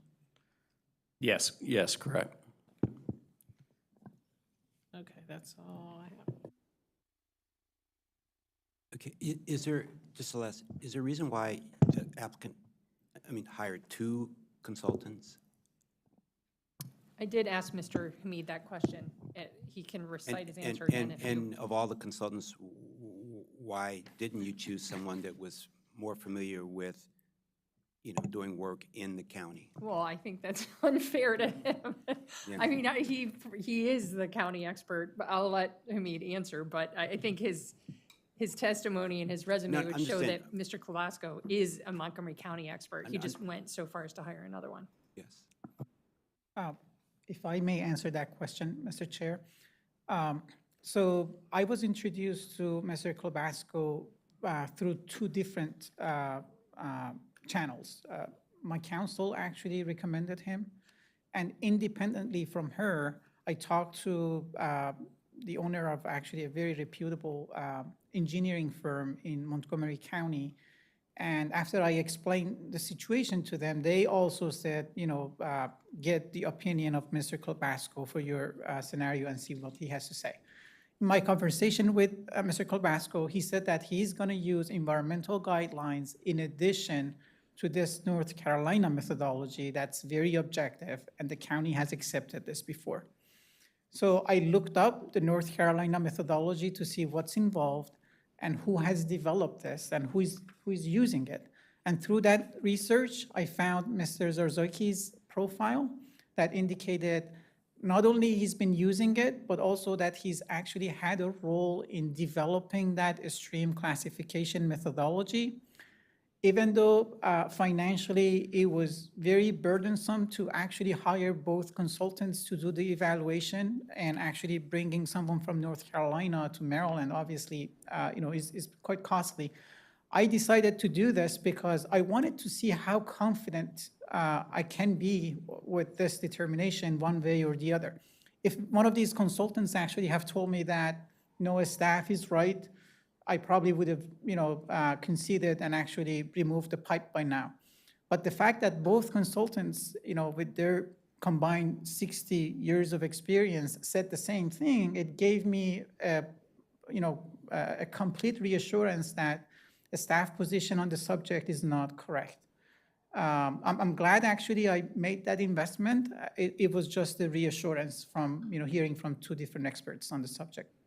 Great, thank you. So we can keep going.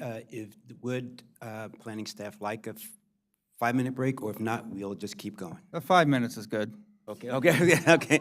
And just for the purposes of the record, I'm going to assure everyone that the planning board will not be discussing this during the break. Okay. Thank you. We'll take a 5-minute break. Thank you.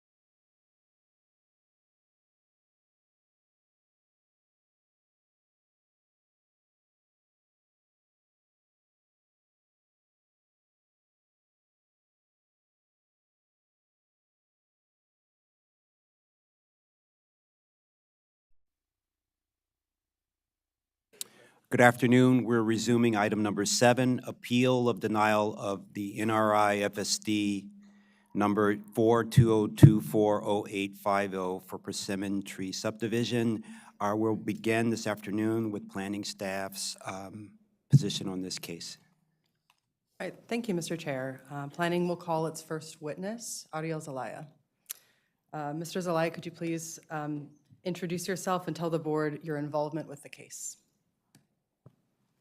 For the record, Ariel Zelaya, I am an environmental planner, and the involvement that I do have with this case, I got this application assigned to me, and my duty was to review, provide comments, and eventually approve the natural resource inventory.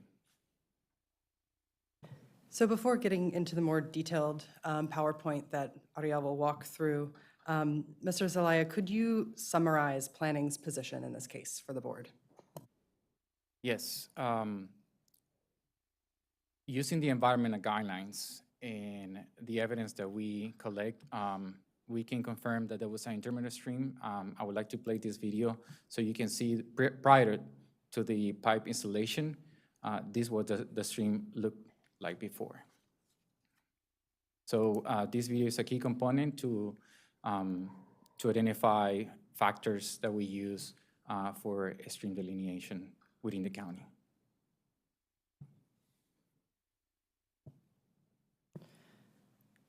All right, so zooming out a bit, what is an NRI and what's involved with staff's review? Yes, before I would like to talk about the location of the property. So you can see on the red triangle where the property is located. I would like to say that there's a continued channel from the property all the way to the Potomac River. What is natural resource inventory? It's a complete analysis of existing natural resources that must contain specific information covering the whole development site.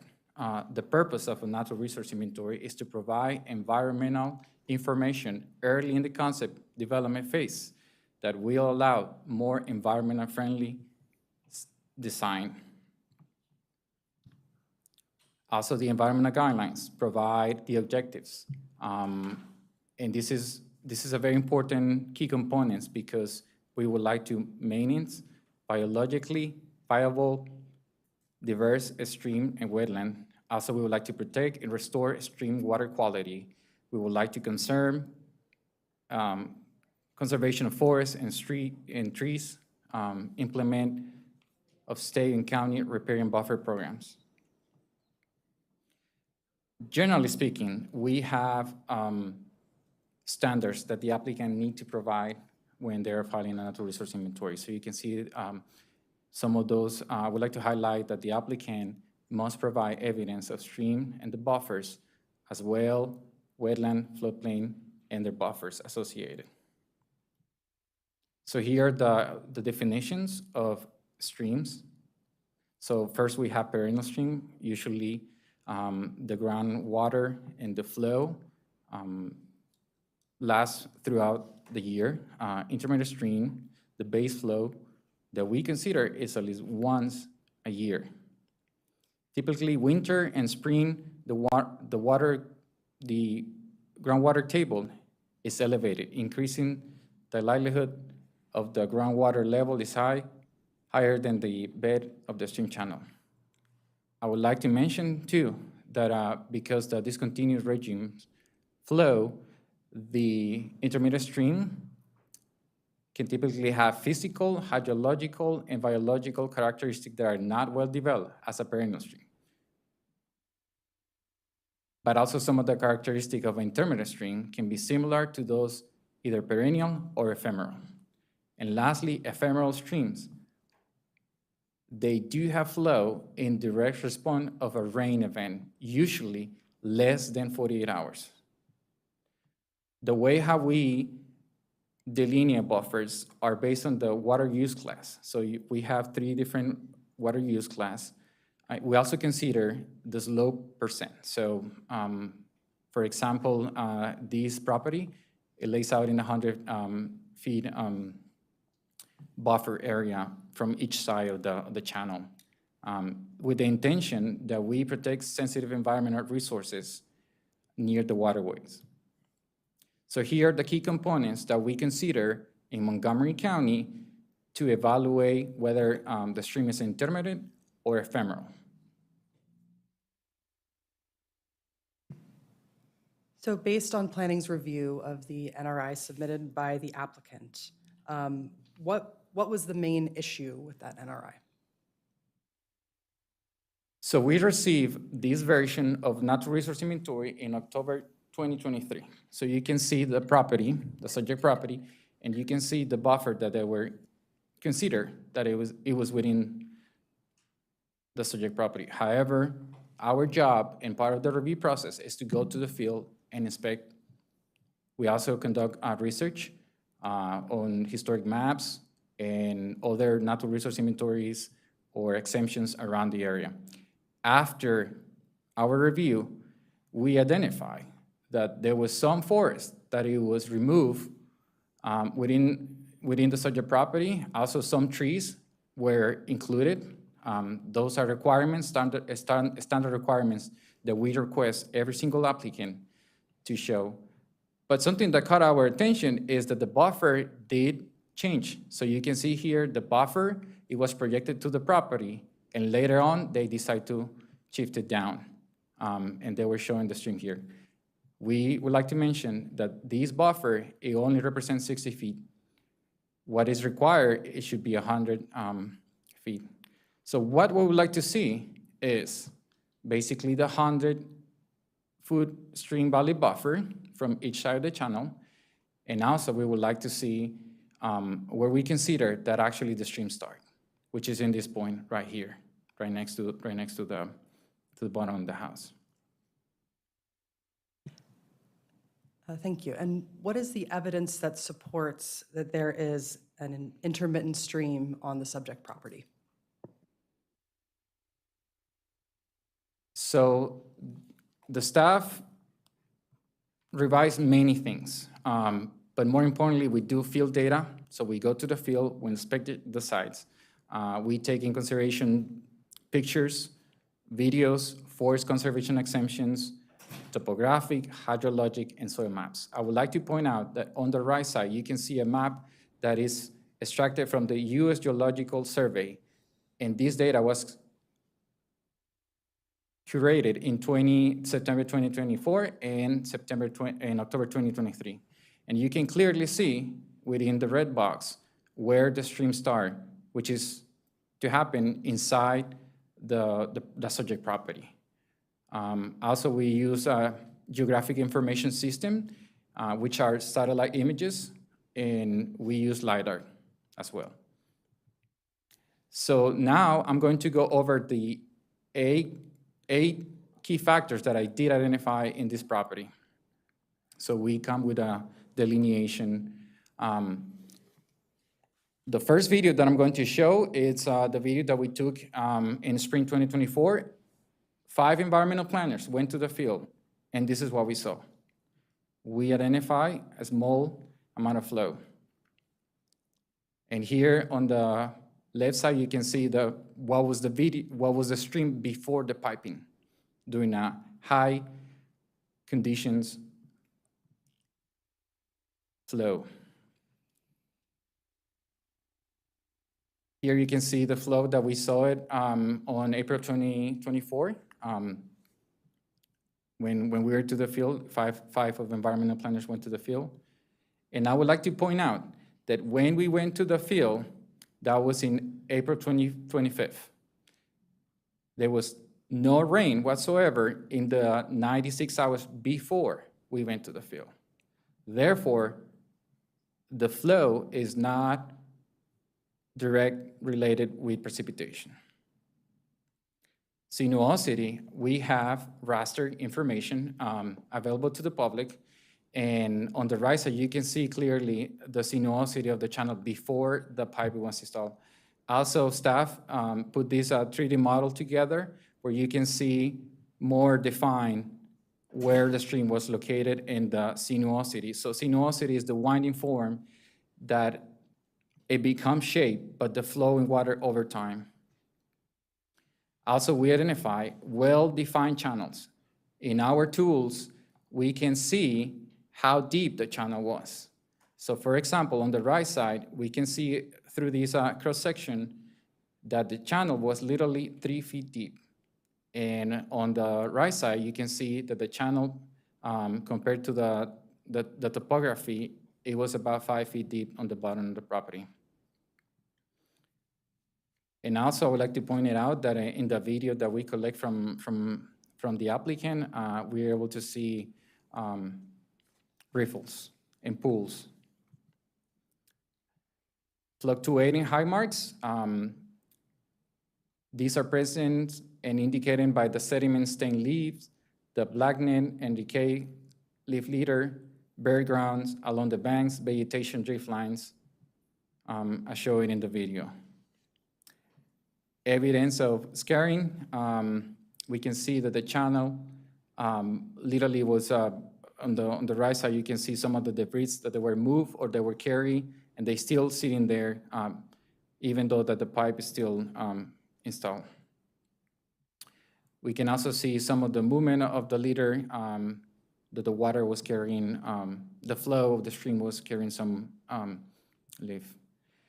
So I would like to point out that in the environmental guidelines, we do have potential wetlands as an indicator, as well hydrophytic vegetation. So hydrophytic vegetation means plants that they do like to be near waters. So American sycamores, they do like to have wet feet, or they like to live close to water bodies. So whenever you go through a big bridge through the county, you can see those trees in the winter because they're going to be like this, completely white.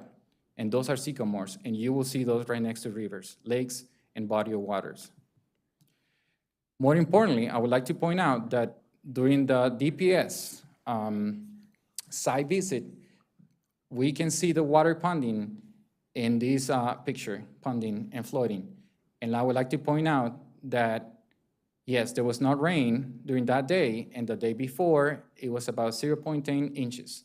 The day before that, it was 0.17 inches, adding to a total of 0.17 inches accumulation.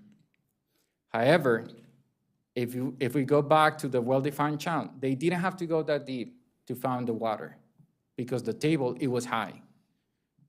And also, I would like to point out that we received this information from the National Weather Service, and there's no way that 0.5 inches of rain wouldn't evaporate or percolate within a few hours.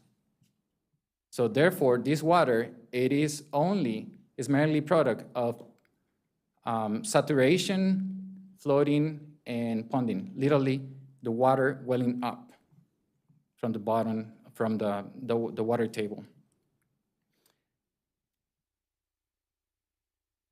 To make a summary about what I just mentioned to you, and using the environmental guidelines, we identify 8 components, including water table, it was high, and we found flow at least once a year, which are the 2 main components that we use to delineate intermittent stream.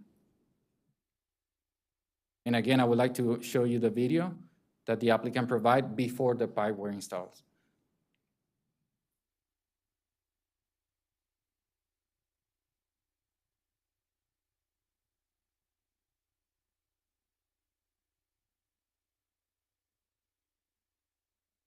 So one more question based on some questions that have come from the board in our discussion earlier.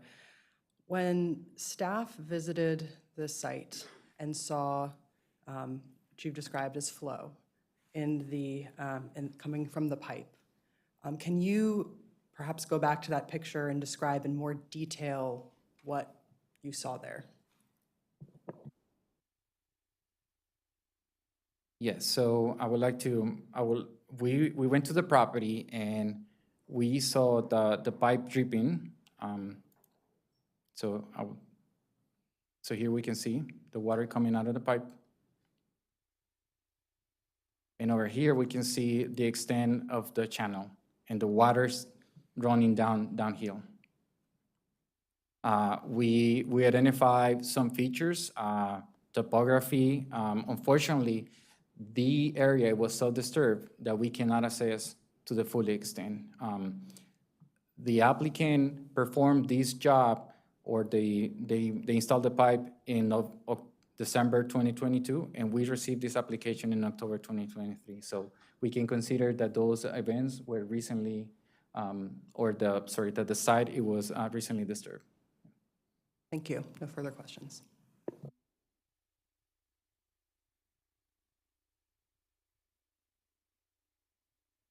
I'm not sure, just your last thing you said from December, can you say that again, your last two Yep. sentences? So why it's relevant that the pipe was installed is because the applicant installed the pipe in December 2022.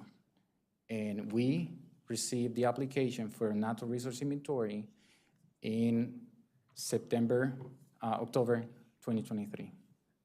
So I just want to make sure that we understand that there was not even 1 year after we received the natural resource inventory. Okay, thank you. Thank you very much. Are there any comments, questions from the board? I have a question, a couple of questions. Can I ask? Please go ahead. The video that you showed, the applicant had sent it to you. Was it due to storm? Do you have the date? And if it was right after a storm, because one of the issues that the applicant has said that he was receiving a lot of drainage after a storm. It looked like that this was one of the storm. Do you know that? Unfortunately, I don't know the date when the video was recorded. Okay, based on what the applicant say, the video was recorded in fall 2022. Okay, well, another question I have, that you went to the field on April 20th, 24, and you saw, although that it was not raining a few days before, but you saw some water. But applicant is saying that that was from their sump pump. And after that, a few days after that, they, removed the sump pump drainage to this pipe.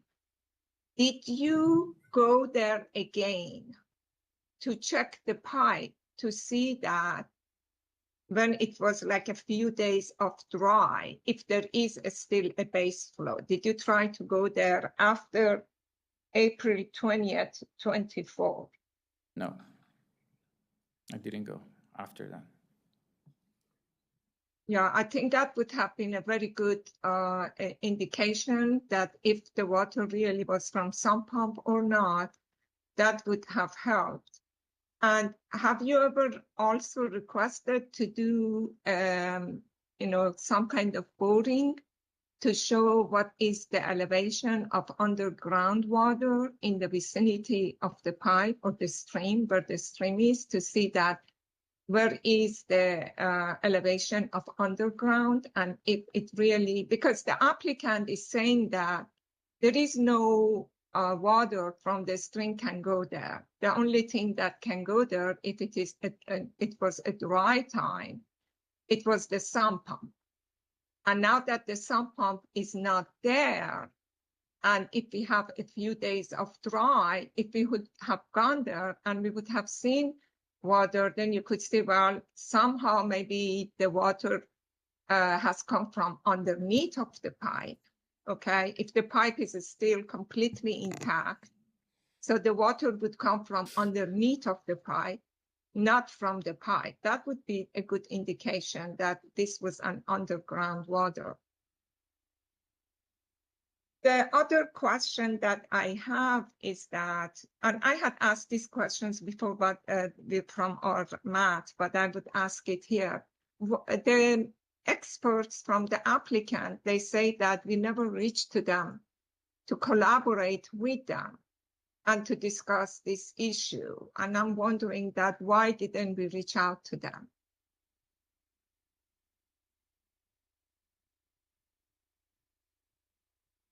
So Okay, The way how a natural resource inventory works, we have the application in our e-plan. So my communication is directly with the plan prepare. We got some emails crossed with the applicant, and we meet with the applicant in February 2022. That's included in the report. So we explained then what was wrong, and they provide some feedback. So we did reach out to them, and more importantly, we expedite a letter asking them to reconsider what was in the field, and so we have been in contact with them, but not who with is them? with the applicant. Who is them? With The applicant? yeah. But, okay, did we ever ask the applicant to schedule a meeting among all the party to discuss the finding? So the findings that they are presenting,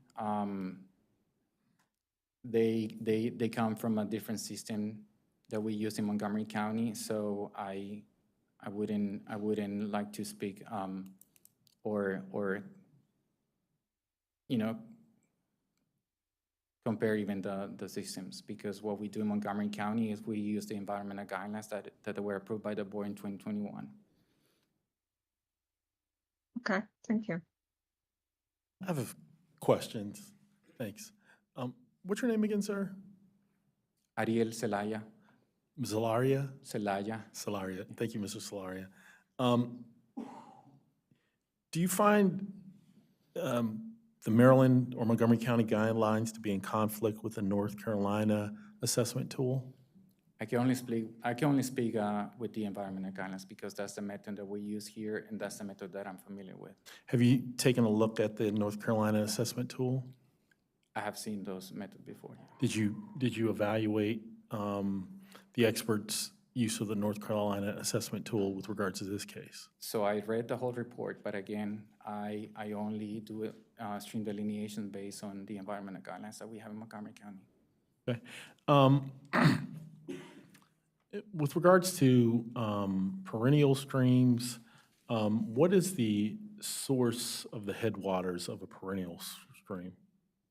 Underground water welling up from. What is the source of the headwaters for intermittent stream? So there are multiple sources of water coming into a channel or stream. But in this case, what we evaluate is underground water coming from the ground, basically, welling up. Yeah. And where was the headwater located for this alleged intermittent streams? So using this picture as a reference, you can see on the upper part that is dry, and we can see the water welling up. And this is where we estimate that the head of the stream start, or at least one of the seeps start. Yeah. Commissioner Pettaween pointed out that you visited the property and saw water flow from one of the installed black pipes. Did you do an assessment to determine what source of that water was from the black pipe? We saw the water coming, and again, to delineate stream, we use multiple factors. Two of those factors that we carry is water flow, we saw. And based on that picture that DPS provide, we saw water welling up, which is high water But table. did you make further investigation or examination as to what the source of that water was coming out of the pipe? No. Okay. So you don't know where that water came from? The only investigation that I did is that the water is not product of a rain event, because going back to the station, there was no rain for more than 96 hours before the site visit. Are you familiar with the drainage times of rainwater from the time the rainwater is deposited around adjacent or surrounding properties, and the length of time that water can run off into a sump pump or into a home sump pump, and whether or not that was rainwater coming out of a sump pump? Or did you conclude, just based upon what you observed at that time, that it wasn't sump pump water, but instead rainwater?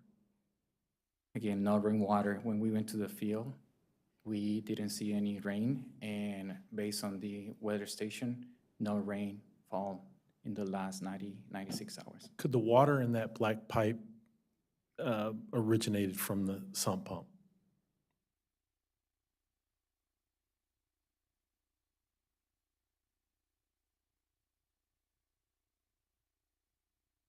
I'm not sure. So it could have possibly originated from the sump pump, correct?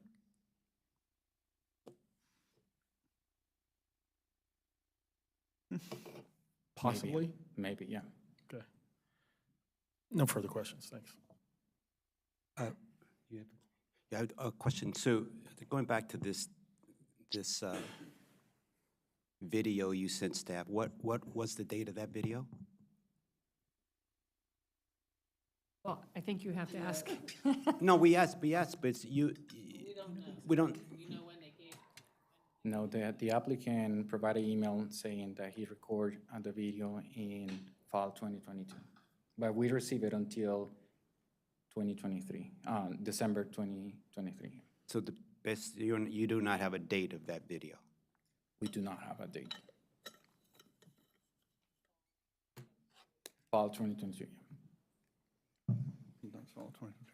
Can I, okay, go ahead. If, not to interrupt, if you've got more questions, I have some procedural, some questions on the procedure. So you have a situation in which DPS came out to do an inspection. The applicant was doing something that was under 50,000 square feet of disturbance and therefore did not require permitting or did not require forest conservation plan, if I'm getting this correct. The DPS inspector saw what they considered but possibly a violation and then told you guys to fix it. All right. I want to make sure that I'm clear on sort of the procedural stuff here. You filed, there was an exemption filed in 2022, December 2022, that showed an intermittent stream on the property. Is that right? Repeat the question again, please. So there was a forest conservation plan exemption filed by the applicant on December 2022 that showed an intermittent stream on the property. That was the slide that you showed. I think it was 13 or 14, something around there. I think so. That's not correct. What we show is the natural resource inventory that it was filed in 2023. Okay. Let me go back here, and we have the date for you to. Okay. So yeah, this is the natural resource inventory that we received in October 2023, and this is the last version that we received in January 2024. Okay, and that's the one you received in 2024. All right. I am concerned that this has moved, and it has moved in a very convenient way for the applicant. So I would like some explanation of why this has moved. And also, if I'm reading the report from the staff correctly, there was an application that was withdrawn at one point. Is that correct? An exemption request was withdrawn. An exemption request was withdrawn at one point. And the applicant is currently, there's a separate issue with construction going on the property in absence of a completed exemption that is separate from this particular instance? No. No. Because I have in the staff analysis, subsequent development activity on the property without approval of the forest conservation exemption is a subject of a separate pending enforcement proceeding and not before the board at this time. We're happy to get into that because I think that it's grossly mischaracterized what has happened. I also, to your point about, it is alleged in the staff report that there was an exemption request that showed an intermittent stream. It says showed and described. We don't know where that is. There's nothing to support that in the record. And this is the kind of stuff that's very frustrating and that we've been struggling with. Okay, because if I'm going to the next, pull up slide 14 again, if you could. 14. This is what staff is alleging where the stream is and what the buffer would contain. And the one previous to this on number 13 is where you had submitted a buffer given the stream. Okay. The applicant had submitted the one on slide 13. Let me go back to slide 13 again.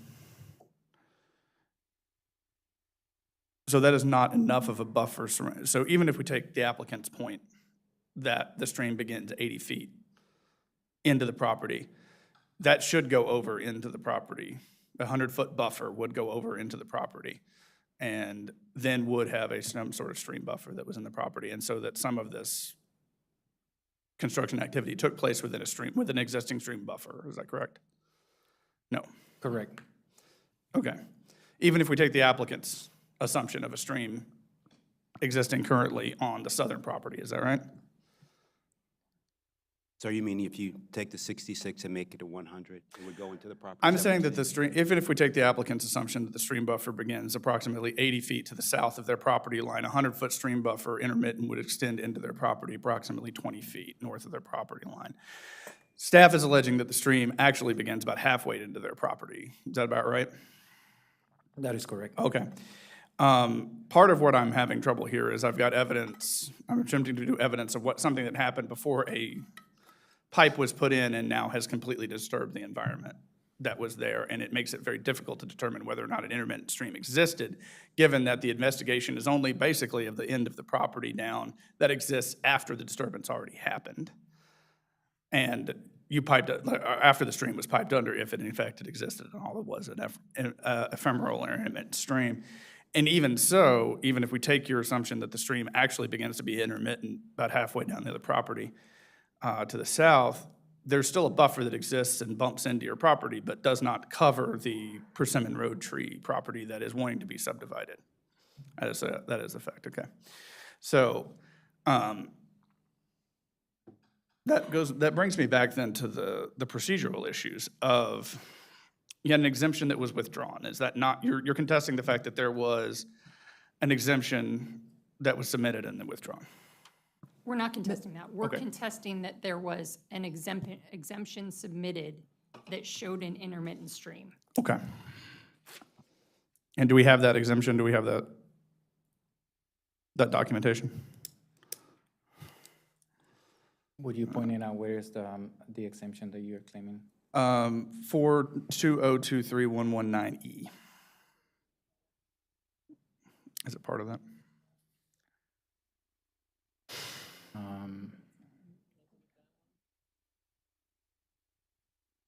So this, which one is the one that you're referring? I'm less concerned with this. So you've got there's a U.S. Geological Survey that shows a stream that bumps up over the property. Not all that concerned about that. I am concerned if there was a submission at some point from the applicant which showed an intermittent stream and the exception, and then that was withdrawn. If that's the case, that indicates that at some point there was an assumption that there was an intermittent stream, and that makes me concerned. But if we don't have that, it's hard to take any of that into account if we don't actually have the documentation for that. And then there does seem to be some concern with DPS that there was development activity done without the forest conservation exemption, which also makes me concerned, and that is not being contested. Is that correct? How you just characterized it, I contest. Okay, It DPS was is currently not- investigating whether development activity took place without a proper exemption. Is that an accurate description? No, Okay, no. And we're happy to go through it. In a nutshell, he, and I can be corrected, the DPS violation came out when he was, his contractor went over 5,000 square feet. And so they issued the violation, he corrected it with the SLDA. yes. Then knowing that he'd gone through this experience to be in violation and wanting to be above board, he thought he needed to put a patio, some other disturbance on the property. So he approached DPS about getting another SLDA for all of that. It gets complicated because they wanted to close the first SLDA before they opened the second. Again, we can go into this as much detail as you want. But as part of that, there was going to be, you had to have a forest conservation exemption. So he applied for the forest conservation exemption at that point in time. Then he found out that you couldn't open a new SLDA until you closed the other. And he decided, you know what, he was originally going to do grading. He's like, you know what, and DPS authorized this, that he was going to put a patio on grade instead. So he wasn't going to do the improvements he wanted to. He withdrew the SLDA permit, he withdrew the forest conservation exemption. Again, I know that it says in the staff report that the exemption said there was an intermittent stream. That is not factually correct, and I would really encourage you to push your staff on that because it's not supportable. If I don't have the documentation, the evidence, then that's the key. It's what I'm trying to find, because I am concerned it looks awfully convenient. All of this does, a little bit for the applicant. And I'm concerned that if there is evidence that there was an intermittent stream put on it and then it was withdrawn, but if I don't have that, I can't consider it. But I do need to see, I think, at some point, the withdrawn forest conservation exemption to confirm, or to confirm whether or not there was part of it in there. And if somebody can produce that, that would be helpful. I'm told it's somewhere in the voluminous record that we had it in one of our submissions, but I honestly, it will take me a little bit. It's not in the development, yeah, it's not online, that's my concern. Ms. Gerard, can you do me a favor, please? Just for the record, what is an SLDA? A Small land disturbance. Small land disturbance. Thank you. We can all take administrative notice of the fact that Vice Chair Pedoeem used to be the director of the Department of Permitting Services. So she knows what she's It's helpful talking to about. have. She's very helpful to have around. Thank you. Yeah, at this point, I think it comes down to, at this point, I would like to see that earlier forest conservation exemption that was withdrawn at this point, because I think a lot of this technically, I think, in great part in my mind, hinges on whether or not that was there and whether or not that was withdrawn because of that issue, which then would have indicated that there was not a developable piece of property to the east. Otherwise, that's all I got for right now. That's my concern. And then you start talking about the removing of forest before, I don't know, was that during the install of the pipe, removing of, you showed there's and again, this comes up, I don't know how it's relevant to whether or not this is an intermittent stream. That's one of the things that, again, we're frustrated on. We submitted, actually, in our most recent thing, an insurance letter that when he bought this house, the insurance company came out, they were concerned about some of the trees overhanging his property. He had a company come out and take a look at it. They cleared some of the trees. It was not designated as a forest. It's not correct to say that they went out and cleared forest. Great. So let's keep moving on. Yes.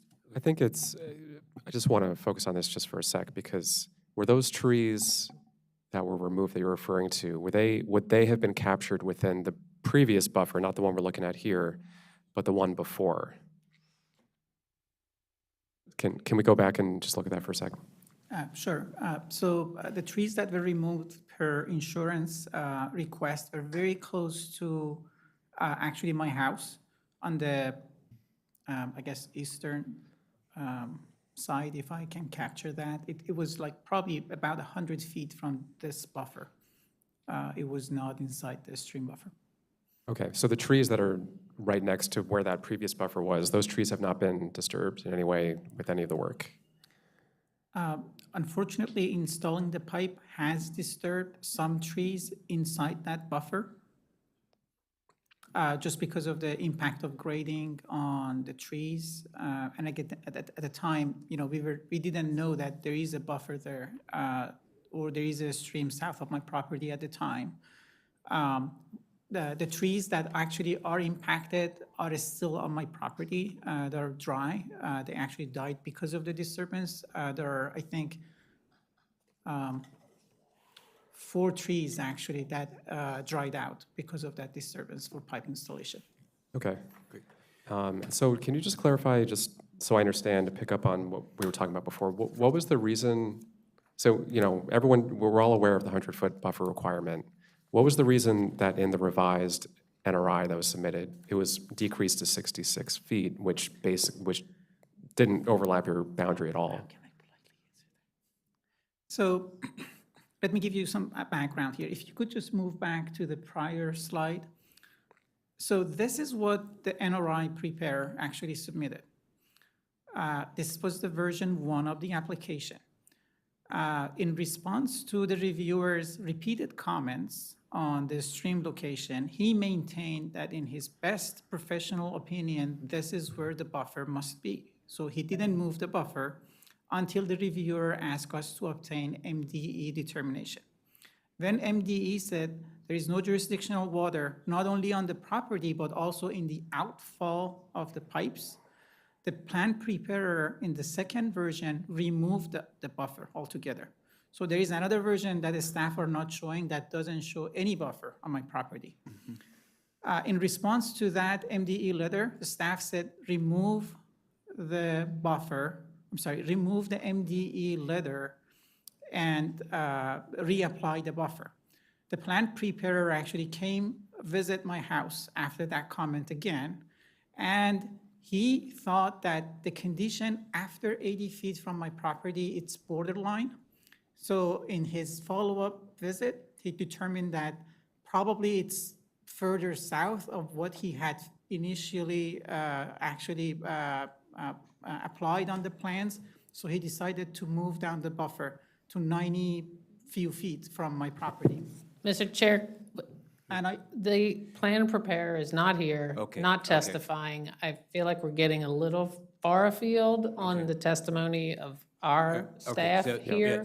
I guess I just wanted to, just the final, maybe to tie it back in just a little bit. There was no disputing during these various preparations that there was an intermittent stream somewhere south of your property, correct? That position Yes. seemed to move Yes, all further consulted. south as the plans were prepared, but there's no one's contesting that. All And consul- as we heard earlier, it was I think it was based on your assessment, maybe it was sort of borderline at that point, a little bit further south based on the North Carolina methodology. So, okay, just wanted to Just one clarify. very quick Can we just go point. back, because we are, let's go to finish with the staff's review here, okay? I did have a couple questions just for staff. Just a few things I wanted some clarification on. So you mentioned you identified 8 of the 12 components that are typically seen with intermittent streams. Is that right? 8. 8 of, okay. And there's 12 total. You identified 8 that you saw, that your team saw. Are there typical thresholds that you apply when you try to make these determinations? Like, is it more than half of the 12? Is it 2/3? Does it vary based on kind of, are some weighted more heavily than others? We identified the characteristic in the field, and more importantly, the two components that we use for intermittent stream is groundwater table being high and water flow, at least once a year, and that's it. Okay, so you think, so in your mind, those are the most relevant, the most important to this question? Okay. And I wanted to also just ask more about wetland and sorry, I'm gonna butcher this word, hydrophytic vegetation. Can you talk a little bit more about that? You mentioned that the tree that you saw, which you said was typically seen in areas that are more wet, lakes, ponds, streams like that. Were there any other signs you saw, any other evidence aside from that tree? Unfortunately, the site was so disturbed that, and forest was clear that we cannot go back and identify any other plant that like to be in a wet field area. Okay, okay. And in terms of coming back to the USGS hydrography data set from 2023, is that a data set that you typically use to, in situations where there's some question about category or the presence at all?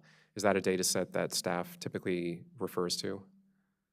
We use that information as a consideration. We go back and apply the environmental guidelines, yeah. Okay. So LiDAR and all these information, satellite images, we use to back up our information, yeah. Okay. And speaking of LiDAR, I think it is really helpful to see that imagery, obviously. Also helpful to sort of, the understanding of what sinuosity is, how it's calculated. So the calculation is what it is, yeah, I think, unless you can maybe kind of around the margins, you can change it here and there, but it sounded like it was basically 1.05, which seems, based on the testimony, seems on the low end.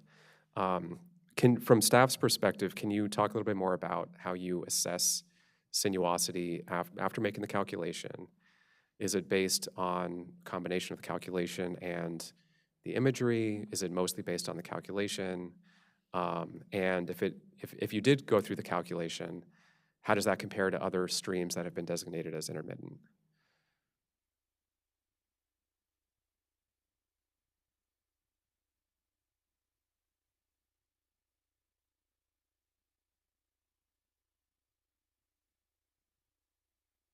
Could you repeat the question again, please? Sure. So the calculation of the sinuosity seemed like it was within some amount of kind of variance, 1.05. Maybe it's a little higher, maybe it's a little lower. But I'm just wondering, did staff, as part of the assessment of sinuosity, did staff do that calculation to get kind of the number? And if so, how does that compare to other streams that have been designated intermittent in the county? So we go to the field, we can see if the channel shows some sinuosity. We don't do scoring in Montgomery County, so that's, I wanted to mention that. So according to our environmental guidelines, it's more of a subjective assessment of sinuosity? That's correct. So based on the field and based on the imagery with LiDAR? Okay. Okay. Yeah, I think that's I have a follow-up question based on Mr. Linden's questioning. Are you familiar with the change in status of a stream that the experts identified in their testimony, where a stream was categorized as intermittent and later recategorized to ephemeral? Are you familiar with that?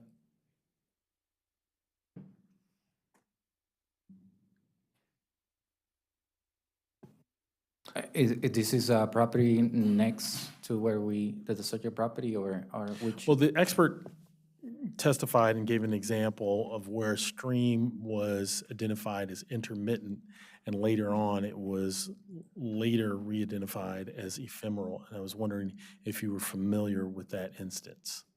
I am not familiar with the file that they're talking about. So then next question is, did you have an opportunity to read the expert's report? And if you read it, are there things in the expert's report that you would wish to refute today? Can you repeat the second part of that question? I said, did you read the expert's report? And are there any things in the expert's report with specificity that you would refute today? I did read the report. The information that they provided, it's a good information. However, we only use our system in Montgomery County. Thank you. Just a couple things, and we'll move on to the next. So, you said that one of the higher rated criteria is this groundwater table. Typically, how is groundwater table measured? Like I've seen at times someone puts a pipe in and then they measure the water fluctuation over time to see where is the real water table. And what I understand in this, how the stream flow, if its water table is sort of as above the the ground, then it's definitely water flowing. If it's below the ground, but if it comes above, it's just maybe one or twice a year, then it's maybe intermittent. And if it's always below the ground level and other than a rainfall, then it's maybe it's ephemeral. So how did you measure water table, and if where the water table was, and is that how we typically, you just dig a hole and see where the water comes in, and is there a certain procedure if it comes in within an hour, that's where the water level, or you monitor it? How did you measure the water level for you to say that the water level was in the level of, above or the ground level or something? So we bore cores in the soil, and then we see when the water is coming up, basically. Okay, so that's when you see the water table being up. And so sometimes you have to go very deep. In some areas, you have to go 20 feet deep to find out. Okay, so you did several of those along the alignment of the creek, of the whatever, what you thought was a stream? Unfortunately, the site has been so disturbed that we can now go back and do these analyses. Okay, so I thought you did, as part of your review, you did these holes, or am I misunderstanding? Yeah. We did soil borings in the property adjacent to the subject property. The only evidence that we have of the groundwater table is this picture that we show you here. They didn't go that deep because, again, the channel, it was 3 feet deep, and the accumulation that we collect from the National Weather Service, it was about 0.5, which otherwise it will evaporate or percolate within a few hours. So the only reason why that water is standing is because the water is coming out of the ground. Right, and sometimes, and maybe it's not the way that sometimes you would drill holes even on the side, whatever, and just monitor the depth of water in the hole over time, but I guess that's not the process here, correct? So you can know over time where the water, this is just saying water, surface water, when you went to the site, correct? Is that what it was saying? Okay, and then one last, so the applicant is stating that the planning staff at some point had accepted the North Carolina method for determination of ephemeral, but do you recall that? And then, but that's not the standard practice, but it has been done in the past. Mr. Chair, I think our next witness is going to speak. Okay, to okay, that great, point, if thank you. that's all right. Okay, thank you. Your next witness. We have crossed, right? Okay. Mr. Zelaya, we have a copy of your resume. I see that you've been with the commission since August of last year. Prior to your current role at the commission, did you have any experience in stream classifications? I did not. And in the past year, approximately how many stream classifications have you done? About 4. About 4? Yep. Okay. And you note that the video that was submitted by the applicant seems to be a major component of your case. Is that fair to say? No. And yet you've shown it and repeated, and in your staff report, use a number of images from it, do you not? We identified the environmental guidelines we use the environmental guidelines to delineate streams, and the video is one piece of the evidence. And yet you don't know when the video was taken, Fall 2022, but you don't know the specific day. correct. You don't know whether it rained. It clearly was raining in the video. You don't know how much it rained leading up to that video. Correct. Did you do any evaluation of the area that would be draining into that channel during a heavy rainfall? No. No, I didn't. Would you say that it's best practices to rely so heavily on a video in your analysis that you did not take, you don't know the conditions of? No. You also note that the USGS maps have a blue line that you depend on for a stream. Did you look at what other NRIs have been approved that had a similar stream shown on their property that classified streams as intermittent versus ephemeral? Every natural resource inventory is different, so in this case, I was looking only at this property, not other. Would you agree that in some cases, the blue line perhaps does not indicate an intermittent stream, but instead indicates ephemeral? We conduct field investigations and we collect data to come with that conclusion. Okay, and on that, so can we show, okay, let's start with your on-site investigations. How many times did you visit the site? I would say 4 times. And we've seen the picture from April 24th. What other images did you take on the site? And did you date them? What other evidence do we have of your visits? Yeah, some of the some of the pictures were included in previous, including the presentation in the meeting that we had with the applicant in February 2023, February 2024. And you noted that you had that meeting. You indicated that you did not engage with the experts after that February meeting because they use different systems?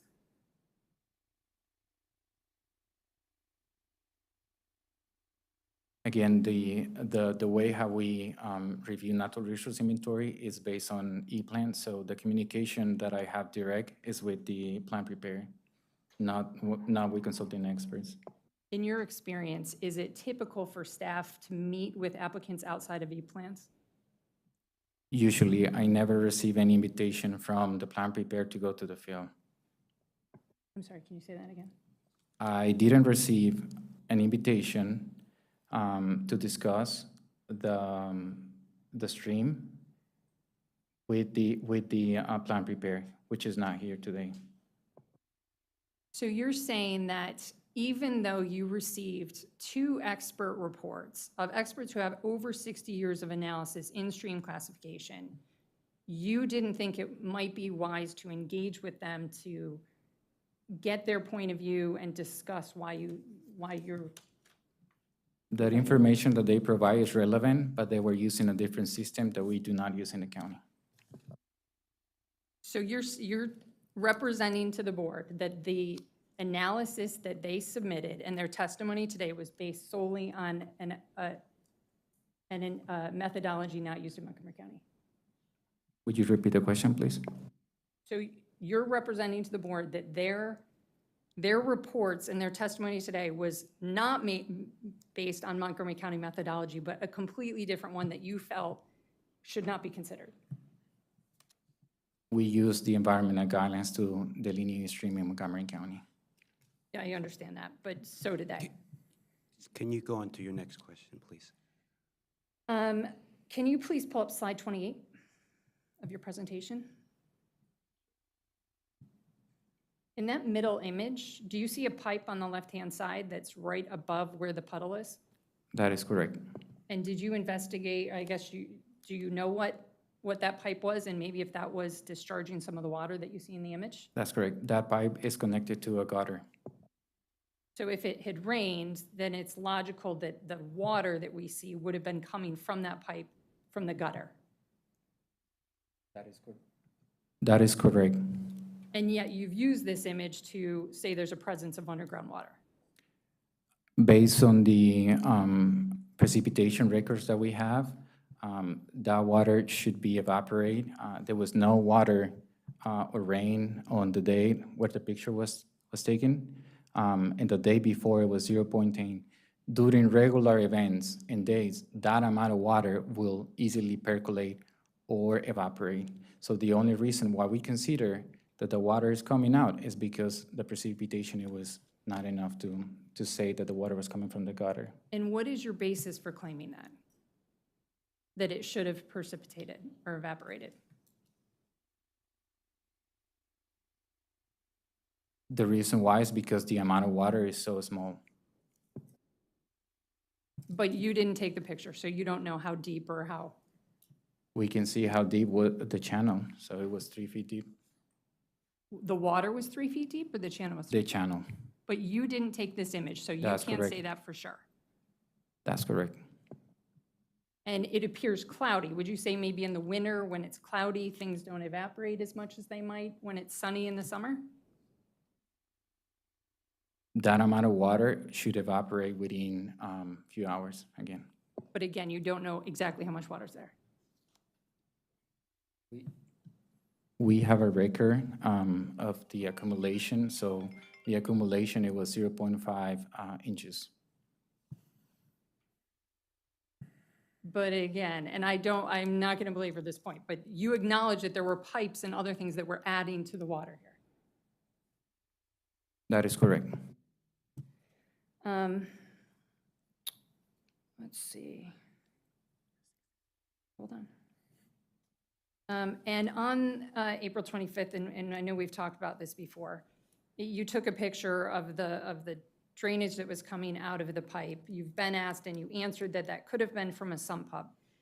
Did you investigate the head wall of the pipe on Newhall Road to see if that was dry or wet?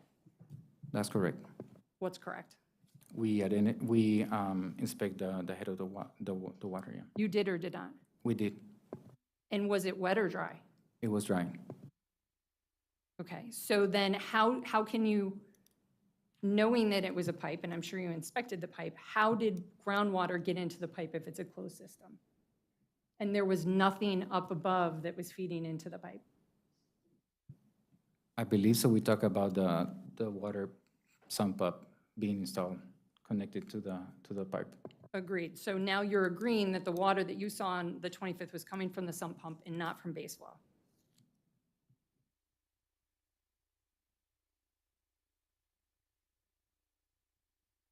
Repeat the question, please.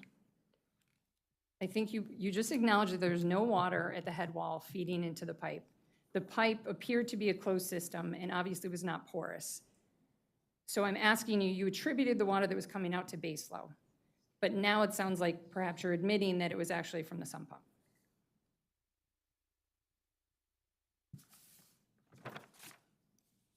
The water was coming out of the pipe, and we identified that there was no rain precipitation in the last 96 hours. On the sinuosity question that you were asked earlier, you said you didn't quantify it. Is this just something, your objective or subjective opinion that you considered it to be sinuous? I do consider it a sinuosity channel, yeah. In your personal opinion, based on the 4 NRIs that you've done? Correct. Let me go back. I have done more than 4 natural resource inventory. Maybe you referred to But 4 stream stream delineations. classifications, Yeah, correct? yeah, that's correct. And can you? Excuse me, you're being a bit combative with, let him answer the questions, move on to the next thing, but I think it's, apologize. for this setting, apologize. it does not need to be this way, okay? Okay, I apologize. Please understand it's just born out of frustration that we were even at this point. In the staff report, there's assertions made that have been raised that there was an exemption that was withdrawn that showed an intermittent stream. Can you validate that claim?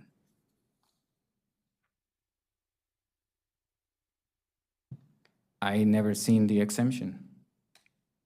Well, then how did the staff report assert that the exemption showed an intermittent stream? So maybe what we're referring is that we have 2 other documents for 2011-034, and that exemption delineate that stream as intermittent stream. Maybe that's the confusion. So the way the staff report was drafted, that implied that the applicant had submitted an exemption that showed an intermittent stream, then withdrew it, which leads people to the conclusion that there was something nefarious is going on, is not correct. There was not an exemption that showed one.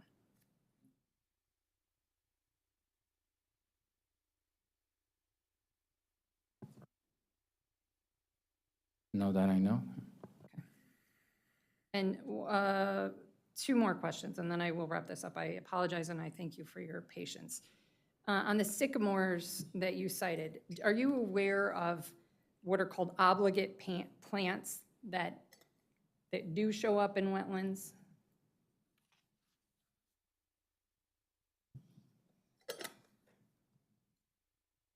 I am aware, but I would like to point out that based on the environmental guidelines, we consider hydrophytic vegetation for delineations, not only obligate vegetation. So not obligated. So it doesn't necessarily indicate that there was a stream there. Again, the environmental guidelines cite hydrophytic vegetation, which means they like the water. They're not obligated.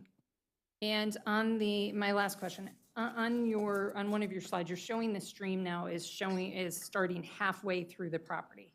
What is that determination based on?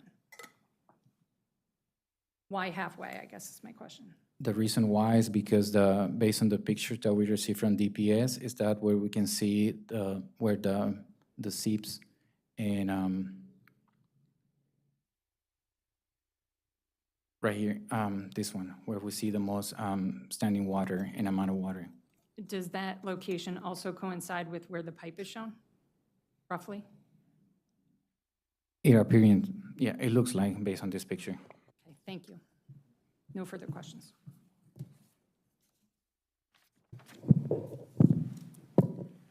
All right, thank you. We'd like to call our next witness, Amy Lindsay. So could you please introduce yourself for the record and let the board know your involvement with this case? Sure. For the record, Amy Lindsay. I'm a planner with Mid-County Planning, and I have about 20 years' experience working here for Montgomery County Planning, reviewing environmental plans as well as plans of other types. I'm sitting here for 3 reasons. So the first reason is that I do have a lot of institutional knowledge of not only the county, but our guidelines and how we apply them. The second reason is that I was on the property on that field visit that Ariel has referenced. So I did see the conditions with my own eyes. And the third reason is that we don't want to give you the impression that planners work on their own. We actually work very collaboratively. So we have a whole series of meetings that we do on nearly a weekly basis where planners bring plans forward and we talk through them. We have trainings we run, so planners are not operating in a vacuum. So based on your experience reviewing NRIs, is there anything different or unusual about this case? Sure. This was a particularly difficult case because of the disturbance. Now, I've done a lot of work on properties that have been disturbed. Working in Mid-County, almost everything has some degree. We don't have any greenfields, really. Everything has been used or modified at some point in time. This was unusual because it had been so recently modified. So the, we looked at not only the installation of the pipe, but there were changes in vegetation that happened that you could see over aerial photographs, that you could see that there had been a lot of changes that happened on the property recently. So that makes it particularly difficult when we go out in the field. And that really is the key, is when we go out in the field. You've heard a lot of evidence, and we do take all of that into account, but what it really comes down to is what we see on the day we go into the field. Now, I stress that, the day we go into the field, because we have no control on when these plans are submitted to us.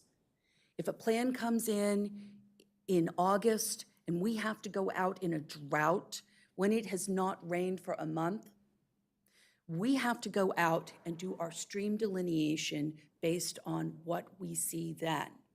We do try and make certain that it has not rained in the 48 hours prior. That is a very standard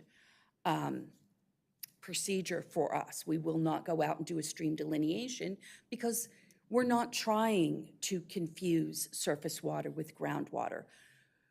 A lot of times in the environment that's very close between the natural and the man-made, you have both situations happening. You have both surface water flowing in, you've got stormwater management outfalling, you've got storm drains outfalling into natural features. So we do our best to try and separate these things out. And on the day we went out in the field, there was water where there should not have been water if this was all just an ephemeral channel. So I am talking about the area below the pipe because I can't speak to what happened on the subject property because it had been disturbed, right? The pipe was already in the ground. There was no way to actually assess Though, you know, I take what is, when we were there, we had no idea that the sump pump was connected into that pipe. We had no idea that the pipe was closed. We did go look at the top and saw how dry it was, so you can understand that when we went and saw a little bit of water coming out of that, that would be cause for question. So, but what I can speak directly to is the condition of the channel, and it's a broken channel. Not going to try and say that this is some perfect channel of sinuosity. This is not the poster child of streams. This is an area that has been, it's been disturbed. But we saw water. We did take a soil borer with us and did take soil borings and looked and saw that, you know, there was water coming up into it. And so that was you know, very conclusive evidence, because we have streams all over Montgomery County that have no sinuosity to them whatsoever. They are straight lines. They are groundwater involvement, and in Montgomery County, since the 80s, that is what we have taken jurisdiction over and buffered. Whether it be a stream, a seep, a spring, or a wetland, groundwater involvement is really what we're looking at. What? Oh, yeah, please, I'm sorry. My mic died. Thank you. So, Ms. Lindsay, could you speak to the letter from MDE and whether that was, you know, why that wasn't persuasive? Absolutely. So a lot of times when we say streams, everyone has an image in their head of what a stream is, and we think we all know and all agree on what a stream is. But when we say stream, that's really short for stream as defined by Montgomery County, Maryland. The federal government has Waters of the U.S., and they use a classification to decide what they take jurisdiction over. Sometimes they take jurisdiction over things that we would not take jurisdiction over. If you have a large enough ditch, sometimes that will be shown as Waters of the U.S. The state of Maryland does take jurisdiction over streams, the waters of the state, and they have their guidance and what they will take jurisdiction over and what buffers they will apply. Their buffers are very different than our buffers. The state of Maryland generally has a 50-foot buffer. Montgomery County made the decision in the 80s to protect groundwater in a particular way. State of North Carolina has a very well-respected set of guidelines. Training classes, people with certification, all for what the state of North Carolina takes jurisdiction over.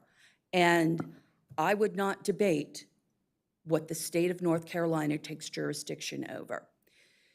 The problem is that that's not the system that we use. And while the state of North Carolina has a very, very clear way of weighting all of these factors and tallying them up, they're all subjective factors that are then a quantitative system applied to a series of subjective factors. Not trying to debate those at all. For us, the real key comes down to is there groundwater involvement? And so that's something that I can speak to, is that on that day, when I went into the field, we did see groundwater involvement.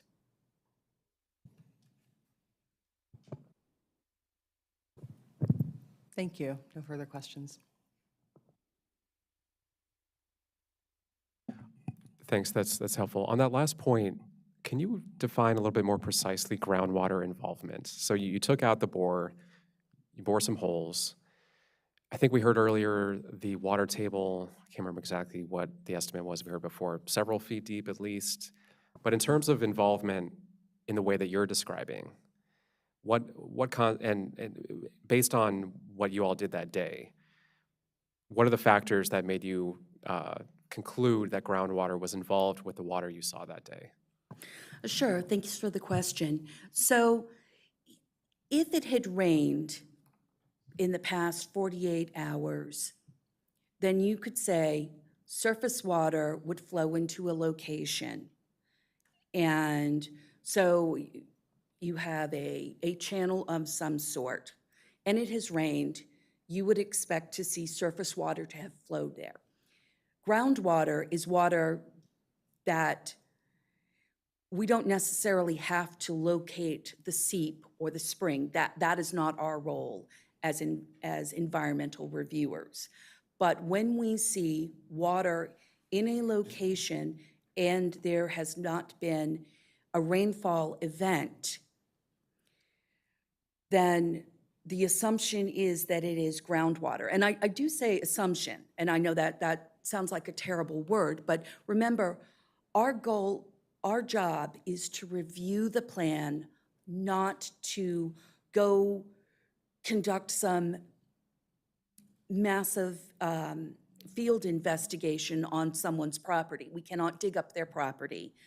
If we see evidence that is inconsistent with the plan submitted to us, that is when we say that there's an issue with the plan and that that needs to be resolved. So generally speaking, you dig several, you use a soil borer and you go into the soil, and if you see water, right, you remove the soil borer and you see water coming into it, that tells us it is groundwater because it would not be surface water at that point.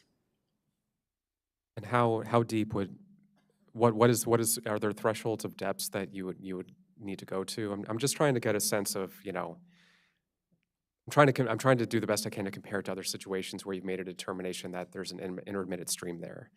And so is there a certain depth where you can make that conclusion that, yeah, water can reasonably come up from this depth, given the conditions you see?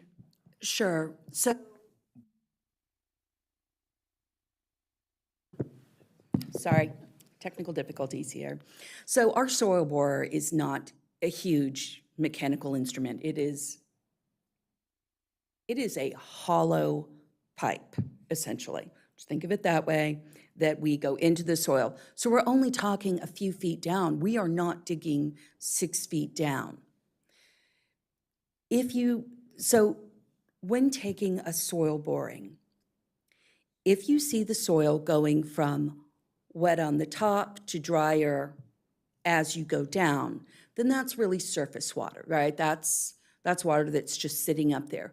But when you start going down, taking a soil sample, and you see the soil getting wetter the further down you go, that's when you know that you've got some groundwater involvement. And we had water on the surface sitting there. I mean, it may not be in a well-defined channel, but it is there.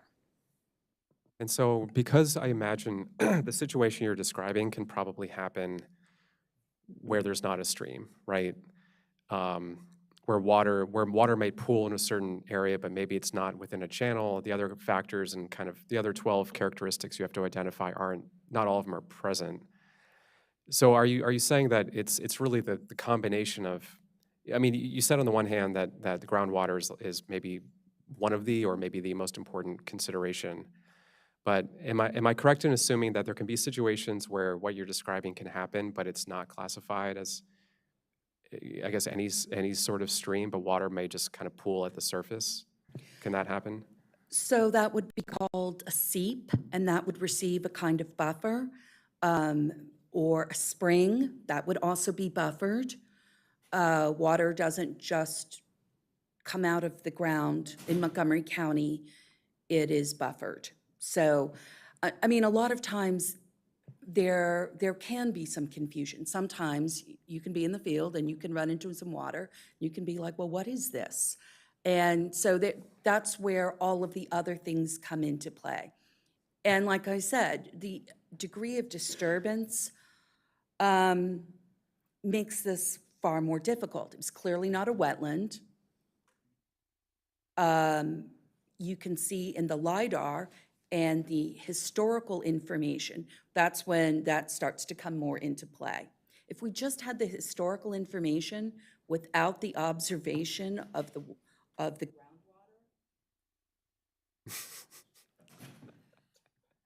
nature's way of telling you you've talked too much.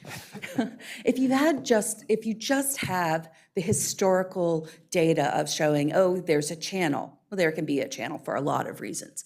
But when you have the channel and you have the groundwater, that's when you go to intermittent stream. Just one last question on the groundwater. So Can I just ask one question from Amy? Amy, my understanding is that the most critical factor for intermittent stream is the underground water. Is that correct? That is correct. It is the presence and involvement of groundwater. So you were in April. It was the time, March, April is the time that is the high water elevation. From what I know, because I had done that before, you had to make drill in the hole, in the ground, and wait 24 hours. Come back the next day to see that if there is a water ground elevation and what is the elevation. And it's not very difficult. I do not know why this was not done. That would have just ended it. So I understand what you're talking about, and that's generally done for like septic testing. That's why septic testing is done in the spring. The fact is, we've been in a drought, and the month of April was pretty dry. So there hadn't been any rain. There had been very little rain that month. In fact, it was not a wet spring. So I hear what you're saying. That is not consistent with our practices because we are not generally authorized to engage in land disturbing activities on an applicant's property. So I understand what you're saying. No, I don't mean you do that. You could have asked them to do it. That is fine. But what has puzzled me that we didn't go look at the site another day. Especially after that they have closed the sump pump. We didn't do that to see if all our observations was based on one day that water was present. And the applicant said that this was the sump pump and I have closed it off. And we didn't go after that to check to see if there is still water or not. That is for me that I just don't understand. It was simple ways to do it. And at the same time, I understand that we are really saying that we just use the Montgomery County environmental guideline. Our guideline, as we discussed, and Chair Harris also discussed it, is qualitative and not quantitative. So a lot of times, I had done that before myself. You use other states that as a complement to what we have. So it includes, like North Carolina, as the expert said, it is inclusive of the information, guidelines that included in Montgomery County environmental guidelines and more to provide. So that is additional information that could help us to, justify our funding. And after we even saw that, we didn't try to make another investigation to go to the field and maybe meeting with the expert and discuss it. Yep, so thank you for your comments. Just last one thing, and we'll move on. I don't want to, just so I understand, we did some soil borings or on that day, but it was, did we do it right adjacent to the water, where, like you did it from the middle of that water area, you did it on the side, and then as you did it, and just tell me about what you did, just on the soil boring. Where did you do it on that day, or did you do it on that day? Just explain one more time, okay? Sure. So the only place we could really look at the soil was on the triangular property to the south. I see. Because there isn't really a way to investigate what was done previously. Right. So it was checking in several locations to see how saturated the soil was. You know, if we had gone in and found that that the soil was completely dry, that would have been different. But instead, what we found is that it was wet. And the fact that there was a sump pump connected to the pipe does not actually explain the water on the triangular property. Okay, so downstream of the pipe, there was some water flowing. On the sides of this thing, you did some borings in the Right. and water came up in the borings. And we looked outside the channel. I mean, you don't just look, you don't dig in a puddle. You, Right. you look Right, outside of it. So you moved, this is good information. You moved 1 or 2 feet outside the channel, and you did a hole, and then the water was coming up. Yes, that is correct. And then that was in the area where the applicant said that it probably within 80 feet. Would you say? I think they said 80 feet. You thought it was also ephemeral. Is that what it? Or within 80 feet, you thought it was ephemeral, and after the 80 feet, intermittent. Did I get it mixed up? Which was it? I'm sorry. We testified it was ephemeral for 80 feet below the pipe, approximately. Okay. I testified it was intermittent after that point. Okay, great. Okay, please. Just to follow up on that, so did you know when you were out there on the 25th that the sump pump was connected to the pipe? No, I did not. And like you just said, would that have made a difference because you saw water underneath the pipe as well? Is that right? It honestly wouldn't have made much difference to my assessment. Can we go to the slide that shows the pipe? And is it possible to zoom in? Yeah, right, no, back there. There we go. If you look at that pipe, it's got a trickle of flow coming out. But if you look at what's in the pipe, that's a trickle. And if you look sort of at the lower end of the pipe, under the pipe, you see how the puddle there is bigger? And if you look slightly to the right of the pipe, I don't know if you can shift, or is that not possible? You can sort of see some evidence of, I would call it erosion, like the soil isn't that well in there. So we didn't know that the sump pump was attached to that. You know, all I can tell you is we have the photos from DPS, on which, once again, I don't know the date, I don't know the depth.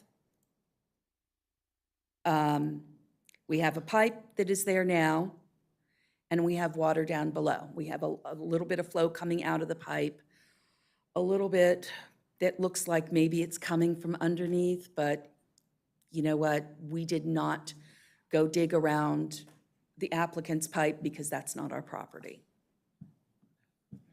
I'm just curious then,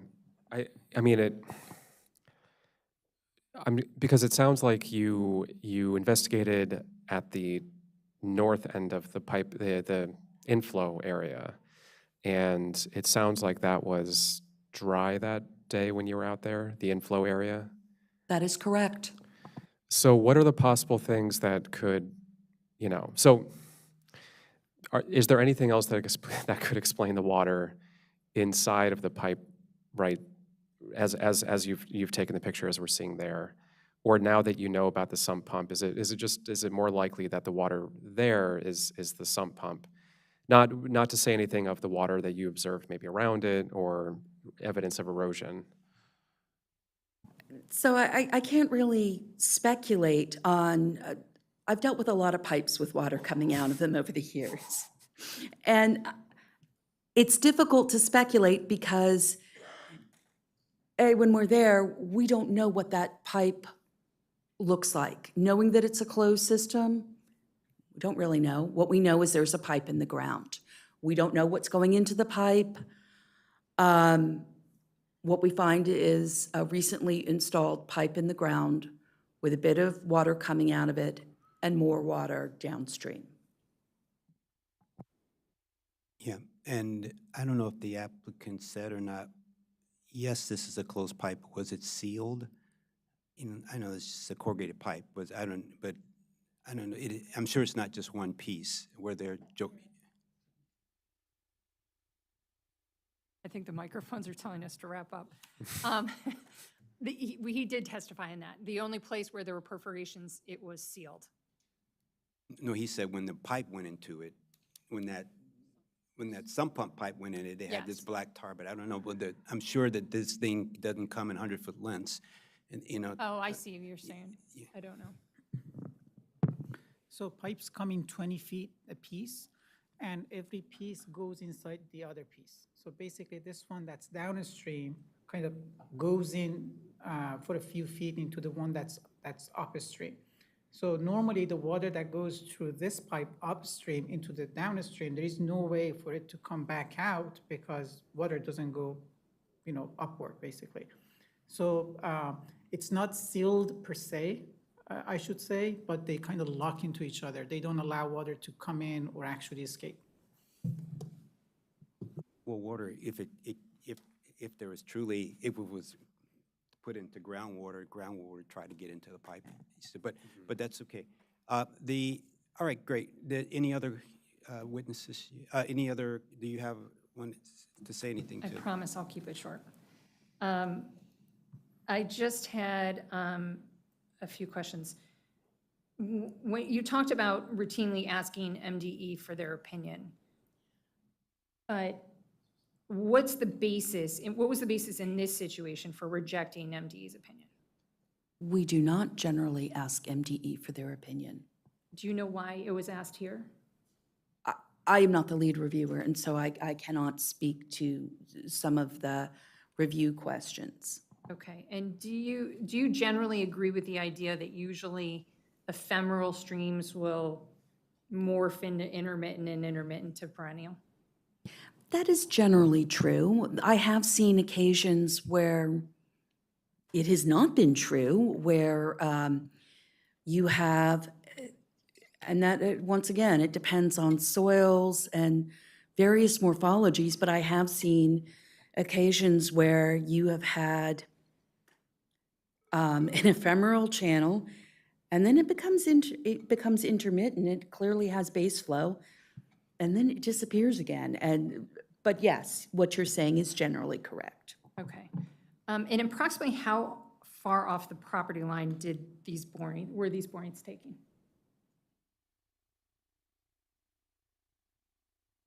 That I am not sure of. Yeah, okay. I mean, good. all that we had was this, but it doesn't have any dimensions or anything like that. So the closer to the ship, yeah. But you don't know the distance? I do not know the distance, no. I did not have a tape to measure distance. Because, to be truthful, a lot of times when we're out there, we don't know exactly where the property line is. And in a case like this, or frankly, most cases where there's going to be a stream valley buffer, it's going to have a significant impact on a property. Would you say that's fair? Yes, I will just point out that at the time of a natural resource inventory, That's not what we're looking at all. We're just trying to establish these things. We're not trying to game out how it's going to impact the property. But would you agree that because of the substantial impacts of the property, I know you mentioned you just go out and it's what you see that day that's in that. You know, is it not a best practice to have back and forth with the applicant, their experts, given the impact on the property? That is generally correct. I think part of the issue is that the person that is responsible for the plan is the plan preparer who signed it. And our interactions are generally with that person. No more questions. Quick, but did that person meet with staff? Staff did have a meeting with the applicant at the time, which was a previous attorney, previous engineers, and whatnot? I was not involved. My involvement is But Ariel, can we have Ariel at least answer that question? Because I think there's a thought that they never met. Yeah, that's correct. We have a meeting in February 2024. And then this is related to that. Was there, there was, the applicant had sort of implying that the planning staff should have gotten with the applicant, but how many times did the applicant reach out to planning staff to discuss this project?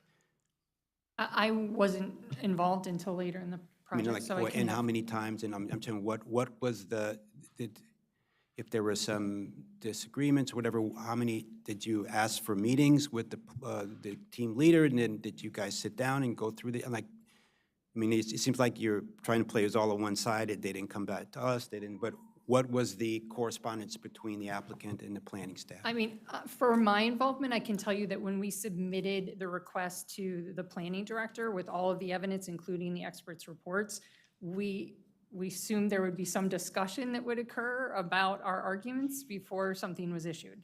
And there wasn't. I can't say I specifically requested a meeting. I honestly just thought it would happen, but before that. And after we actually submitted, after February 8th meeting that staff are referring to, I hired folks. And when we submitted those findings to staff, we did request for a meeting. It was not addressed. And I believe if we go back to my counsel's cover letter to the director, there was an invitation for meeting with consultants to answer any questions the staff may have. That wasn't taken up either. Okay, next, do you have another witness or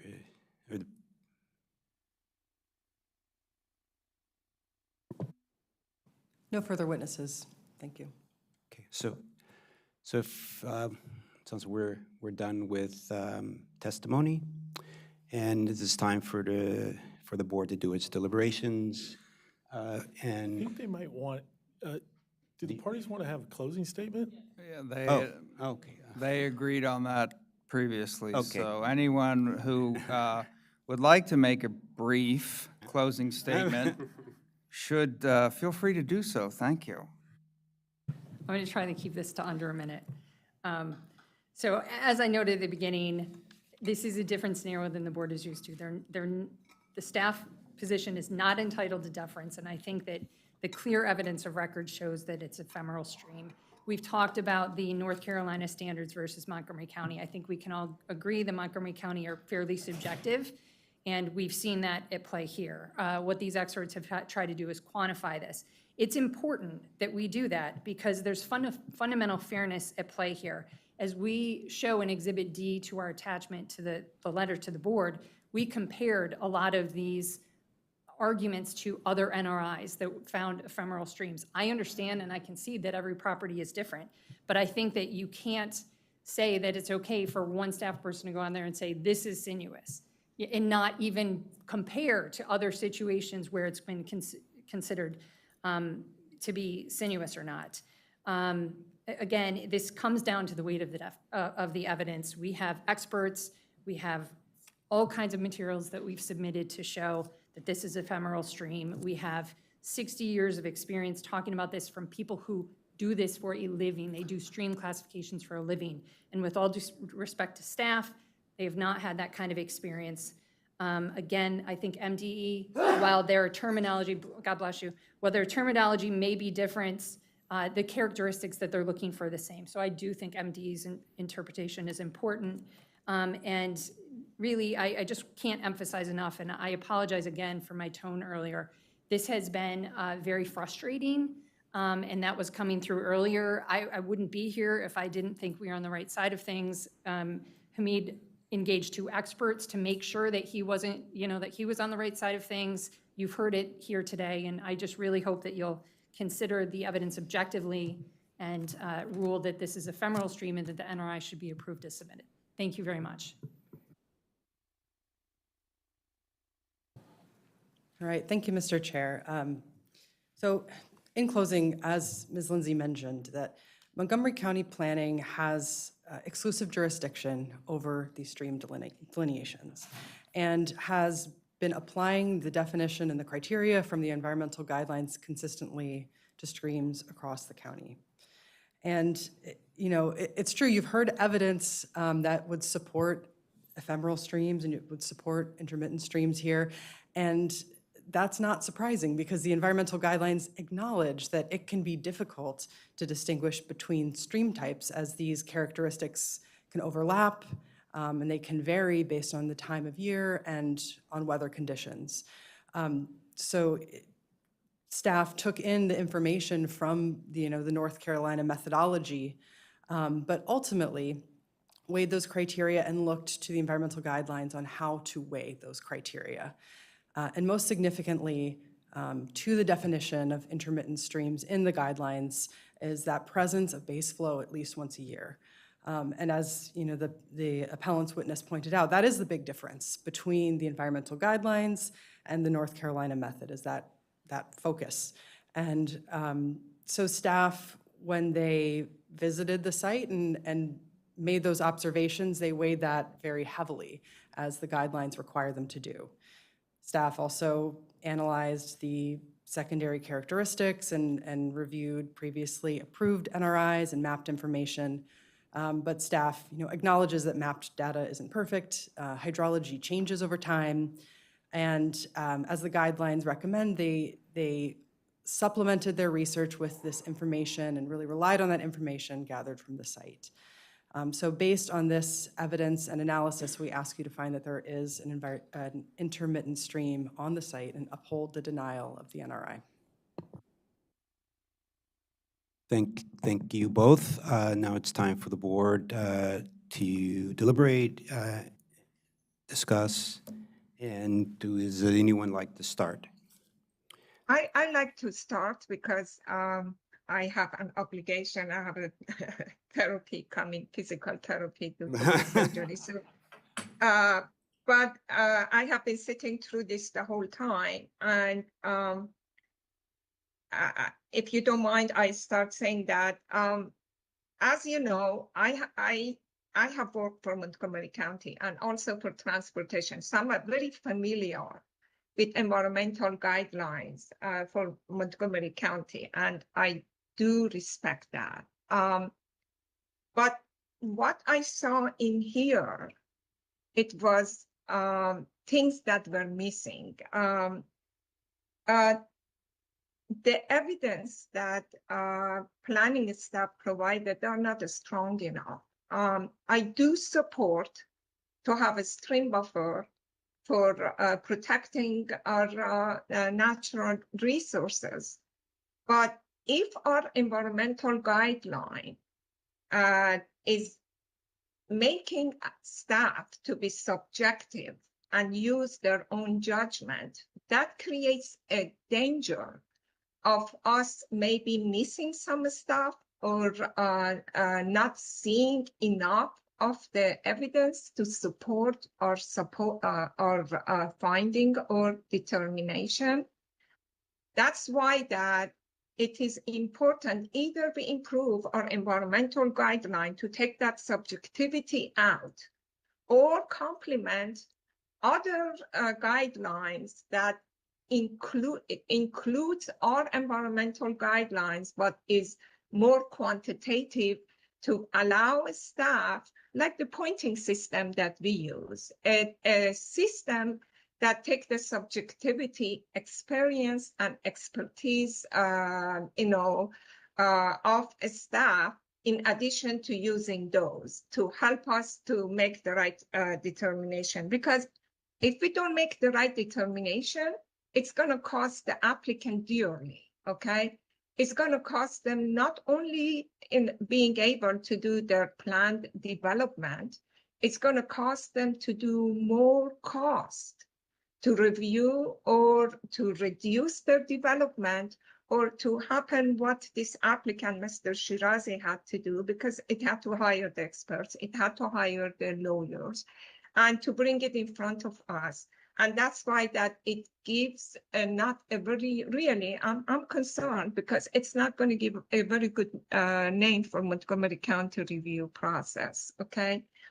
The things that I'm concerned with is that why we did not collaborate. We have to be a very collaborating agency. Our staff need to collaborate, reach the applicant, and find out that what is our finding, what is the impact, and how we could work with them. If the applicant has expert, okay, we discuss it with the expert, or we take it to the upper line of our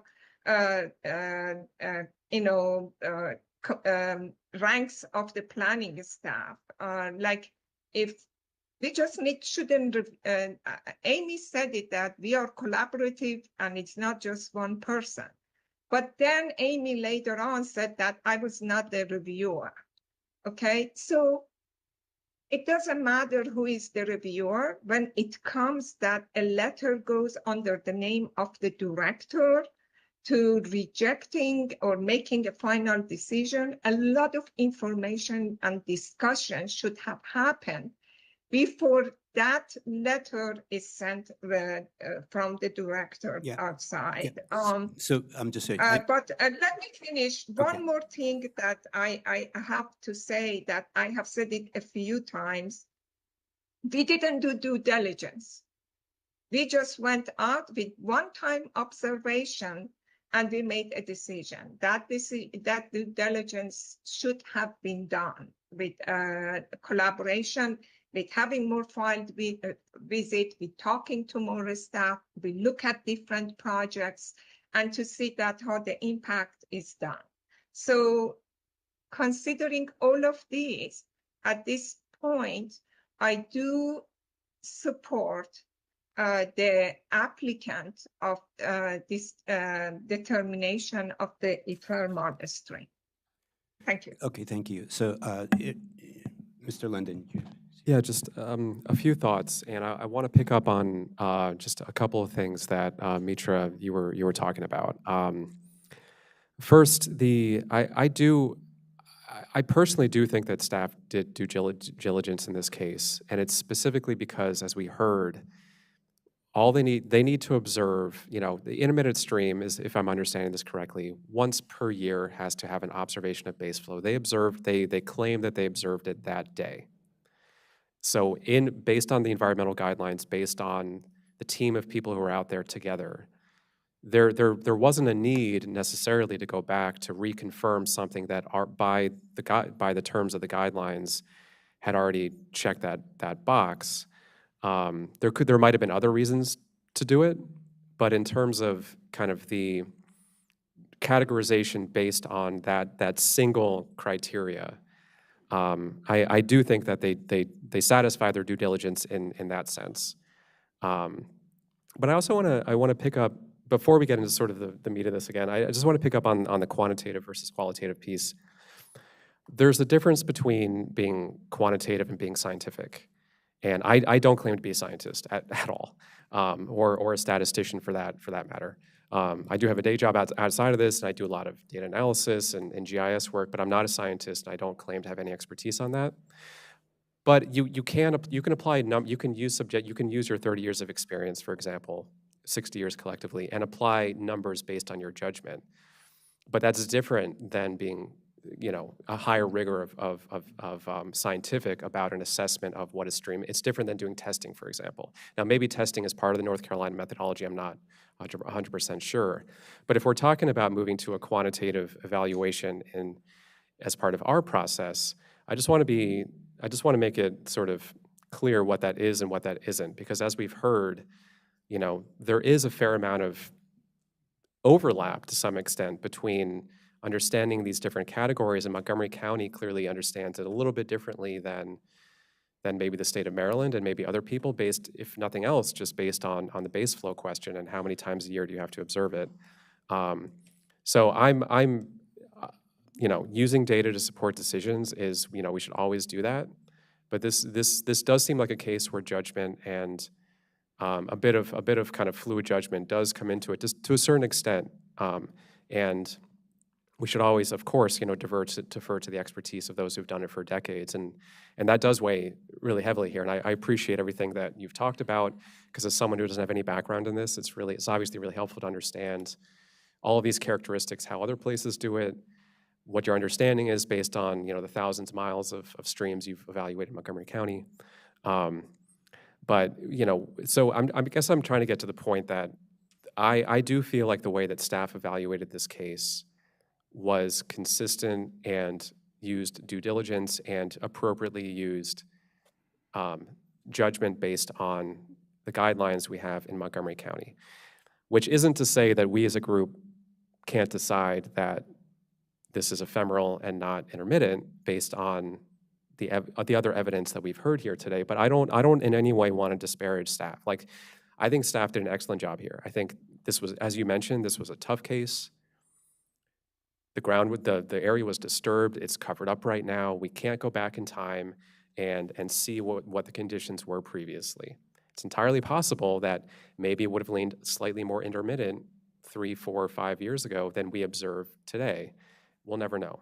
We have to, we rely on the judgment of the experts to sort of suss out and infer what may have been there, but we can't know for sure. So that's something that we're going to have to kind of figure out, like, if we suspect that it was, but we don't have clear evidence to support that judgment today, what does that mean? How does that set a precedent moving forward in terms of how other applicants might come forward? And, sort of, I'm not at all suggesting that this is what's happening now, but, some disturbance takes place, it changes the characteristics of the land and the environment, and then after the fact, there's not enough evidence to support a categorization that it should have been different before. So the precedent issue really weighs on me too. But so yeah, I want to hear, I definitely want to hear what others think, but I don't, regardless of what we decide, I don't want in any way for staff to come away thinking that we're, disregarding the good work that you've done and deferring to other experts. This is a complicated case, and I think there's a lot of things to weigh. But I do want to thank staff for all the hard work you did on this, and also going through this process. This hearing is now, we're going on 4.5 hours now. This isn't an easy process either. So thanks for bearing with us on that. And as always, using your best judgment, using the guidelines we have. I have every confidence that that's what you did here. So thank you. Yeah. So let me just start. Thank you for both your comments and Commissioner Pedowim's comments by saying qualitative. What I was referring to is that, to me, both standards are about the same, other than someone puts a number to it, and that I think that staff could suss out very easily from the environmental guidelines to make a decision here. It's a tough one. It is a very tough one because the land has been disturbed, right? And that's the key here, and it didn't give an opportunity for, if there was disagreement, to come back and then have that collaboration of back and forth. But the pipe was installed, right? And I'm not sure the whole process of it, could staff have been notified? I'm not sure all those things, but it's just, and so now we're evaluating post-installation downstream from the from where the pipe is was it ephemeral or not? It's just tough because just delineating ephemeral and not ephemeral, downstream it is, upstream it isn't, so like that. So it's all tough. I also believe that staff did the best job they could, given, they can't go test 5 times unless there's some back and forth, and maybe it's also up to the applicant if there's some disagreement to go put some borings in, look at the groundwater table. It's not necessarily all off on staff. It's some combination is a back and forth there. So it does appear that the flow from the pipe is not groundwater, but you just said it could be joints that are leaking joints and stuff that groundwater is coming into it. But it appears in general that it could have been ephemeral. So I just wanted to start that out with the discussion there. I did visit this site yesterday. I went by and drove around. I couldn't walk all over the sites and stuff like that, but just to get a feel for the topography there. It is steep topography there, and I could see that any water that got on that land that would scour it in major storms. It is, and if you look at the topography there, it is very steep, and I can just see water scouring the property. So before we go on, any other comments from then, and I can go either. I mean, it appears that it could have been ephemeral, and based on the testimony from the experts, at least downstream is ephemeral, just immediately downstream, and then it's intermittent. But the big piece, like you said, is that staff went to the field, did their test in that day, and one of that pipe coming over, in general, the water should have, whatever water was there over this big area should have infiltrated over that time, unless there was something, by digging up the property, that water there, it made it really muddy and it's hard to infiltrate, stuff like that. But generally, if there's just a little surface, rainfall, it should have dissipated. So, Yeah, and my comments are roughly along the lines, I think, of everyone else's that's been said so far. I don't think that we've necessarily established, even according to Montgomery counties, that we have an existing ongoing base flow, and that in addition to that, we have enough to determine that it's intermittent, along with our own things. I think part of that has to do with the fact that it was previously disturbed, and I'm a little bit concerned, as Commissioner Linden said, that we are making a determination after the, if you look at the North Carolina, one of the things is geomorphology, and the geomorphology has changed significantly by burying a pipe upstream of it. I think you probably buried an intermittent stream, and now it's not, is what it looks like a little bit to me. But we're not able to make that determination right now. We have to make a determination of what is existing at the time right now. I don't think we have enough to go on that it's not an ephemeral stream. Yeah, so go ahead. Thank you for your presentation today. I especially appreciate the time and effort everybody put into it. I also respect the fact that Mr. Shirazi, at his own cost and expense, took the initiative to hire learned experts and learned counsel who served you well here today. I am persuaded by the experts and their use of two defining tools to determine whether or not it was an intermittent stream or an ephemeral stream. When I asked the staff member whether or not there was anything in particularity or specificity that he could cite to disagree with the experts' testimonies and report, he did not have a response. Although the staff does contend it's an intermittent stream, I am not persuaded by facts or evidence that can contradict two learned experts in the evidence they presented today. And as such, I believe that it is an ephemeral stream and not an intermittent stream. Okay. So based on those discussions, what I'm hearing from the board is that though it is a very tough decision, that the board is leaning toward or would make the recommendation that this is an ephemeral stream, and move forward accordingly. But I will say, though, whatever we decide, that the applicant needs to, going forward, and I say this to everyone else, get counsel when they're doing these. I mean, you did not disturb, you know, I mean, you had put in or you were putting in, I think you did this before you even put the pipe in, right? And that you should work with staff. If they gave you any indication that they were, that this, you know, they had some concerns and stuff. I'm not exactly sure, and you can get back with me, but it is, or letting staff know you're putting this pipe in or whatever. I mean, it just sounds, but it puts everyone in an awkward position, right? And this is a tough case on its own, but it is, you, in terms of cutting down things or whatever. I mean, this is, Montgomery County has laws, right? And you need to make sure you hire consultants or staff that know the laws and making sure you do things properly, okay?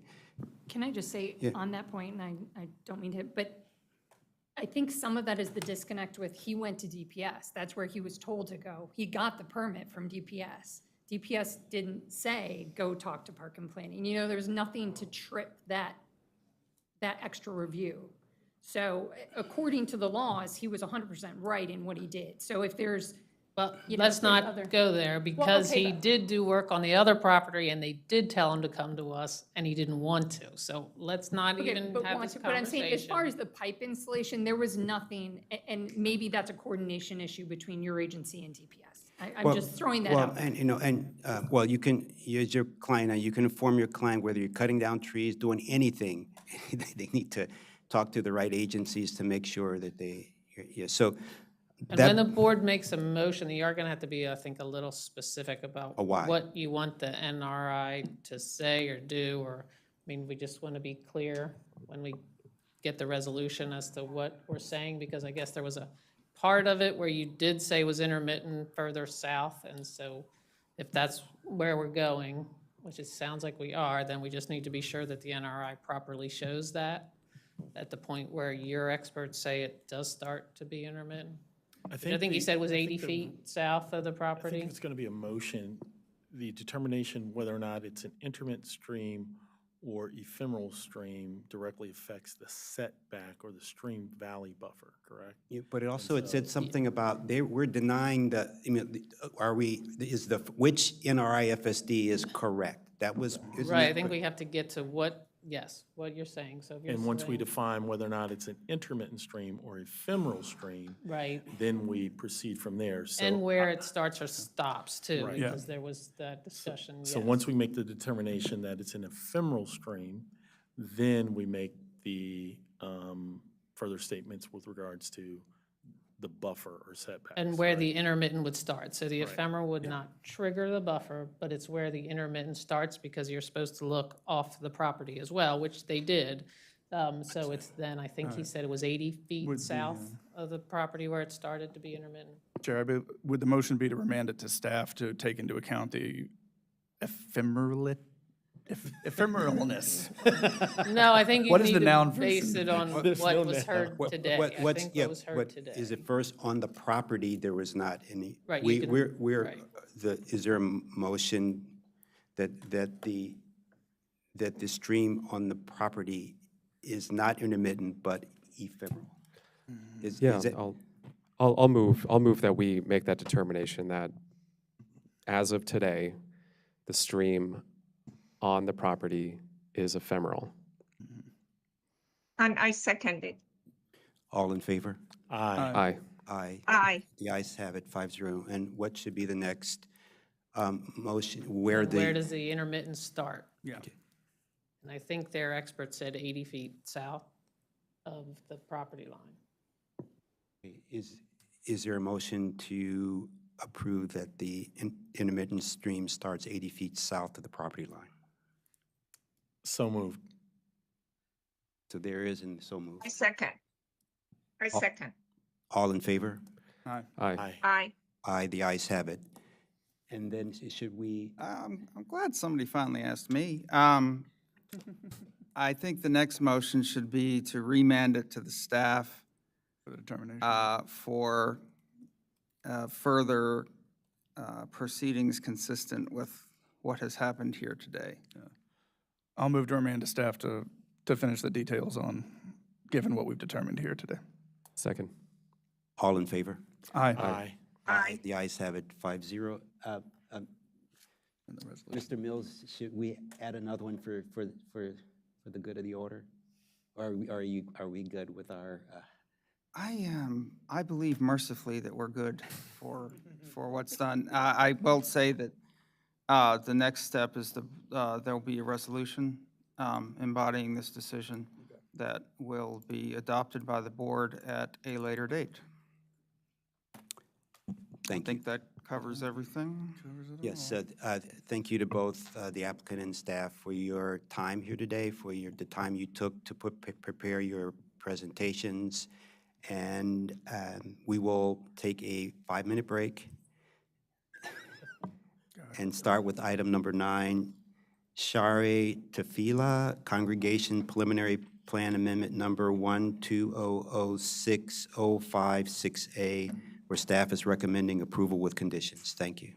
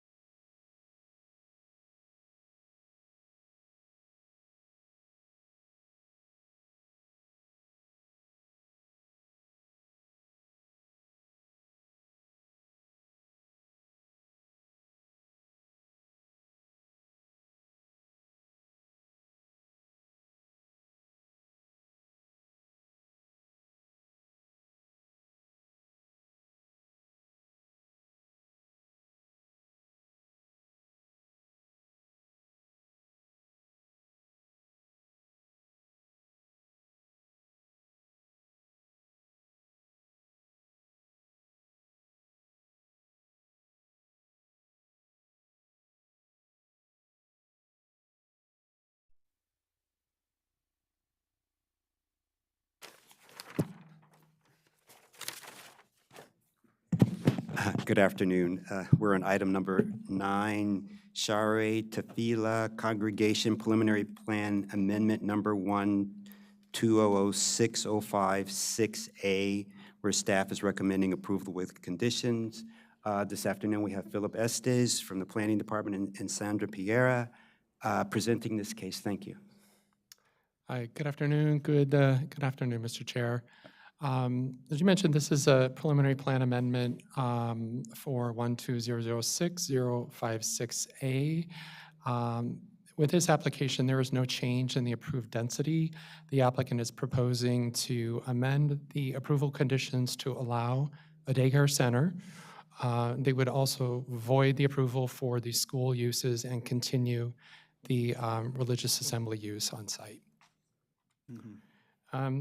Just for the record, the sign and noticing requirements have been satisfied to the code. When the hearing notice was mailed out, staff did receive 2 comment letters from HOAs that cited a number of issues that are listed here. It became evident that it seemed like the constituents had a misunderstanding of the scope of the project. The applicant did contact both of those HOA members and was able to address their questions and adequately address their concerns. So they no longer object to the amendment. Zoning of the property is R200, and this is being reviewed under the current zoning ordinance for uses and standards. The subject property, which is at 16620 Georgia Avenue. You can see the surrounding area is mostly residential with the county park across Georgia Avenue. There's an existing structure, a little over 27,000 square feet with parking, and they are approved for 55,000 plus square foot of building, and none of this is changing. As I mentioned, the only change is substituting the school uses for the daycare. I mentioned that. One note about the transportation study and all of the facilities continue to be adequate to support the amendment, including the transportation. And this table really shows the existing uses and then the proposed uses, and the impact would result in less of an impact. That's 22 fewer AM trips and then a 0 net increase in the PM trips. The amendment satisfies all the required findings to approve the preliminary plan amendment, and we are recommending your approval. They're available for questions if you have them. Thank you so much, Mr. Estes. I have no questions or comments. Originally, I had one about a public, someone had asked, was there public notice given, and you stated that there was adequate public notice given, so that answers my question there. Okay. Right. So any other board members have any questions or comments? None at all. Bartley? I'm just trying to understand better where it's located, but other than that, I don't have any questions. Thanks. Commissioner Pettman, are you good? You're muted. Please. I am good. Okay, Thank great, you. great. So do I have a motion to approve the Share Tefillah Congregation Preliminary Plan Amendment Number 1-2006-05A, 056A, where staff is recommending approval with conditions? Yeah, I move to I approve. move to approve. Oh, sorry, Mitra. I second. All in favor? Aye. Aye. The ayes have it 4-0. Thank you so much. Look, appreciate your time. Sorry for No complaints from us. and delaying you here so far. So we're just going to move right in. Do we need to take a 1-minute break? We're going to take a 1-minute break. Don't go away. We're going to go to item number 10, Kirk Farm Preliminary Plan Number 7-2024-0020, where staff is recommending approval with conditions. Thank you.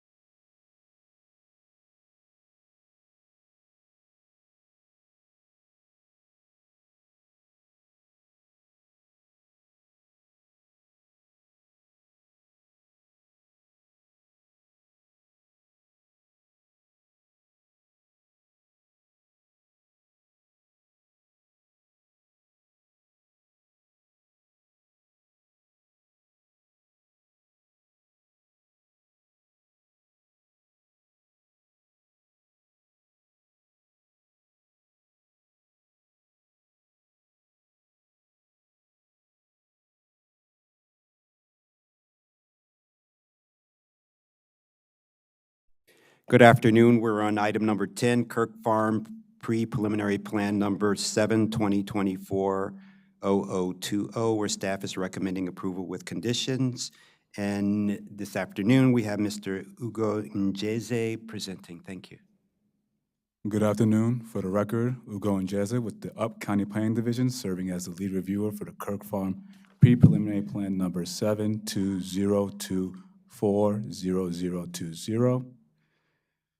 This is a pre-preliminary plan application which allows an applicant to receive binding language and guidance from the planning board for a subsequent development application that will utilize board decision and language. Staff recommends approval with recommended binding elements of the pre-preliminary plan and supports the submission of a pre-preliminary plan application for one lot for one single-family detached dwelling unit on the subject property with access from Tall Timbers Road. The subject property is just south of the MedStar Montgomery Medical Facility, northeast of the Prince Phillip Drive and Only Sandy Spring Road intersection. The subject property is also within the Patuxent management area and is surrounded by residential zoning. The site is a 1.5-acre unplatted parcel with a stream valley buffer bisecting the northern quadrant of the subject property. The property is located in the 2005 Olney Master Plan area and is zoned R200. The site is completely forested and is also considered a through parcel, which means that the property has frontage on two roads, Brook Farm Drive to the north and Tall Timbers to the south. The applicant is seeking a binding decision on the site access via Tall Timbers Road for one single-family dwelling unit. The issue facing the applicant is that Tall Timbers Road their frontage on Tall Timbers Road is quite narrow, measuring only 14 feet in width. The planning staff supports using Tall Timbers Road as access for one single-family dwelling unit. MCDOT supports Tall Timbers Road's access with the installation of a temporary turnaround. And the fire access, for fire access, the applicant has proved that there was real intention to build a home on the property prior to 2010, so they are exempt from the current fire access standard that will require them to have a 20-foot driveway, plus paving and widening Tall Timbers Road. Planning staff recommends binding elements not allowing access from Brook Farm Drive, in turn not allowing any stream crossing or disturbance to the environmental buffers, access be limited to Tall Timbers Road, and the installation of a temporary turnaround. The applicant has met all noticing requirements. A pre-submission meeting was not required as a pre-preliminary plan application. Notice of public hearing was mailed by staff, and there was community correspondence. Staff received correspondence from the Sweepstakes HOA Board and neighboring residents at the time of the original submittal for two lots. The correspondence expressed concerns about loss of privacy, increased flooding on adjacent properties, more so than what's being currently experienced, damage to Tall Timbers Road from construction, preferred access from Brook Farm Drive, a loss of vegetation, and the installation of a temporary turnaround. To address this, staff relayed flooding concerns to the manager of the Montgomery County Department of Permitting Services Water Resource Section and provided his contact information. And staff has received a letter of approval from MCDOT dated September 20th, 2024. There is a correction that needs to be highlighted in the staff report. The stream valley buffer is listed as 150 feet in the description, while the plan illustrates 125 feet. An NRI FSD has not been completed at this juncture. Upon that submission, we will have the actual size of the buffer. Staff recommends approval of a pre-preliminary plan number 720240020 with recommended binding elements and supports that the submission of a preliminary plan application for one lot for one single-family detached dwelling unit on the subject property with access to Tall Timbers Road. Thank you, and we are open for questions and binding language. Great, thank you so much, Mr. Njeze. We have four speakers, four speakers today.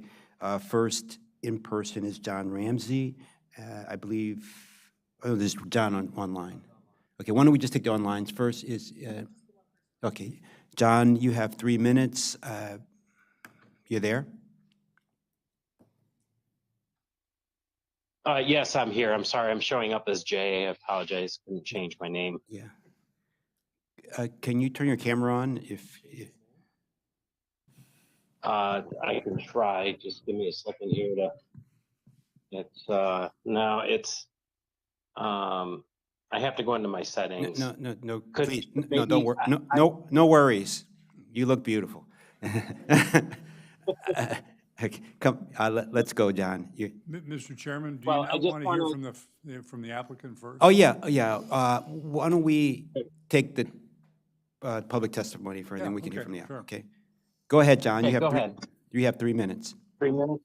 Okay, well, I just wanted to say that another one of the Tall Timbers residents has a document that we, agree with wholeheartedly, when that's made part of the record.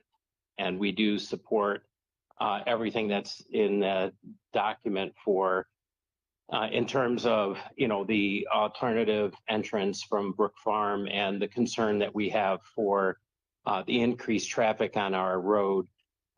Reading through the limited information that was available, the study identified only traffic for the residence itself. It didn't consider any additional traffic for things like, deliveries or, the other types of, transport that might come down the road.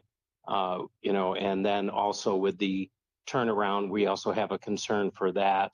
And also the concern for the fact that the approval appears to have been given for an exemption to the fire code requirement without an actual firm construction process having been gone through, as the original statement was made that they don't have to comply with the updates made in 2010. And I'll stop with that. Thank you.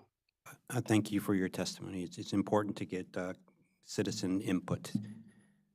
So the next is Jason Eustace. Yeah. So my name's Jason Eustace. Sure. It's green, so we're good? All right. My name's Jason Eustace. I live at 2600 Tall Timbers Road. I've lived there for 25 years. And just so everyone realizes, it's a rural, non-county maintained rustic road, gravel. It's about 14 feet wide. And as was articulated by at the front of the conversation, there's very limited access to that property from Tall Timbers, 10 or 15 feet at most. There's also a right-of-way that runs right alongside there for sewer access to one of the properties that is on Brook Farm currently that I don't think is on any maps at this point. So, and also we have buried transformers and buried pipes. So a temporary turnaround at the end of the street doesn't really work for us. We're in support, just to kind of clearly say, we're in support of actually developing the property. We just don't like where the house is on the property. We would prefer to have access from Brook Farm. Brook Farm, as you know, is adjacent to the hospital. It is a bus route, so there's double wide, so 2 buses can pass. It's fully paved road. And there's 100% access from Brook Farm to that property. I understand there's a river buffer, there is a stream buffer, which makes it a little bit more challenging. So there would have to be a bridge or some other type of thing to avoid any damage to that area. However, we feel that there would be greater damage to the rest of the community if there's access granted from Tall Timbers. Secondly, the other part that is we would like the committee to consider is, due to the location of the house, it's at the narrow end of the street or the narrow end of the lot for the property owners that are on Fort William. And so by clear cutting the back half or the piece of the property that's closest to Tall Timbers, it removes all of the trees on that lot and creates basically an unpleasant view from the folks on Fort William. What we're proposing is to move the house further down, more towards the center of the lot, so there's more of a buffer between that. It also helps with rainwater runoff and all that kind of good stuff that comes along with that. I will also pile on to what John said about the fire code. There was plans that were never submitted for that, so I don't think granting exemption for descendants of the property to develop that based on the 2010 ruling is really in the best interest of the community. I think it should be done up to the most updated codes. and also, in fact, that the property didn't even actually, it failed a perk test. So for us, we want to make sure that if a property is built there, it's built properly, and it doesn't damage the rest of the neighborhood. Let me just see if there's anything else. And the other part too, a lot of the traffic studies were done for access off of Brook Farm. There was no traffic studies done for access off of Tall Timbers. So in general, we feel that there's a lot of missing information in order to make a proper decision on how to properly develop the property. And we would like that to be kind of taken into consideration before kind of granting where the property or the house should be developed on the lot. Yeah, and I think the biggest thing is it's a non-county maintained road. It's been that way for 25 years or 50 years actually plus, because the community was developed in the 70s. And we really like it that way, and we kind of want to preserve that atmosphere. And so we prefer to have access from Brook Farm and the house to be centrally located on the lot at that time. Thank you so much. Is Patricia? Thank you. I'm Patricia Beeston. I live directly adjacent to the proposed house site. I recognize the right to build on the purchased property. And I also understand that the board does not consider the effect of the building the house where currently planned will affect my privacy, enjoyment of my home, and most likely the value. I'm asking the board to consider the potential for damage to my property and cost to me to rectify this damage. When the house was built at the end of Tall Timbers Lane, the builder failed to appropriately manage rainwater runoff. This resulted in flooding of my yard every time there was more than minimum rainfall. Please be clear that this was not a few puddles, but water so deep that my dogs could not use the back half of my yard. The repeating flooding resulted in damage to the fence, plantings, other landscaping, and trees, requiring the trees to be removed. I have also had to have a draining system put in and build a buffer to replace sections of the fence and revise the landscaping. The neighbors, I will be speaking for Lindsay Bankston next, who previously in the home had to put in thousands of dollars to build a culvert to also help with the rainwater runoff. The information available on the website does not address how the property to be developed will be graded and how the rainwater runoff will be handled. I was told that the plans were not final and that this would be up to the builder to determine how they would deal with the issue. This approach does not provide me with sufficient information to seek advice from an expert on the issue. If allowed to go ahead as planned, I would have to monitor each step and then attempt to intervene, possibly require additional adjustments to the building plan and unnecessary expense to prevent damage to my property. I'm requesting that the house is built farther from Tall Timbers and would be set behind the forested area owned by the Lake Hollowell Homeowners Association, as this would allow a buffer between the existing houses and the future house and would help mitigate the effect of building on one rainwater runoff. Final plans and process for grading the land and handling of rainwater runoff should be provided, and a time extension after these plans are provided to allow those affected to get outside opinions on the effects of the building on our properties. Again, while I acknowledge the right of the owners of the property to build, this right should not negate my right to preserve my property or incur a cost from their actions. Moving the site of the house ideally with access from the Brook Farm Drive would achieve these. And I want to point out, if you look at the picture, the house is directly behind my house. So they want a 250 square foot footprint that would sit 12 feet from my house with a driveway. And that would cause all the water that is displaced from the rain to go into my yard. And I find this unacceptable. Thank you for your testimony. Are you also speaking? Why don't you go ahead? And, yes, if she wasn't able to log in, let me read hers. Sorry. This is Lindsay Bankston. So this is testimony for Lindsay. Lindsay Bingston. Yeah. Yes. Okay. Hers is, thank you for the opportunity to speak today. My name is Lindsay Bingston, and I live off Fort William Drive, adjacent to the Kirk Farm lot. I'll keep my remarks brief while echoing the valid concerns raised by my neighbors. While we do not oppose the construction of a single-family home, we urge the site to be done in a safer, more responsible manner. My husband and I purchased our home in 22, and the previous owners, along with our neighbor Patricia, invested thousands to remediate water runoff from a nearby lot that developed a home. This involved digging trenches and installing French drains to prevent flooding in our backyards. With the new construction plans as they are currently stand, we fear that further work and expense will be necessary to address the risk of flooding again. As parents of 2 small children, our primary concern is their safety, the potential for flooding, the removal of mature trees, the loss of privacy, and the proximity of a driveway to our property line all pose a risk to their play and well-being in our own yard. While these concerns may seem minor to you or the builder, they are deeply meaningful to us as a family. We hope you can consider our community's perspective and the adjustments suggested by Jason, particularly moving the home to the center of the lot to help mitigate our concerns. We are eager to find a solution that prioritizes the safety and enjoyment of our children and our home and community. Thank you.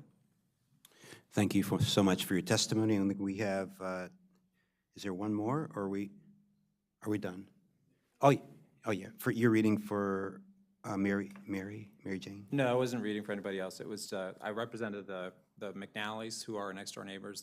They're in Colorado, and the Wachinskis were also not able to attend as well. So those are just 2 other. So I just was speaking on their behalf. So I sent a whole write-up to, Yeah, I believe, we to the read it, chair. yeah. You guys got that? And I had also photo gallery, just so you can have a visual of what the street on both Brook Farm and Tall Timbers looks like as well. So you can kind of have a look at that. Yeah, thank you so much. And is Yeah. there an issue Yeah. about that 8 feet of land? So why don't we, you're done?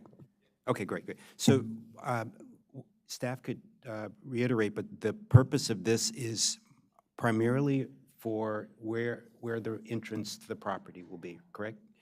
And they wanted a confirmation, this is what this is all about, and when there's someone wants to put a building there, they will go through the normal process in the stormwater management, all this other piece, but this is just about the location of the home. Is that what I understand?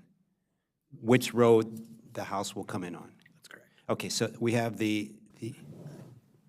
I'm sorry, how can that be if this is our first opportunity to address any of this? No, this is a pre-meeting about where the house will have access. Okay. Right? This isn't about, you will have plenty of times to weigh in. Why don't you talk?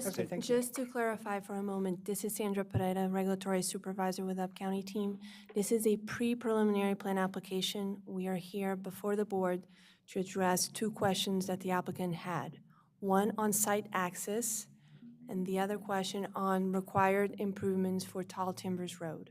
The board is not approving any building plat, nothing. The applicant would still have to come in with an actual regulatory application, that's called a preliminary plan application, to get approval for a lot, at which time then they would be able to pull building permits. So this is very, very early in the process, and it's just to provide guidance to the applicant on how to proceed with their development of their property.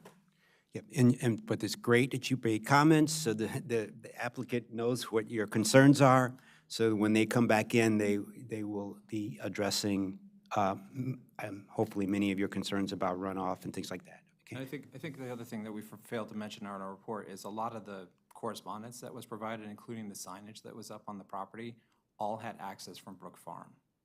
So the signs that are posted at the end of our street and at the end of Brook Farm all have access from Brook Farm. They actually have 2 properties on there. So that's another thing I would like to have consideration for as well, because that was not part of what people received in the mail. Then all of a sudden it's now coming off a Tall Timber. So it's a whole different set of circumstances as well. So I just wanted to mention that as well. Thank you very much. So would the applicant like to make a presentation?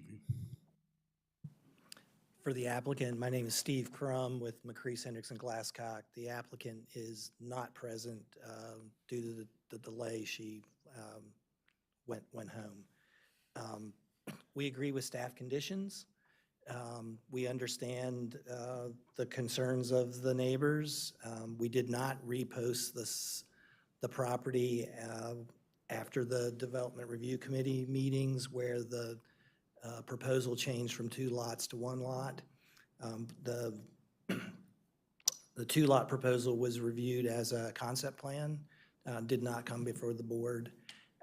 And as staff has indicated, the reason we're here today is to get guidance from the planning board as to where the access will come from and whether improvements to Tall Timbers Drive would be required as part of a future development application. We understand that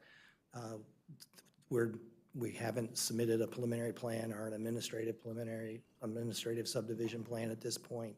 We'll be back before the board. There will be opportunities to hear more testimony, and the applicant will certainly take everything we've heard today into consideration. Great. And the main reason we're not coming off, you're not coming Farm Brook Drive is for environmental reasons. I just, you know, and what I also heard was that even though Tall Timbers is a public road, it's a non-county, it's a non-county maintained public road. Okay, So great. no winter, whatever we call it, snowplow service, no nothing like that. That stops at the end of it does Brook Farm and that's it. So whenever there's a snowstorm, we have to shovel that street because there are no plows that come down that street. Great, okay. Which is really why we think it should be accessed from Tall Timbers. And also there's no environmental study that was also included on the website. So I have no idea how to react to that as well. Great. So there's any comments or questions from the board? I have a comment. When citizens come in, especially citizens in these type of micro neighborhoods, and express concern with regards to water runoff and flooding the yard, something that, you know, I have experience with in my profession. And oftentimes the citizens are left to fend for themselves and pursue litigation. But that's a shame that that's the only recourse they are left with. And because one of the neighbors here is concerned about runoff and flooding, and although we're in the preliminary phase of it, I think it's something that needs to be seriously addressed so that that doesn't happen and that she's not left holding, buying a lawsuit because of something that we allowed to happen. Taking into consideration that Tall Timbers Road seems to be a gravel surface, and then the construction of the new home and their want for the home's interest to be off Brook Farm Road, would a driveway off Brook Farm Road be reasonable and create more impervious surface to that home as to be to contribute to the runoff? So there's a consideration there. I don't know where the house is going to be located on that lot, but if it's in close proximity to Brook Farm Road, then if there is a hard pan driveway, then there's not that much of water runoff concern. But if it's going to be a distant driveway connecting to Brook Farm Road, and it's going to be hard pan asphalt driveway, I think that complicates things. And so if the house is positioned to be most effective using Tall Timbers Road so as not to have a long hard pan driveway so that the water soaks into, or perks, so to speak, into the land, I can see why the house is going to be positioned in that manner. But those are my comments. I don't want it to create a water runoff problem for the neighbors. Privacy is one thing, but water runoff can certainly be controlled, and we need to give serious consideration to that and make sure that the neighbors are not left in sufferance from the construction of a much-needed new home. Thanks. Good afternoon, I'm Doug Johnson. I'm the environmental reviewer for Up County Planning, and just to enlighten the board a little, there has been no NRI FSD submitted for this property yet, so the environmental conditions haven't been set. But I have been to the property this late spring, early summer. That is a perennial stream that runs through the back. Yeah. So the stream buffer, I can tell you that based on the use class of this stream set by the state of Maryland, the buffer will be a minimum of 125 feet. Additionally, this site is also in the Patuxent River Primary Management Area, which has very stringent environmental guidelines. And in this case, there is no incursion allowed into the stream buffer since there is secondary access to the property. So it sort of locks down that northern, probably about northern half of this, this piece of land. So that's why the access off of Brook Farm cannot be allowed, because there is secondary access off of Tall Timbers. Doc, can I ask a follow-up question regarding, as much as I know, storm water management, storm drainage, and also stormwater management is not in our hand. It's something that it's, Department of Permitting Services to review. And what happens that when the property owner, the applicant, is gonna apply for a permit, they have to show, and they actually put statements on their plan that they are not going, they do as much as possible not to send any kind of a storm drainage to the downstream properties. I really do not know. I guess that it's probably the way it looks like. If it's a stream, it looks like that the water should probably go toward the stream, but I do not know what is the topography right now. But unfortunately, this is not something that it is in our hand in the preview of the planning board. Correct me if I'm wrong, Doc. So let me just say this. We're just going to reiterate that this is just about where the property will have access, but your concerns are important. Your concerns are important, okay? Let me clarify, though, because if you say because of the stream access, they may not use the Brook Farm access, then they are going to build closer to Tall Timbers rather than the Brookfield Farm. And then they're not going to want to put in a very long driveway, and they're going to put this house right behind my house, and there is no place for that water to go except into my yard. And that's what is unacceptable. Yeah, so I mean, I don't like this, well, it's not our problem, it's not our problem. I didn't say that.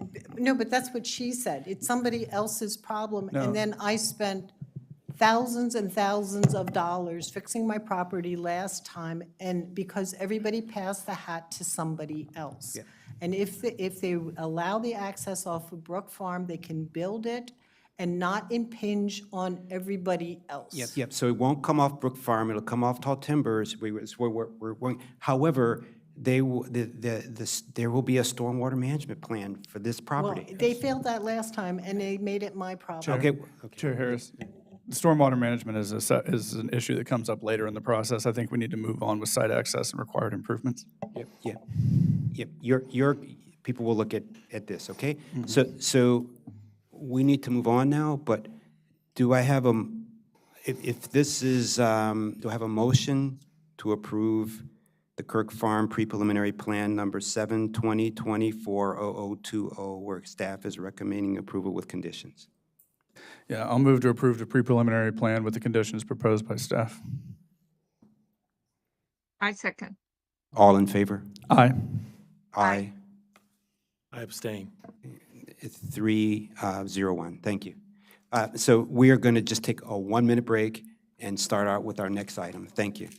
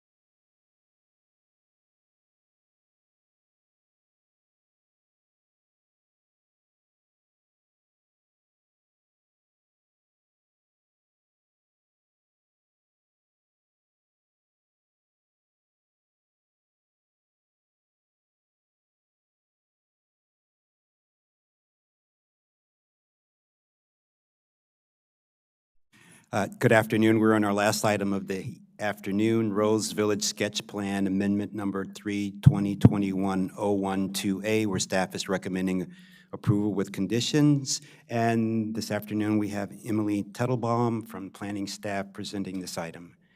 Welcome.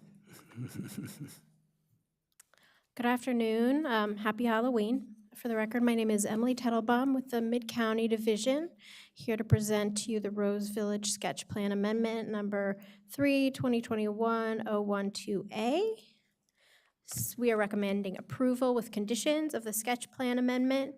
This will facilitate the transformation of an aging office park into a new mixed-use development. Here's the vicinity. The property is here outlined in red. It's just west of Pike and Rose here, about half a mile from the North Bethesda Metro Station, right across Josiah Henson Parkway from a recently approved and I think under construction project that is just to the north. There's office buildings surrounding the property to the west and south. The property is about 21.56 acres in the CR zone. It's developed with 3 office buildings, a standalone structured parking garage, and surface parking lots. Subject property is currently served by 3 vehicular access points from Executive, one of which is signalized, and 3 access points from Town Road. A sketch plan was approved for this property in 2021, I believe, for over 2 million square feet of residential development, 469,000 square feet of commercial, and buildings up to 200 feet tall. The approved sketch plan retained 2 of the existing office buildings on the property here, and the existing parking garage, and proposed an expansion of that parking garage as well. And then included a series of new mixed-use buildings. So the applicant has submitted the sketch plan amendment because the approved high-rise multifamily and retail development has become financially infeasible at this location due to current and anticipated future market conditions, in addition to inflation and interest rate issues. So the applicant also wants to address the housing affordability crisis in the region by providing a significant amount of affordable housing on this property. Providing such a highly affordable component involves changing the type of construction proposed and reducing the overall scale of the project. The applicant also wants to take advantage of an expedited regulatory process for a mixed income housing community plan, which I'll discuss further in a moment, that allows an expedited review period for providing significant amounts of affordable housing. The amendment also reduces the overall scale of the development, as I mentioned, refines the site design, and includes a new 3-year validity period for the sketch plan, which has expired. So I'll go over very quickly the mixed income housing community. I'm just going to call it MIC because that's a lot of words to say. I'll be brief about it. This is the subject of a future application. We're not really talking about this application here, but you're probably curious about it, so I just want to go over it quickly. So it's a new use in the zoning code for over 150,000 square feet of new residential development. There's a number of options of how the affordable housing can be provided. They are all found in Attachment D on the staff report if you're interested in seeing exactly what they are. The MIC plan replaces the sketch plan and site plan, so they're consolidated into one process, and it has a quick regulatory review period, 65 days instead of 120 days, which is the length of time we usually take to review a site plan.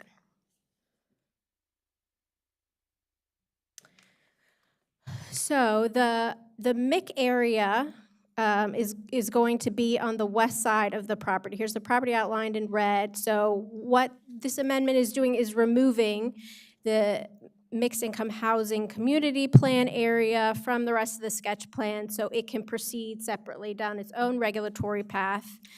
So the light blue area is the MIC, and the road network is also included in that you can see here in light blue. And then the sketch plan amendment area is therefore reduced to 11.88 acres, and you can see that area here in the kind of brownish orange color. We have reviewed the road network with the sketch plan just because it's so integral to the sketch plan amendment. So moving on, the MIC area is now just grayed out because we're really just looking at this sketch plan. So the sketch plan now proposes almost 300,000 square feet of non-residential development, which is in the existing office building that will be retained here. One of the existing office buildings will be retained. The existing parking garage will be retained and expanded. 3 residential buildings are proposed, building C, D, and F, and building E is a proposed commercial building. The maximum building height is 85 feet, and the road network here is, so this is Road B2, which is a proposed public road, and then the rest of the roads would be private. So here is the circulation access plan. So the number of access points along Town and Executive have been reduced. You can then, and 2 access points along Josiah Henson have been added. 3 of the access points here are at signalized intersections, 1 along each frontage, 1 at Josiah Henson, 1 on Town Road, and 1 on Executive Boulevard. Improvements will be provided along all frontages, including a side path along Josiah Henson, separated bike lanes on Town Road and Road B2, and a 2-way separated bike lane on Executive Boulevard. So the amendment shows 17% of the sketch plan area as public open space. 2 of the substantial open spaces are the Civic Green here, kind of in the heart of the project, also shown over here on the left side of the slide. This is a 1-acre Civic Green that's conceptually shown with a performance space, a game lawn, an event lawn, and pollinator gardens that's to serve as a multifunctional and flexible gathering space to serve residents of the new community as well as neighbors from surrounding communities. And the linear park along Josiah Henson here at the top of the slide is intended to provide a place to stroll and sit, and it takes advantage of the multi-purpose trail adjacent to it. Here's a phasing plan. So the applicant intends to submit the Mixed Income Housing Community Plan, the MIC plan, in the near future before we see any of the site plans associated with the sketch plan amendment. So this is kind of the pre-phase here is the MIC plan. And then as part of the MIC plan and as part of the first part of the sketch plan, they're planning to provide the Civic Green so that it will be constructed kind of right after the MIC buildings are constructed to provide residential amenity space for those new residents. And then the conceptual phasing for the sketch plan amendment is shown here.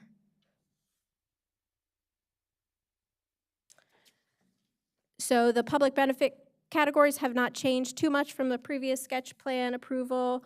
They're proposing public benefit points in 6 different categories that you can see up on the screen here.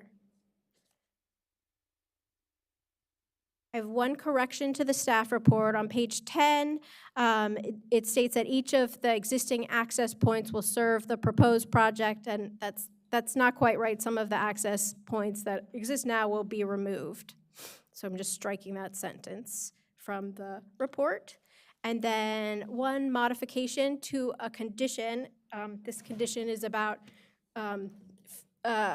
issues that should be addressed at subsequent regulatory applications. So instead of requiring the utilities along Town Road to be placed underground, we just want to keep the option open to explore with the applicant whether undergrounding the existing overhead utilities on Town Road is feasible, and look at some potential strategies to perhaps offset the cost. So as you all know, undergrounding utilities is important for increasing service reliability, public safety, and contributing to a high-quality, well-designed urban environment. So that concludes I'll first recommend approval of the sketch plan amendment with the modifications that I just described. And that concludes my presentation, and I'm happy to take any questions you have. Thank you so much. May we first see if the applicant would like to make a presentation? Good afternoon, Mr. Chair, Commissioners. Happy Halloween. My name is Phil Hummel of Miles and Stockbridge. I'm the Land Use Counsel for applicant Wilco. To my left is Bob Mazuka of Wilco, and to my right is Mr. Richard Cohn of Wilco. And behind me is our whole applicant team in case I misspeak and say something wrong. We have representatives from VICA, WDG Architecture, Richter and Associates, and Wells and Associates on traffic, and Stephanie Killian, our affordable housing consultant. And we also have Trini Rodriguez from Parker Rodriguez Landscape Architecture. We do have a PowerPoint presentation that was prepared, but I don't see it on the screen just yet.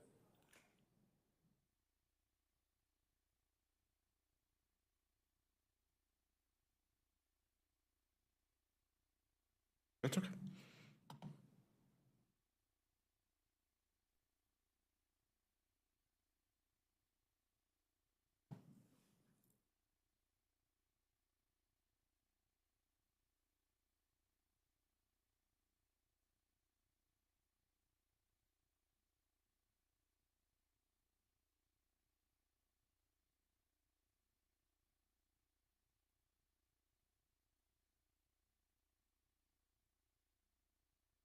Perfect, thank you. So what you see on the screen right now before you is the original sketch plan, as Ms. Tettelbaum described. The original sketch plan was for about 2,000 new residential units with building heights up to 200 feet and with the retention of 2 existing office buildings at 6001 and 6003 Executive Boulevard. Wilco is very proud of this plan, but a lot has changed in recent years, in the last 3 years, since this project was last before the planning board. And to give a brief introduction, I'd like to turn over to Mr. Cohen of Wilco. Good afternoon. Good afternoon. My name is Richard Cohen. I'm the owner of the property on Executive Boulevard and would like to build approximately 1,100 units, 50% of which would be affordable. I was raised in Montgomery County, attended Parkside Elementary School, Eastern Junior High School, and Montgomery Blair High School. For the past 25 years, I've been a volunteer with Montgomery County Park Police. In 1960, I went to work for a home builder and learned the construction business, building homes, and eventually built homes on Randolph Road near the railroad tracks. They sold for $19,990 with a $150 down payment. Long time ago. Wilco was proud of the 2021 sketch plan, but that plan became unviable due to material changes in circumstances that you'll hear about. Instead of just letting the sketch plan expire, however, Wilco pivoted to a project that emphasizes a critical need in Montgomery County, affordable housing. Having a project that contains 50% affordable housing and 90% affordable housing in the mixed income housing community plan area, my goal is to make it possible for our county employees, teachers, nurses, firefighters, police, etc., who work in Montgomery County, but I want them to be able to call Montgomery County home. Right now, so many of them deal with long and difficult commutes from farther, more affordable counties. What makes this project particularly exciting is that it uses the new mixed income housing community plan process to provide a significant amount of affordable housing near transit, employment opportunities, and served by an excellent school system. Being in the construction business and being a lifelong resident of Montgomery County, I have the desire to do this project for the citizens of this county. I have met with County Executive Mark Elridge and DHCA Director Scott Burton, and they both have expressed much support for Rose Village. I hope that the Park and Planning Commission will work closely with my team to approve and expedite this project. Thank you very, very much. Thank you for your presentation and also for your very concerned about providing more housing in the county, especially affordable housing. It's greatly needed, and I'm glad you're tackling this. Thank you so much. And I wish we could get some more of those 19,900. Keep working on that. So just what you see on the screen are some of the factors that have changed in the 3 years since the original sketch plan was approved. Obviously, the economic factors that Ms. Tettelbaum had mentioned. All levels of government, federal, state, county, municipal, all levels of government have recognized that there is a housing crisis. And given today's political climate, that really is a remarkable consensus. And since the original sketch plan was approved, there are a significant number of new policies to encourage housing production. You see them all on the screen: the adoption of Thrive, the mixed income, the MIC process, attainable housing strategies that are currently under review right now. The state has recently adopted legislation called the Housing Expansion and Affordability Act, and of course the update to the GIP, the Growth Infrastructure Policy, to align that policy with recent priorities from other plans. So very quickly, what you see on the screen is the amended sketch plan. This was reviewed in detail by Ms. Tettelbaum. In blue, you see the MIC boundary, and then in the tan, you see what will remain in the sketch plan. As was mentioned, there is an emphasis on affordable housing. I just wanted to briefly talk about the numbers. The blue area, the MIC plan, will contain 400 new units. 360 of those will be affordable. That's 90%. That's going to come first. The tan, the sketch plan, even though it's not part of the MIC, it's still going to have a significant amount of affordable housing. 700 units, 190 of them will be affordable, 27%. So we have two different plans here, but if you're looking at the site overall, 1,100 units, 550, half of them will be affordable. So we've worked very hard with staff and sincerely appreciate their hard work and responsiveness on this case. I do want to thank the entire Mid-County team, Ms. Sanders, Mr. Folden, and Ms. Tettelbaum, and of course the Deputy Director, Mr. Cronenberg, who we've met with as well. We do agree with all the conditions with the exception of condition 6E, which requires applicant to evaluate the undergrounding of utilities along Town Road as a major public benefit. We have taken a thoughtful evaluation with experts and believe that any future requirement to underground utilities would be an unreasonable limitation on the project, have a substantial adverse impact on the viability of Rose Village as an affordable housing project. And we believe this is true for several reasons. So first on the screen, you see the property's Town Road frontage. We have worked with Richter and Associates, applicant's utility consultant, well-regarded firm, estimates that to underground the 13 poles that you see along the Town Road frontage has a $7 million cost. That's work for associated with undergrounding 13 utility poles, transitions to the north and south of the site, and milling and overlaying the street after the work is done. The poles themselves have service lines for multiple utilities. There are multiple Pepco lines, Comcast lines, Verizon lines. It's a complicated wire. The extent of work could extend hundreds of feet beyond the property's Town Road frontage, which by itself is 1,100 square feet. So if you include possibly work to the north and to the south, it's 1,300 feet, which is a quarter of a mile. And I believe now Town Road, since the construction of the western workaround is now a state highway, and that could add greater complexity to the process as well. So we just want to be very clear. This is an extraordinary scope with an extraordinary cost for any project, but especially for a project incorporating a significant amount of affordable housing. It's also important to know that Town Road was just reconstructed with new above-ground utility poles as part of the $73 million Western Workaround project.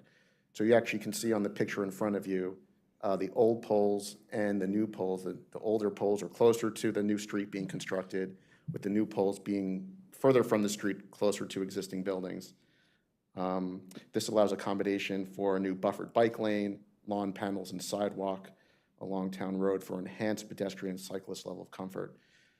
And you can see that here are some more pictures showing the construction of the previous poles and the new poles during the reconstruction of Town Road. Town Road just opened in 2023. So here are the existing conditions today. So there are clear pathways for all users. It's not a situation where you see conflicts between utility poles and sidewalks and bike lanes because the road was just reconstructed. The county had the opportunity and the funding, remember this was a $73 million public project, to underground these utility poles, but instead chose to rebuild them. New poles just located them further back from the street. We feel very strongly the applicant should not be required to do what the county just declined to do. Equally important to what got built is how it got built. So the 2010 White Flint Sector Plan recommended significant infrastructure improvements to transform the area around the White Flint Metro Station. Due to the magnitude of these improvements and their importance to economic development, there was a need for a new framework that would provide for an accelerated and consistent stream of significant funds. The solution here was to create the White Flint Special Taxing District. All properties in the White Flint Special Taxing District are assessed an ad valorem property tax, and the proceeds from that tax go to fund specific infrastructure improvements within that district. And as you can see on the left on the screen is the county council bill that created the White Flint Special Taxing District. And on the right is a resolution that specifically identified the improvements that were to be funded by the White Flint Special Taxing District, the proceeds from that. And number 3 on that list, which we highlighted, is Hoya Street. Town Road was known as Hoya Street. Before that, it was called Old Georgetown Road, which might be my favorite street name in Montgomery County. But now it's Town Road. And that was specifically included to be funded, the construction of that road between Executive Boulevard, what was Montrose Parkway, which is now Josiah Henson Parkway. You can see that in Exhibit A in the right. So the reconstruction of Town Road along the subject property's frontage was specifically identified as a district-funded improvement to be funded by the special tax proceeds. And the subject property was added to the White Flint Special Taxing District when the White Flint 2 sector plan was adopted in 2018 and has been paying the White Flint special tax. So again, the construction of Town Road was included in the county CIP project. It was known as the White Flint West Workaround. And what you see on the screen is the project description form for the Western Workaround from the county CIP budget. Again, a $74 million project that opened in 2023. And we've highlighted that the plan included undergrounding of overhead utilities where required. So obviously the poles that remain were deemed by the county to not be required for undergrounding. This is a very expensive project. I believe that the DOT had to go back to the county council and ask for more money, a significant amount of money, because of cost overruns. This was a very complicated and expensive project. 75%, roughly 75% of the project was funded by proceeds from the White Flint Special Taxing District. The remainder funded by bonds. So lastly, this screen shows maps that clearly show that the that the reconstruction of Town Road along the property's frontage was included within the White Flint West Workaround CIP project. And we strongly believe that it is unreasonable to pass the significant cost of undergrounding utility poles on this applicant when the county just declined to do it as part of this White Flint Workaround with $73 million in funds, largely funded by special taxing district revenue. The county didn't deem these poles to be necessary to underground, so it shouldn't be required here. We also think it's unreasonable to assess the tax to the property owner and then require them to shoulder 100% of the cost associated for what should be a district-funded improvement. We think this is double dipping. If the county wants these poles undergrounded, and we don't dispute that it would be nice to have them undergrounded, the method for doing that should be through a CIP project that is funded by the proceeds from the White Flint Special Taxing District. Moving on to the White Flint 2 sector plan. This property is located in the White Flint 2 sector plan. Specifically identifies affordable housing as the highest priority public benefit for new residential development. And of course, as we showed before, Rose Village is a very significant affordable housing project. An optional method project in the CR zone is generally required to provide 100 public benefit points in 4 categories. To put it in context, Rose Village is providing 157 public benefit points in 6 categories. In other words, the project is already providing more than its fair share of public benefits. We don't think more points are needed for the major public benefit of undergrounding utilities. The issue is fire access has also been raised as to whether the existing poles need to be undergrounded for safe fire access.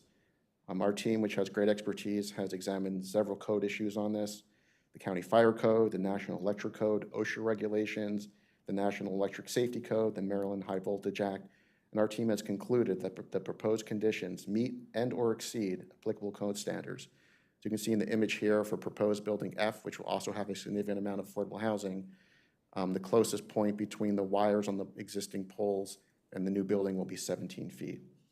And it's not an issue for building E, which is further north of this in the sketch plan, because that's a 1-story retail building that won't have window sills that are above 27 feet from grade. So did you speak with, so you reviewed this with Pepco? I know they're, in the fire, you said Well, they gave a yes, this is fine? Well, I do know that as part of the sketch plan review, Marie LeBeau from Fire and Rescue has reviewed this plan, and I don't believe we received any comments that we were required to underground utilities for safe fire access. And we do have John O'Boyle in the audience if you have questions about that, but we feel confident that providing code-compliant fire access here does not require undergrounding the poles. Just check, before coming here, we did the project on Neville Street, and there were just lots of issues. Just confirm that, they're, how close that the poles can be to the building, and it ended up, they had to be moved across the street. So just to make sure I'm just, for your own sake, make Right. sure you get feedback from. Right, and to be clear, any project that gets built, before you can build it or get a use and occupancy permit, it's going to have to be reviewed by Fire and Rescue anyway. So if that's what will be required for safe fire access, I guess that's what we would have to do, but we feel confident that we will not have to do that to provide safe fire access and comply with the code. So what you see on the screen is just recognition from recent plans about the severe housing crisis in Montgomery County. It's recognized in Thrive, it's recognized in the attainable housing strategies that the planning board transmitted to the county council. We also wanted to raise the Housing Expansion and Affordability Act of 2024. This was just approved by the governor in April of this year and becomes effective on January 1st of next year. And it does prohibit a local jurisdiction from imposing an unreasonable limitation or requirement on a qualified project. And to be a qualified project, you can be a project within 0.75 miles of a passenger rail station, which North Bethesda Metro is, and including 20% affordable housing units, which we are. So very quickly to summarize, we believe undergrounding here is unreasonable and would have a substantial adverse impact on this project. The cost is exorbitant. The road was just rebuilt as part of the Western workaround. The county chose not to. We should not be required to do what the county chose not to do. If the county does want to underground the poles, that should be done as part of the White Flint Special Taxing District proceeds. We are providing the highest priority public benefit, affordable housing. We are providing code-compliant fire access without having to underground the poles. And we believe strongly that a requirement to underground existing utilities is inconsistent with the policy goal of addressing Montgomery County's housing crisis because it threatens the economic viability of Rose Village as a project incorporating significant amounts of affordable housing and can amount to a de facto denial. So in summary, we request the Planning Board approve the sketch plan amendment with staff's recommended conditions with the exception of recommended condition 6E. Thank you very much. Great. One of the questions about the poles. So across the street, they undergrounded the poles? So as part of the White Flint. And just you and the staff, also what's to the block north and what's to the block south? Where, can you just go through that with me, please? So I believe to the north of us along Town Road, there are poles. That north of us was outside the Western Workaround project. That was not within the scope. There are no utility poles along Executive Boulevard. There were, when the White Flint Workaround was opened, there were poles that were placed on the other side of town along Pike and Rose, but I believe the developer there built the conduit to place the poles the utility lines underground, and that was eventually done. But undergrounding those poles was not part of the Western Workaround project. Okay, staff, do you? So Carrie Sanders for the record, Mid-County Division Chief. So we're looking now at the site. We have locations along Josiah Henson Parkway where we have had undergrounding of utilities. We also understand from talking with Department of Transportation that with the West Workaround project, they did leave these utilities above ground that we're looking at here, but they did underground other lines that were an expense for that project. And I know Ms. Tuttlebaum has probably the details in terms of the types of lines that they undergrounded. But we do have evidence of undergrounding some utilities in this area, to answer your question. Emily, did you want to comment at all on the type of utilities that MCDOT undergrounded? Was it telephone wire? Yeah. Good afternoon. For the record, Matt Folden, Regulatory Supervisor, Mid-County. I did speak with the project manager at DOT who handled the West Workaround project, and he explained that all of the communication lines that were previously overhead were undergrounded in this section. Everything was placed in a 4x4 duct bank, and so all the communication providers were placed within that, and they left the overhead lines in this particular location. Okay. Well, let me just say that I know people have to get going soon, so this is thank you for bringing this project. We're in a time where ideally we would have loved the high-rise development, but we also know that you have at times you have to be realistic, and we have a housing shortage. You want more housing, and if this allows this project to move forward, we lost about 1 million square foot of density or more, and that's 1 million square feet. But if it can't happen, and this can happen, that's wonderful. I think it should be a lovely project. I love that you have a 1 acre public square there. And initially, I thought, given there are roads around it, will people feel safe and stuff going around? But I'm sure that the roads are low traffic roads. I don't know, but just want to make sure when you build that plaza that it's really inviting for people across, because although the buildings are really across the street from it, that it's inviting for people to come in and they feel safe coming in like that. But wonderful project. And then it's unfortunate. You would think that if undergrounding was very, very important to the county, they would have been. I don't know why. I don't know if they didn't put it in this project. And I know it costs a lot of money to underground. So. If you don't need it, to make it work, but I just would like you should do the work to determine that you may need it moved somewhere in order to realize your dream. But those are my general comments, but I want to hear some other comments from my other board members. Okay.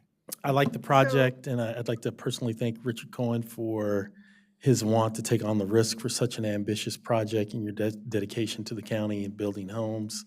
A lot of times we look at the developers as guys who have fat pockets, but at the end of the day, there's risk associated with it, and it takes some gravitas to move forward and try something new and something different.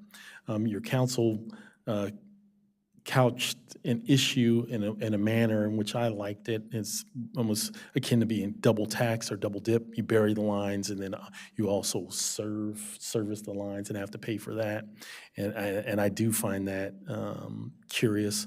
I don't know if we can address that here. Is that something that the county council and the county executive has to take up? But we do want the affordable housing, and we do want it built, and we don't want the issue of undergrounding lines to be a holdup to this. I know that the planning staff wants this built too, so if there's something that can be done to get the county council or county executive on board with regards to, sharing the cost and burden of it, I'd like to see that done. Thanks. So, Commissioner Padua. Yeah, I agree with what you both have said. It's a wonderful project. It gives us all the affordable housing that we need, and up to 50%. That's really wonderful. I just have a question, just something that You know, it's a pity that you originally had it to go up to 200 feet, and now because of, and I totally understand that because of the market and because of the conditions, you putting a lot of density right now because of the financing on the floor. I am wondering that, is there any way possible that the foundations to be designed in a way that if in future, if feasible, we could go up and we could have it all the way to density? Is it something that is even feasible in regard to financing or cost, that we keep it in future if the market changes and the financial opportunities come, you'll be able to go and to the 200 feet that originally it was proposed? Yeah, this is Bob Mazuka for the record. Basically, we're building wood structures. So you can only go so high with a wood structure. The foundations are okay. a lot less, which makes it more affordable. So that is really the key to this project, to be honest with you. I see. Okay. Great. Okay. Great. Commissioner Head. I'm good with it. I understand undergrounding is expensive, and this is going to be a good affordable project, so I'm all right with it. Okay, great. So what I think I'm hearing from the board is that we want to move forward with the sketch plan process, given that the county, they decided not to underground, that, if it's financially infeasible for these, and that we should not require them to, but I do recommend that you may end up having to. And I know the county is looking now, they're looking at ways to fund infrastructure, and if it's something they want to do, I mean, it's important that maybe they fund it through this infrastructure. Also, it may be this thing where we can put the conduit for, if in the future it is needed. I don't know, the study, is it possible to put conduit in case you do want to underground the utilities in the future for these issues like resilience and other pieces? Hi, I'm John O'Boyle, Richter and Associates. We have actually worked with on the Pike and Rose project across the street, so I'm very familiar with the undergrounding. On the Pike and Rose side of the project, there was an opportunity to install some additional conduit for the future undergrounding of the overhead lines. It's something, though, that it's not easily done because you really need to know what that demand for the facilities are, but it was done across the street. It's still a very expensive proposition just for the infrastructure itself, though. Yeah, so what is it? I'm just thinking, we're always, like, regardless of who pays, is it something worth considering or not, for? I think because of the cost component, it's not feasible. The additional cost of putting conduit is going to be, if it's a $7 million project, it's going to be half of that just in infrastructure. Right. Okay. So given that they just installed utility lines across the street, I'm in favor of just moving forward with the sketch plan, with the staff's recommendations, but with the pieces that, it's on you to evaluate, if you need it or not, and if you need it, you need it. If you don't, you don't, okay? So to be clear, is that removing the conditions? Yeah, removing the condition. Thank you. Would it be helpful for us to share the, excuse me, Carrie Sanders for the record, would it be helpful for us to bring up the slide with the condition for the board to view? Great. Okay.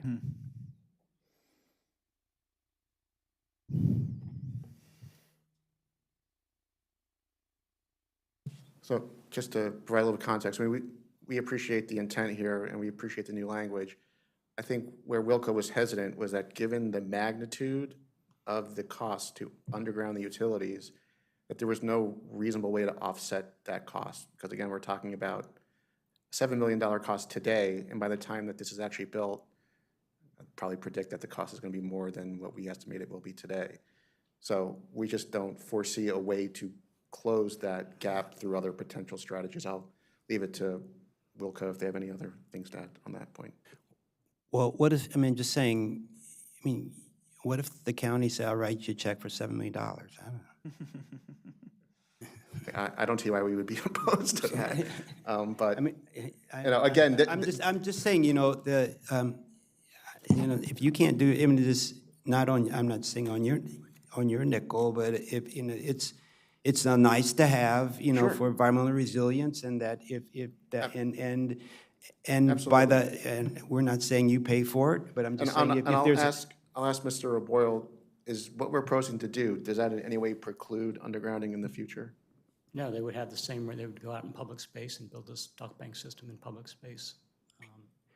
I think what staff is saying between now and the sketch plan, preliminary plan, if, we're also looking for ways to improve infrastructure.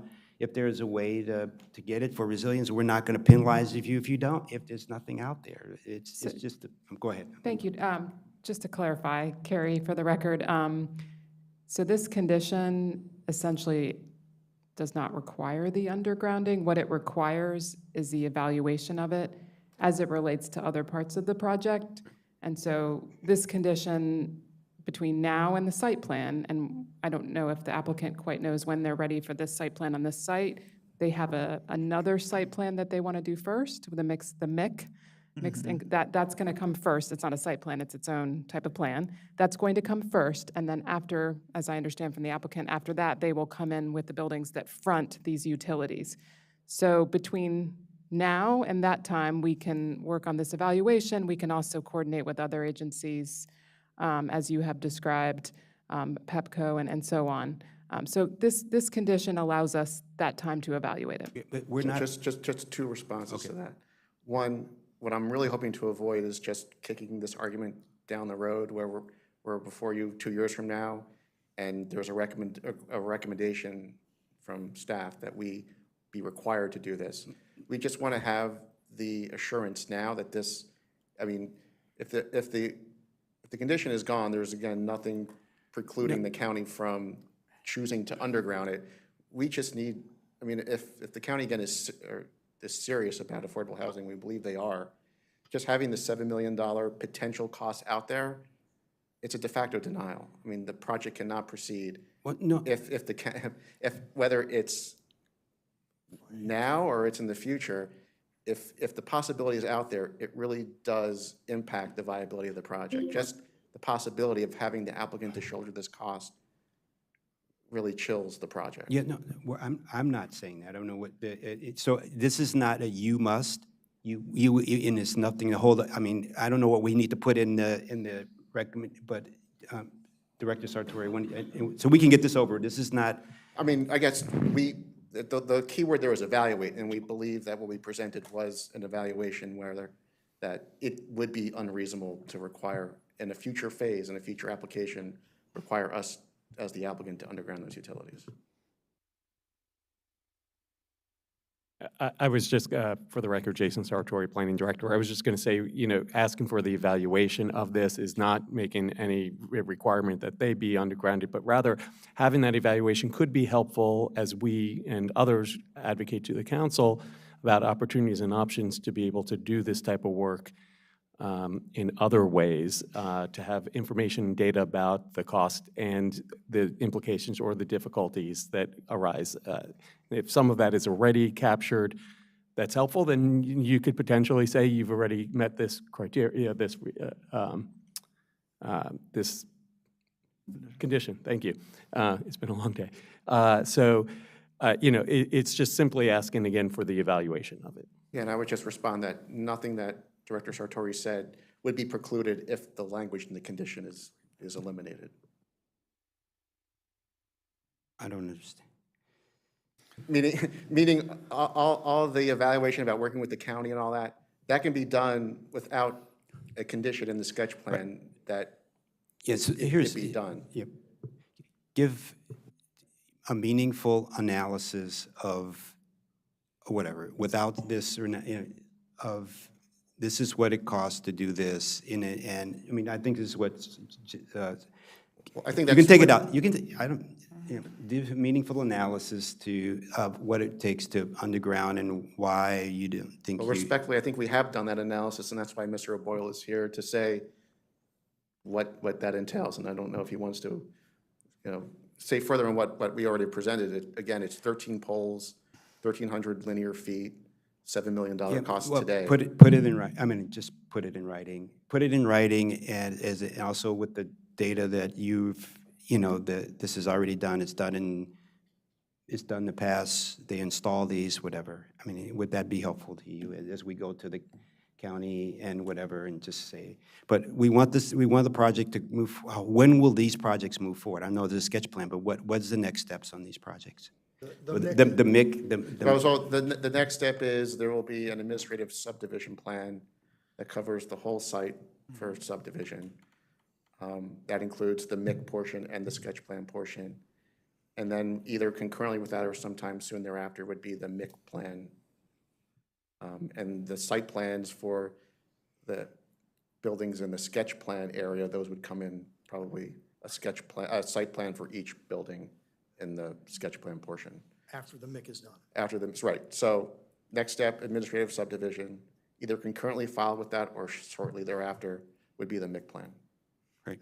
And then build it out, A, B, the garage, the roads, the park, and then we would go to your. Could you give the staff a time frame for this? I'm not saying, but just, it's, you don't have to do it. I'm just. Yeah, no, I'm just, we know it's going to take 2 years to 2.5 years to build out the MIC. We know that. So that's just build out. Now I got to get it approved. And that's, even though we have 65-day approval, it doesn't seem like it's going to take 65 days because of stormwater management and all that. It's really, that wasn't considered in that 65 days. But staff is working with us. We're trying to shorten that up. So I think it's going to be a 1.5 years before we would even be able to break ground, to be honest with you. So you're talking 3-4 years till we're done with the MIC. Right, okay. Okay, so could you put back up the recommendations, please?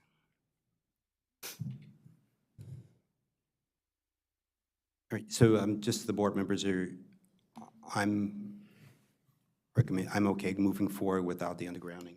Fine with not moving forward without the undergrounding. But I would want you to prepare a letter for the staff stating the reasons why, and not only the cost, but they've already done it, above ground lines, and that. We can put that in writing. Yeah, document it. Commissioner Padawam? I'm okay with that. Bartley? I'm okay with it. I understand it's a costly proposition, so we want the affordable housing.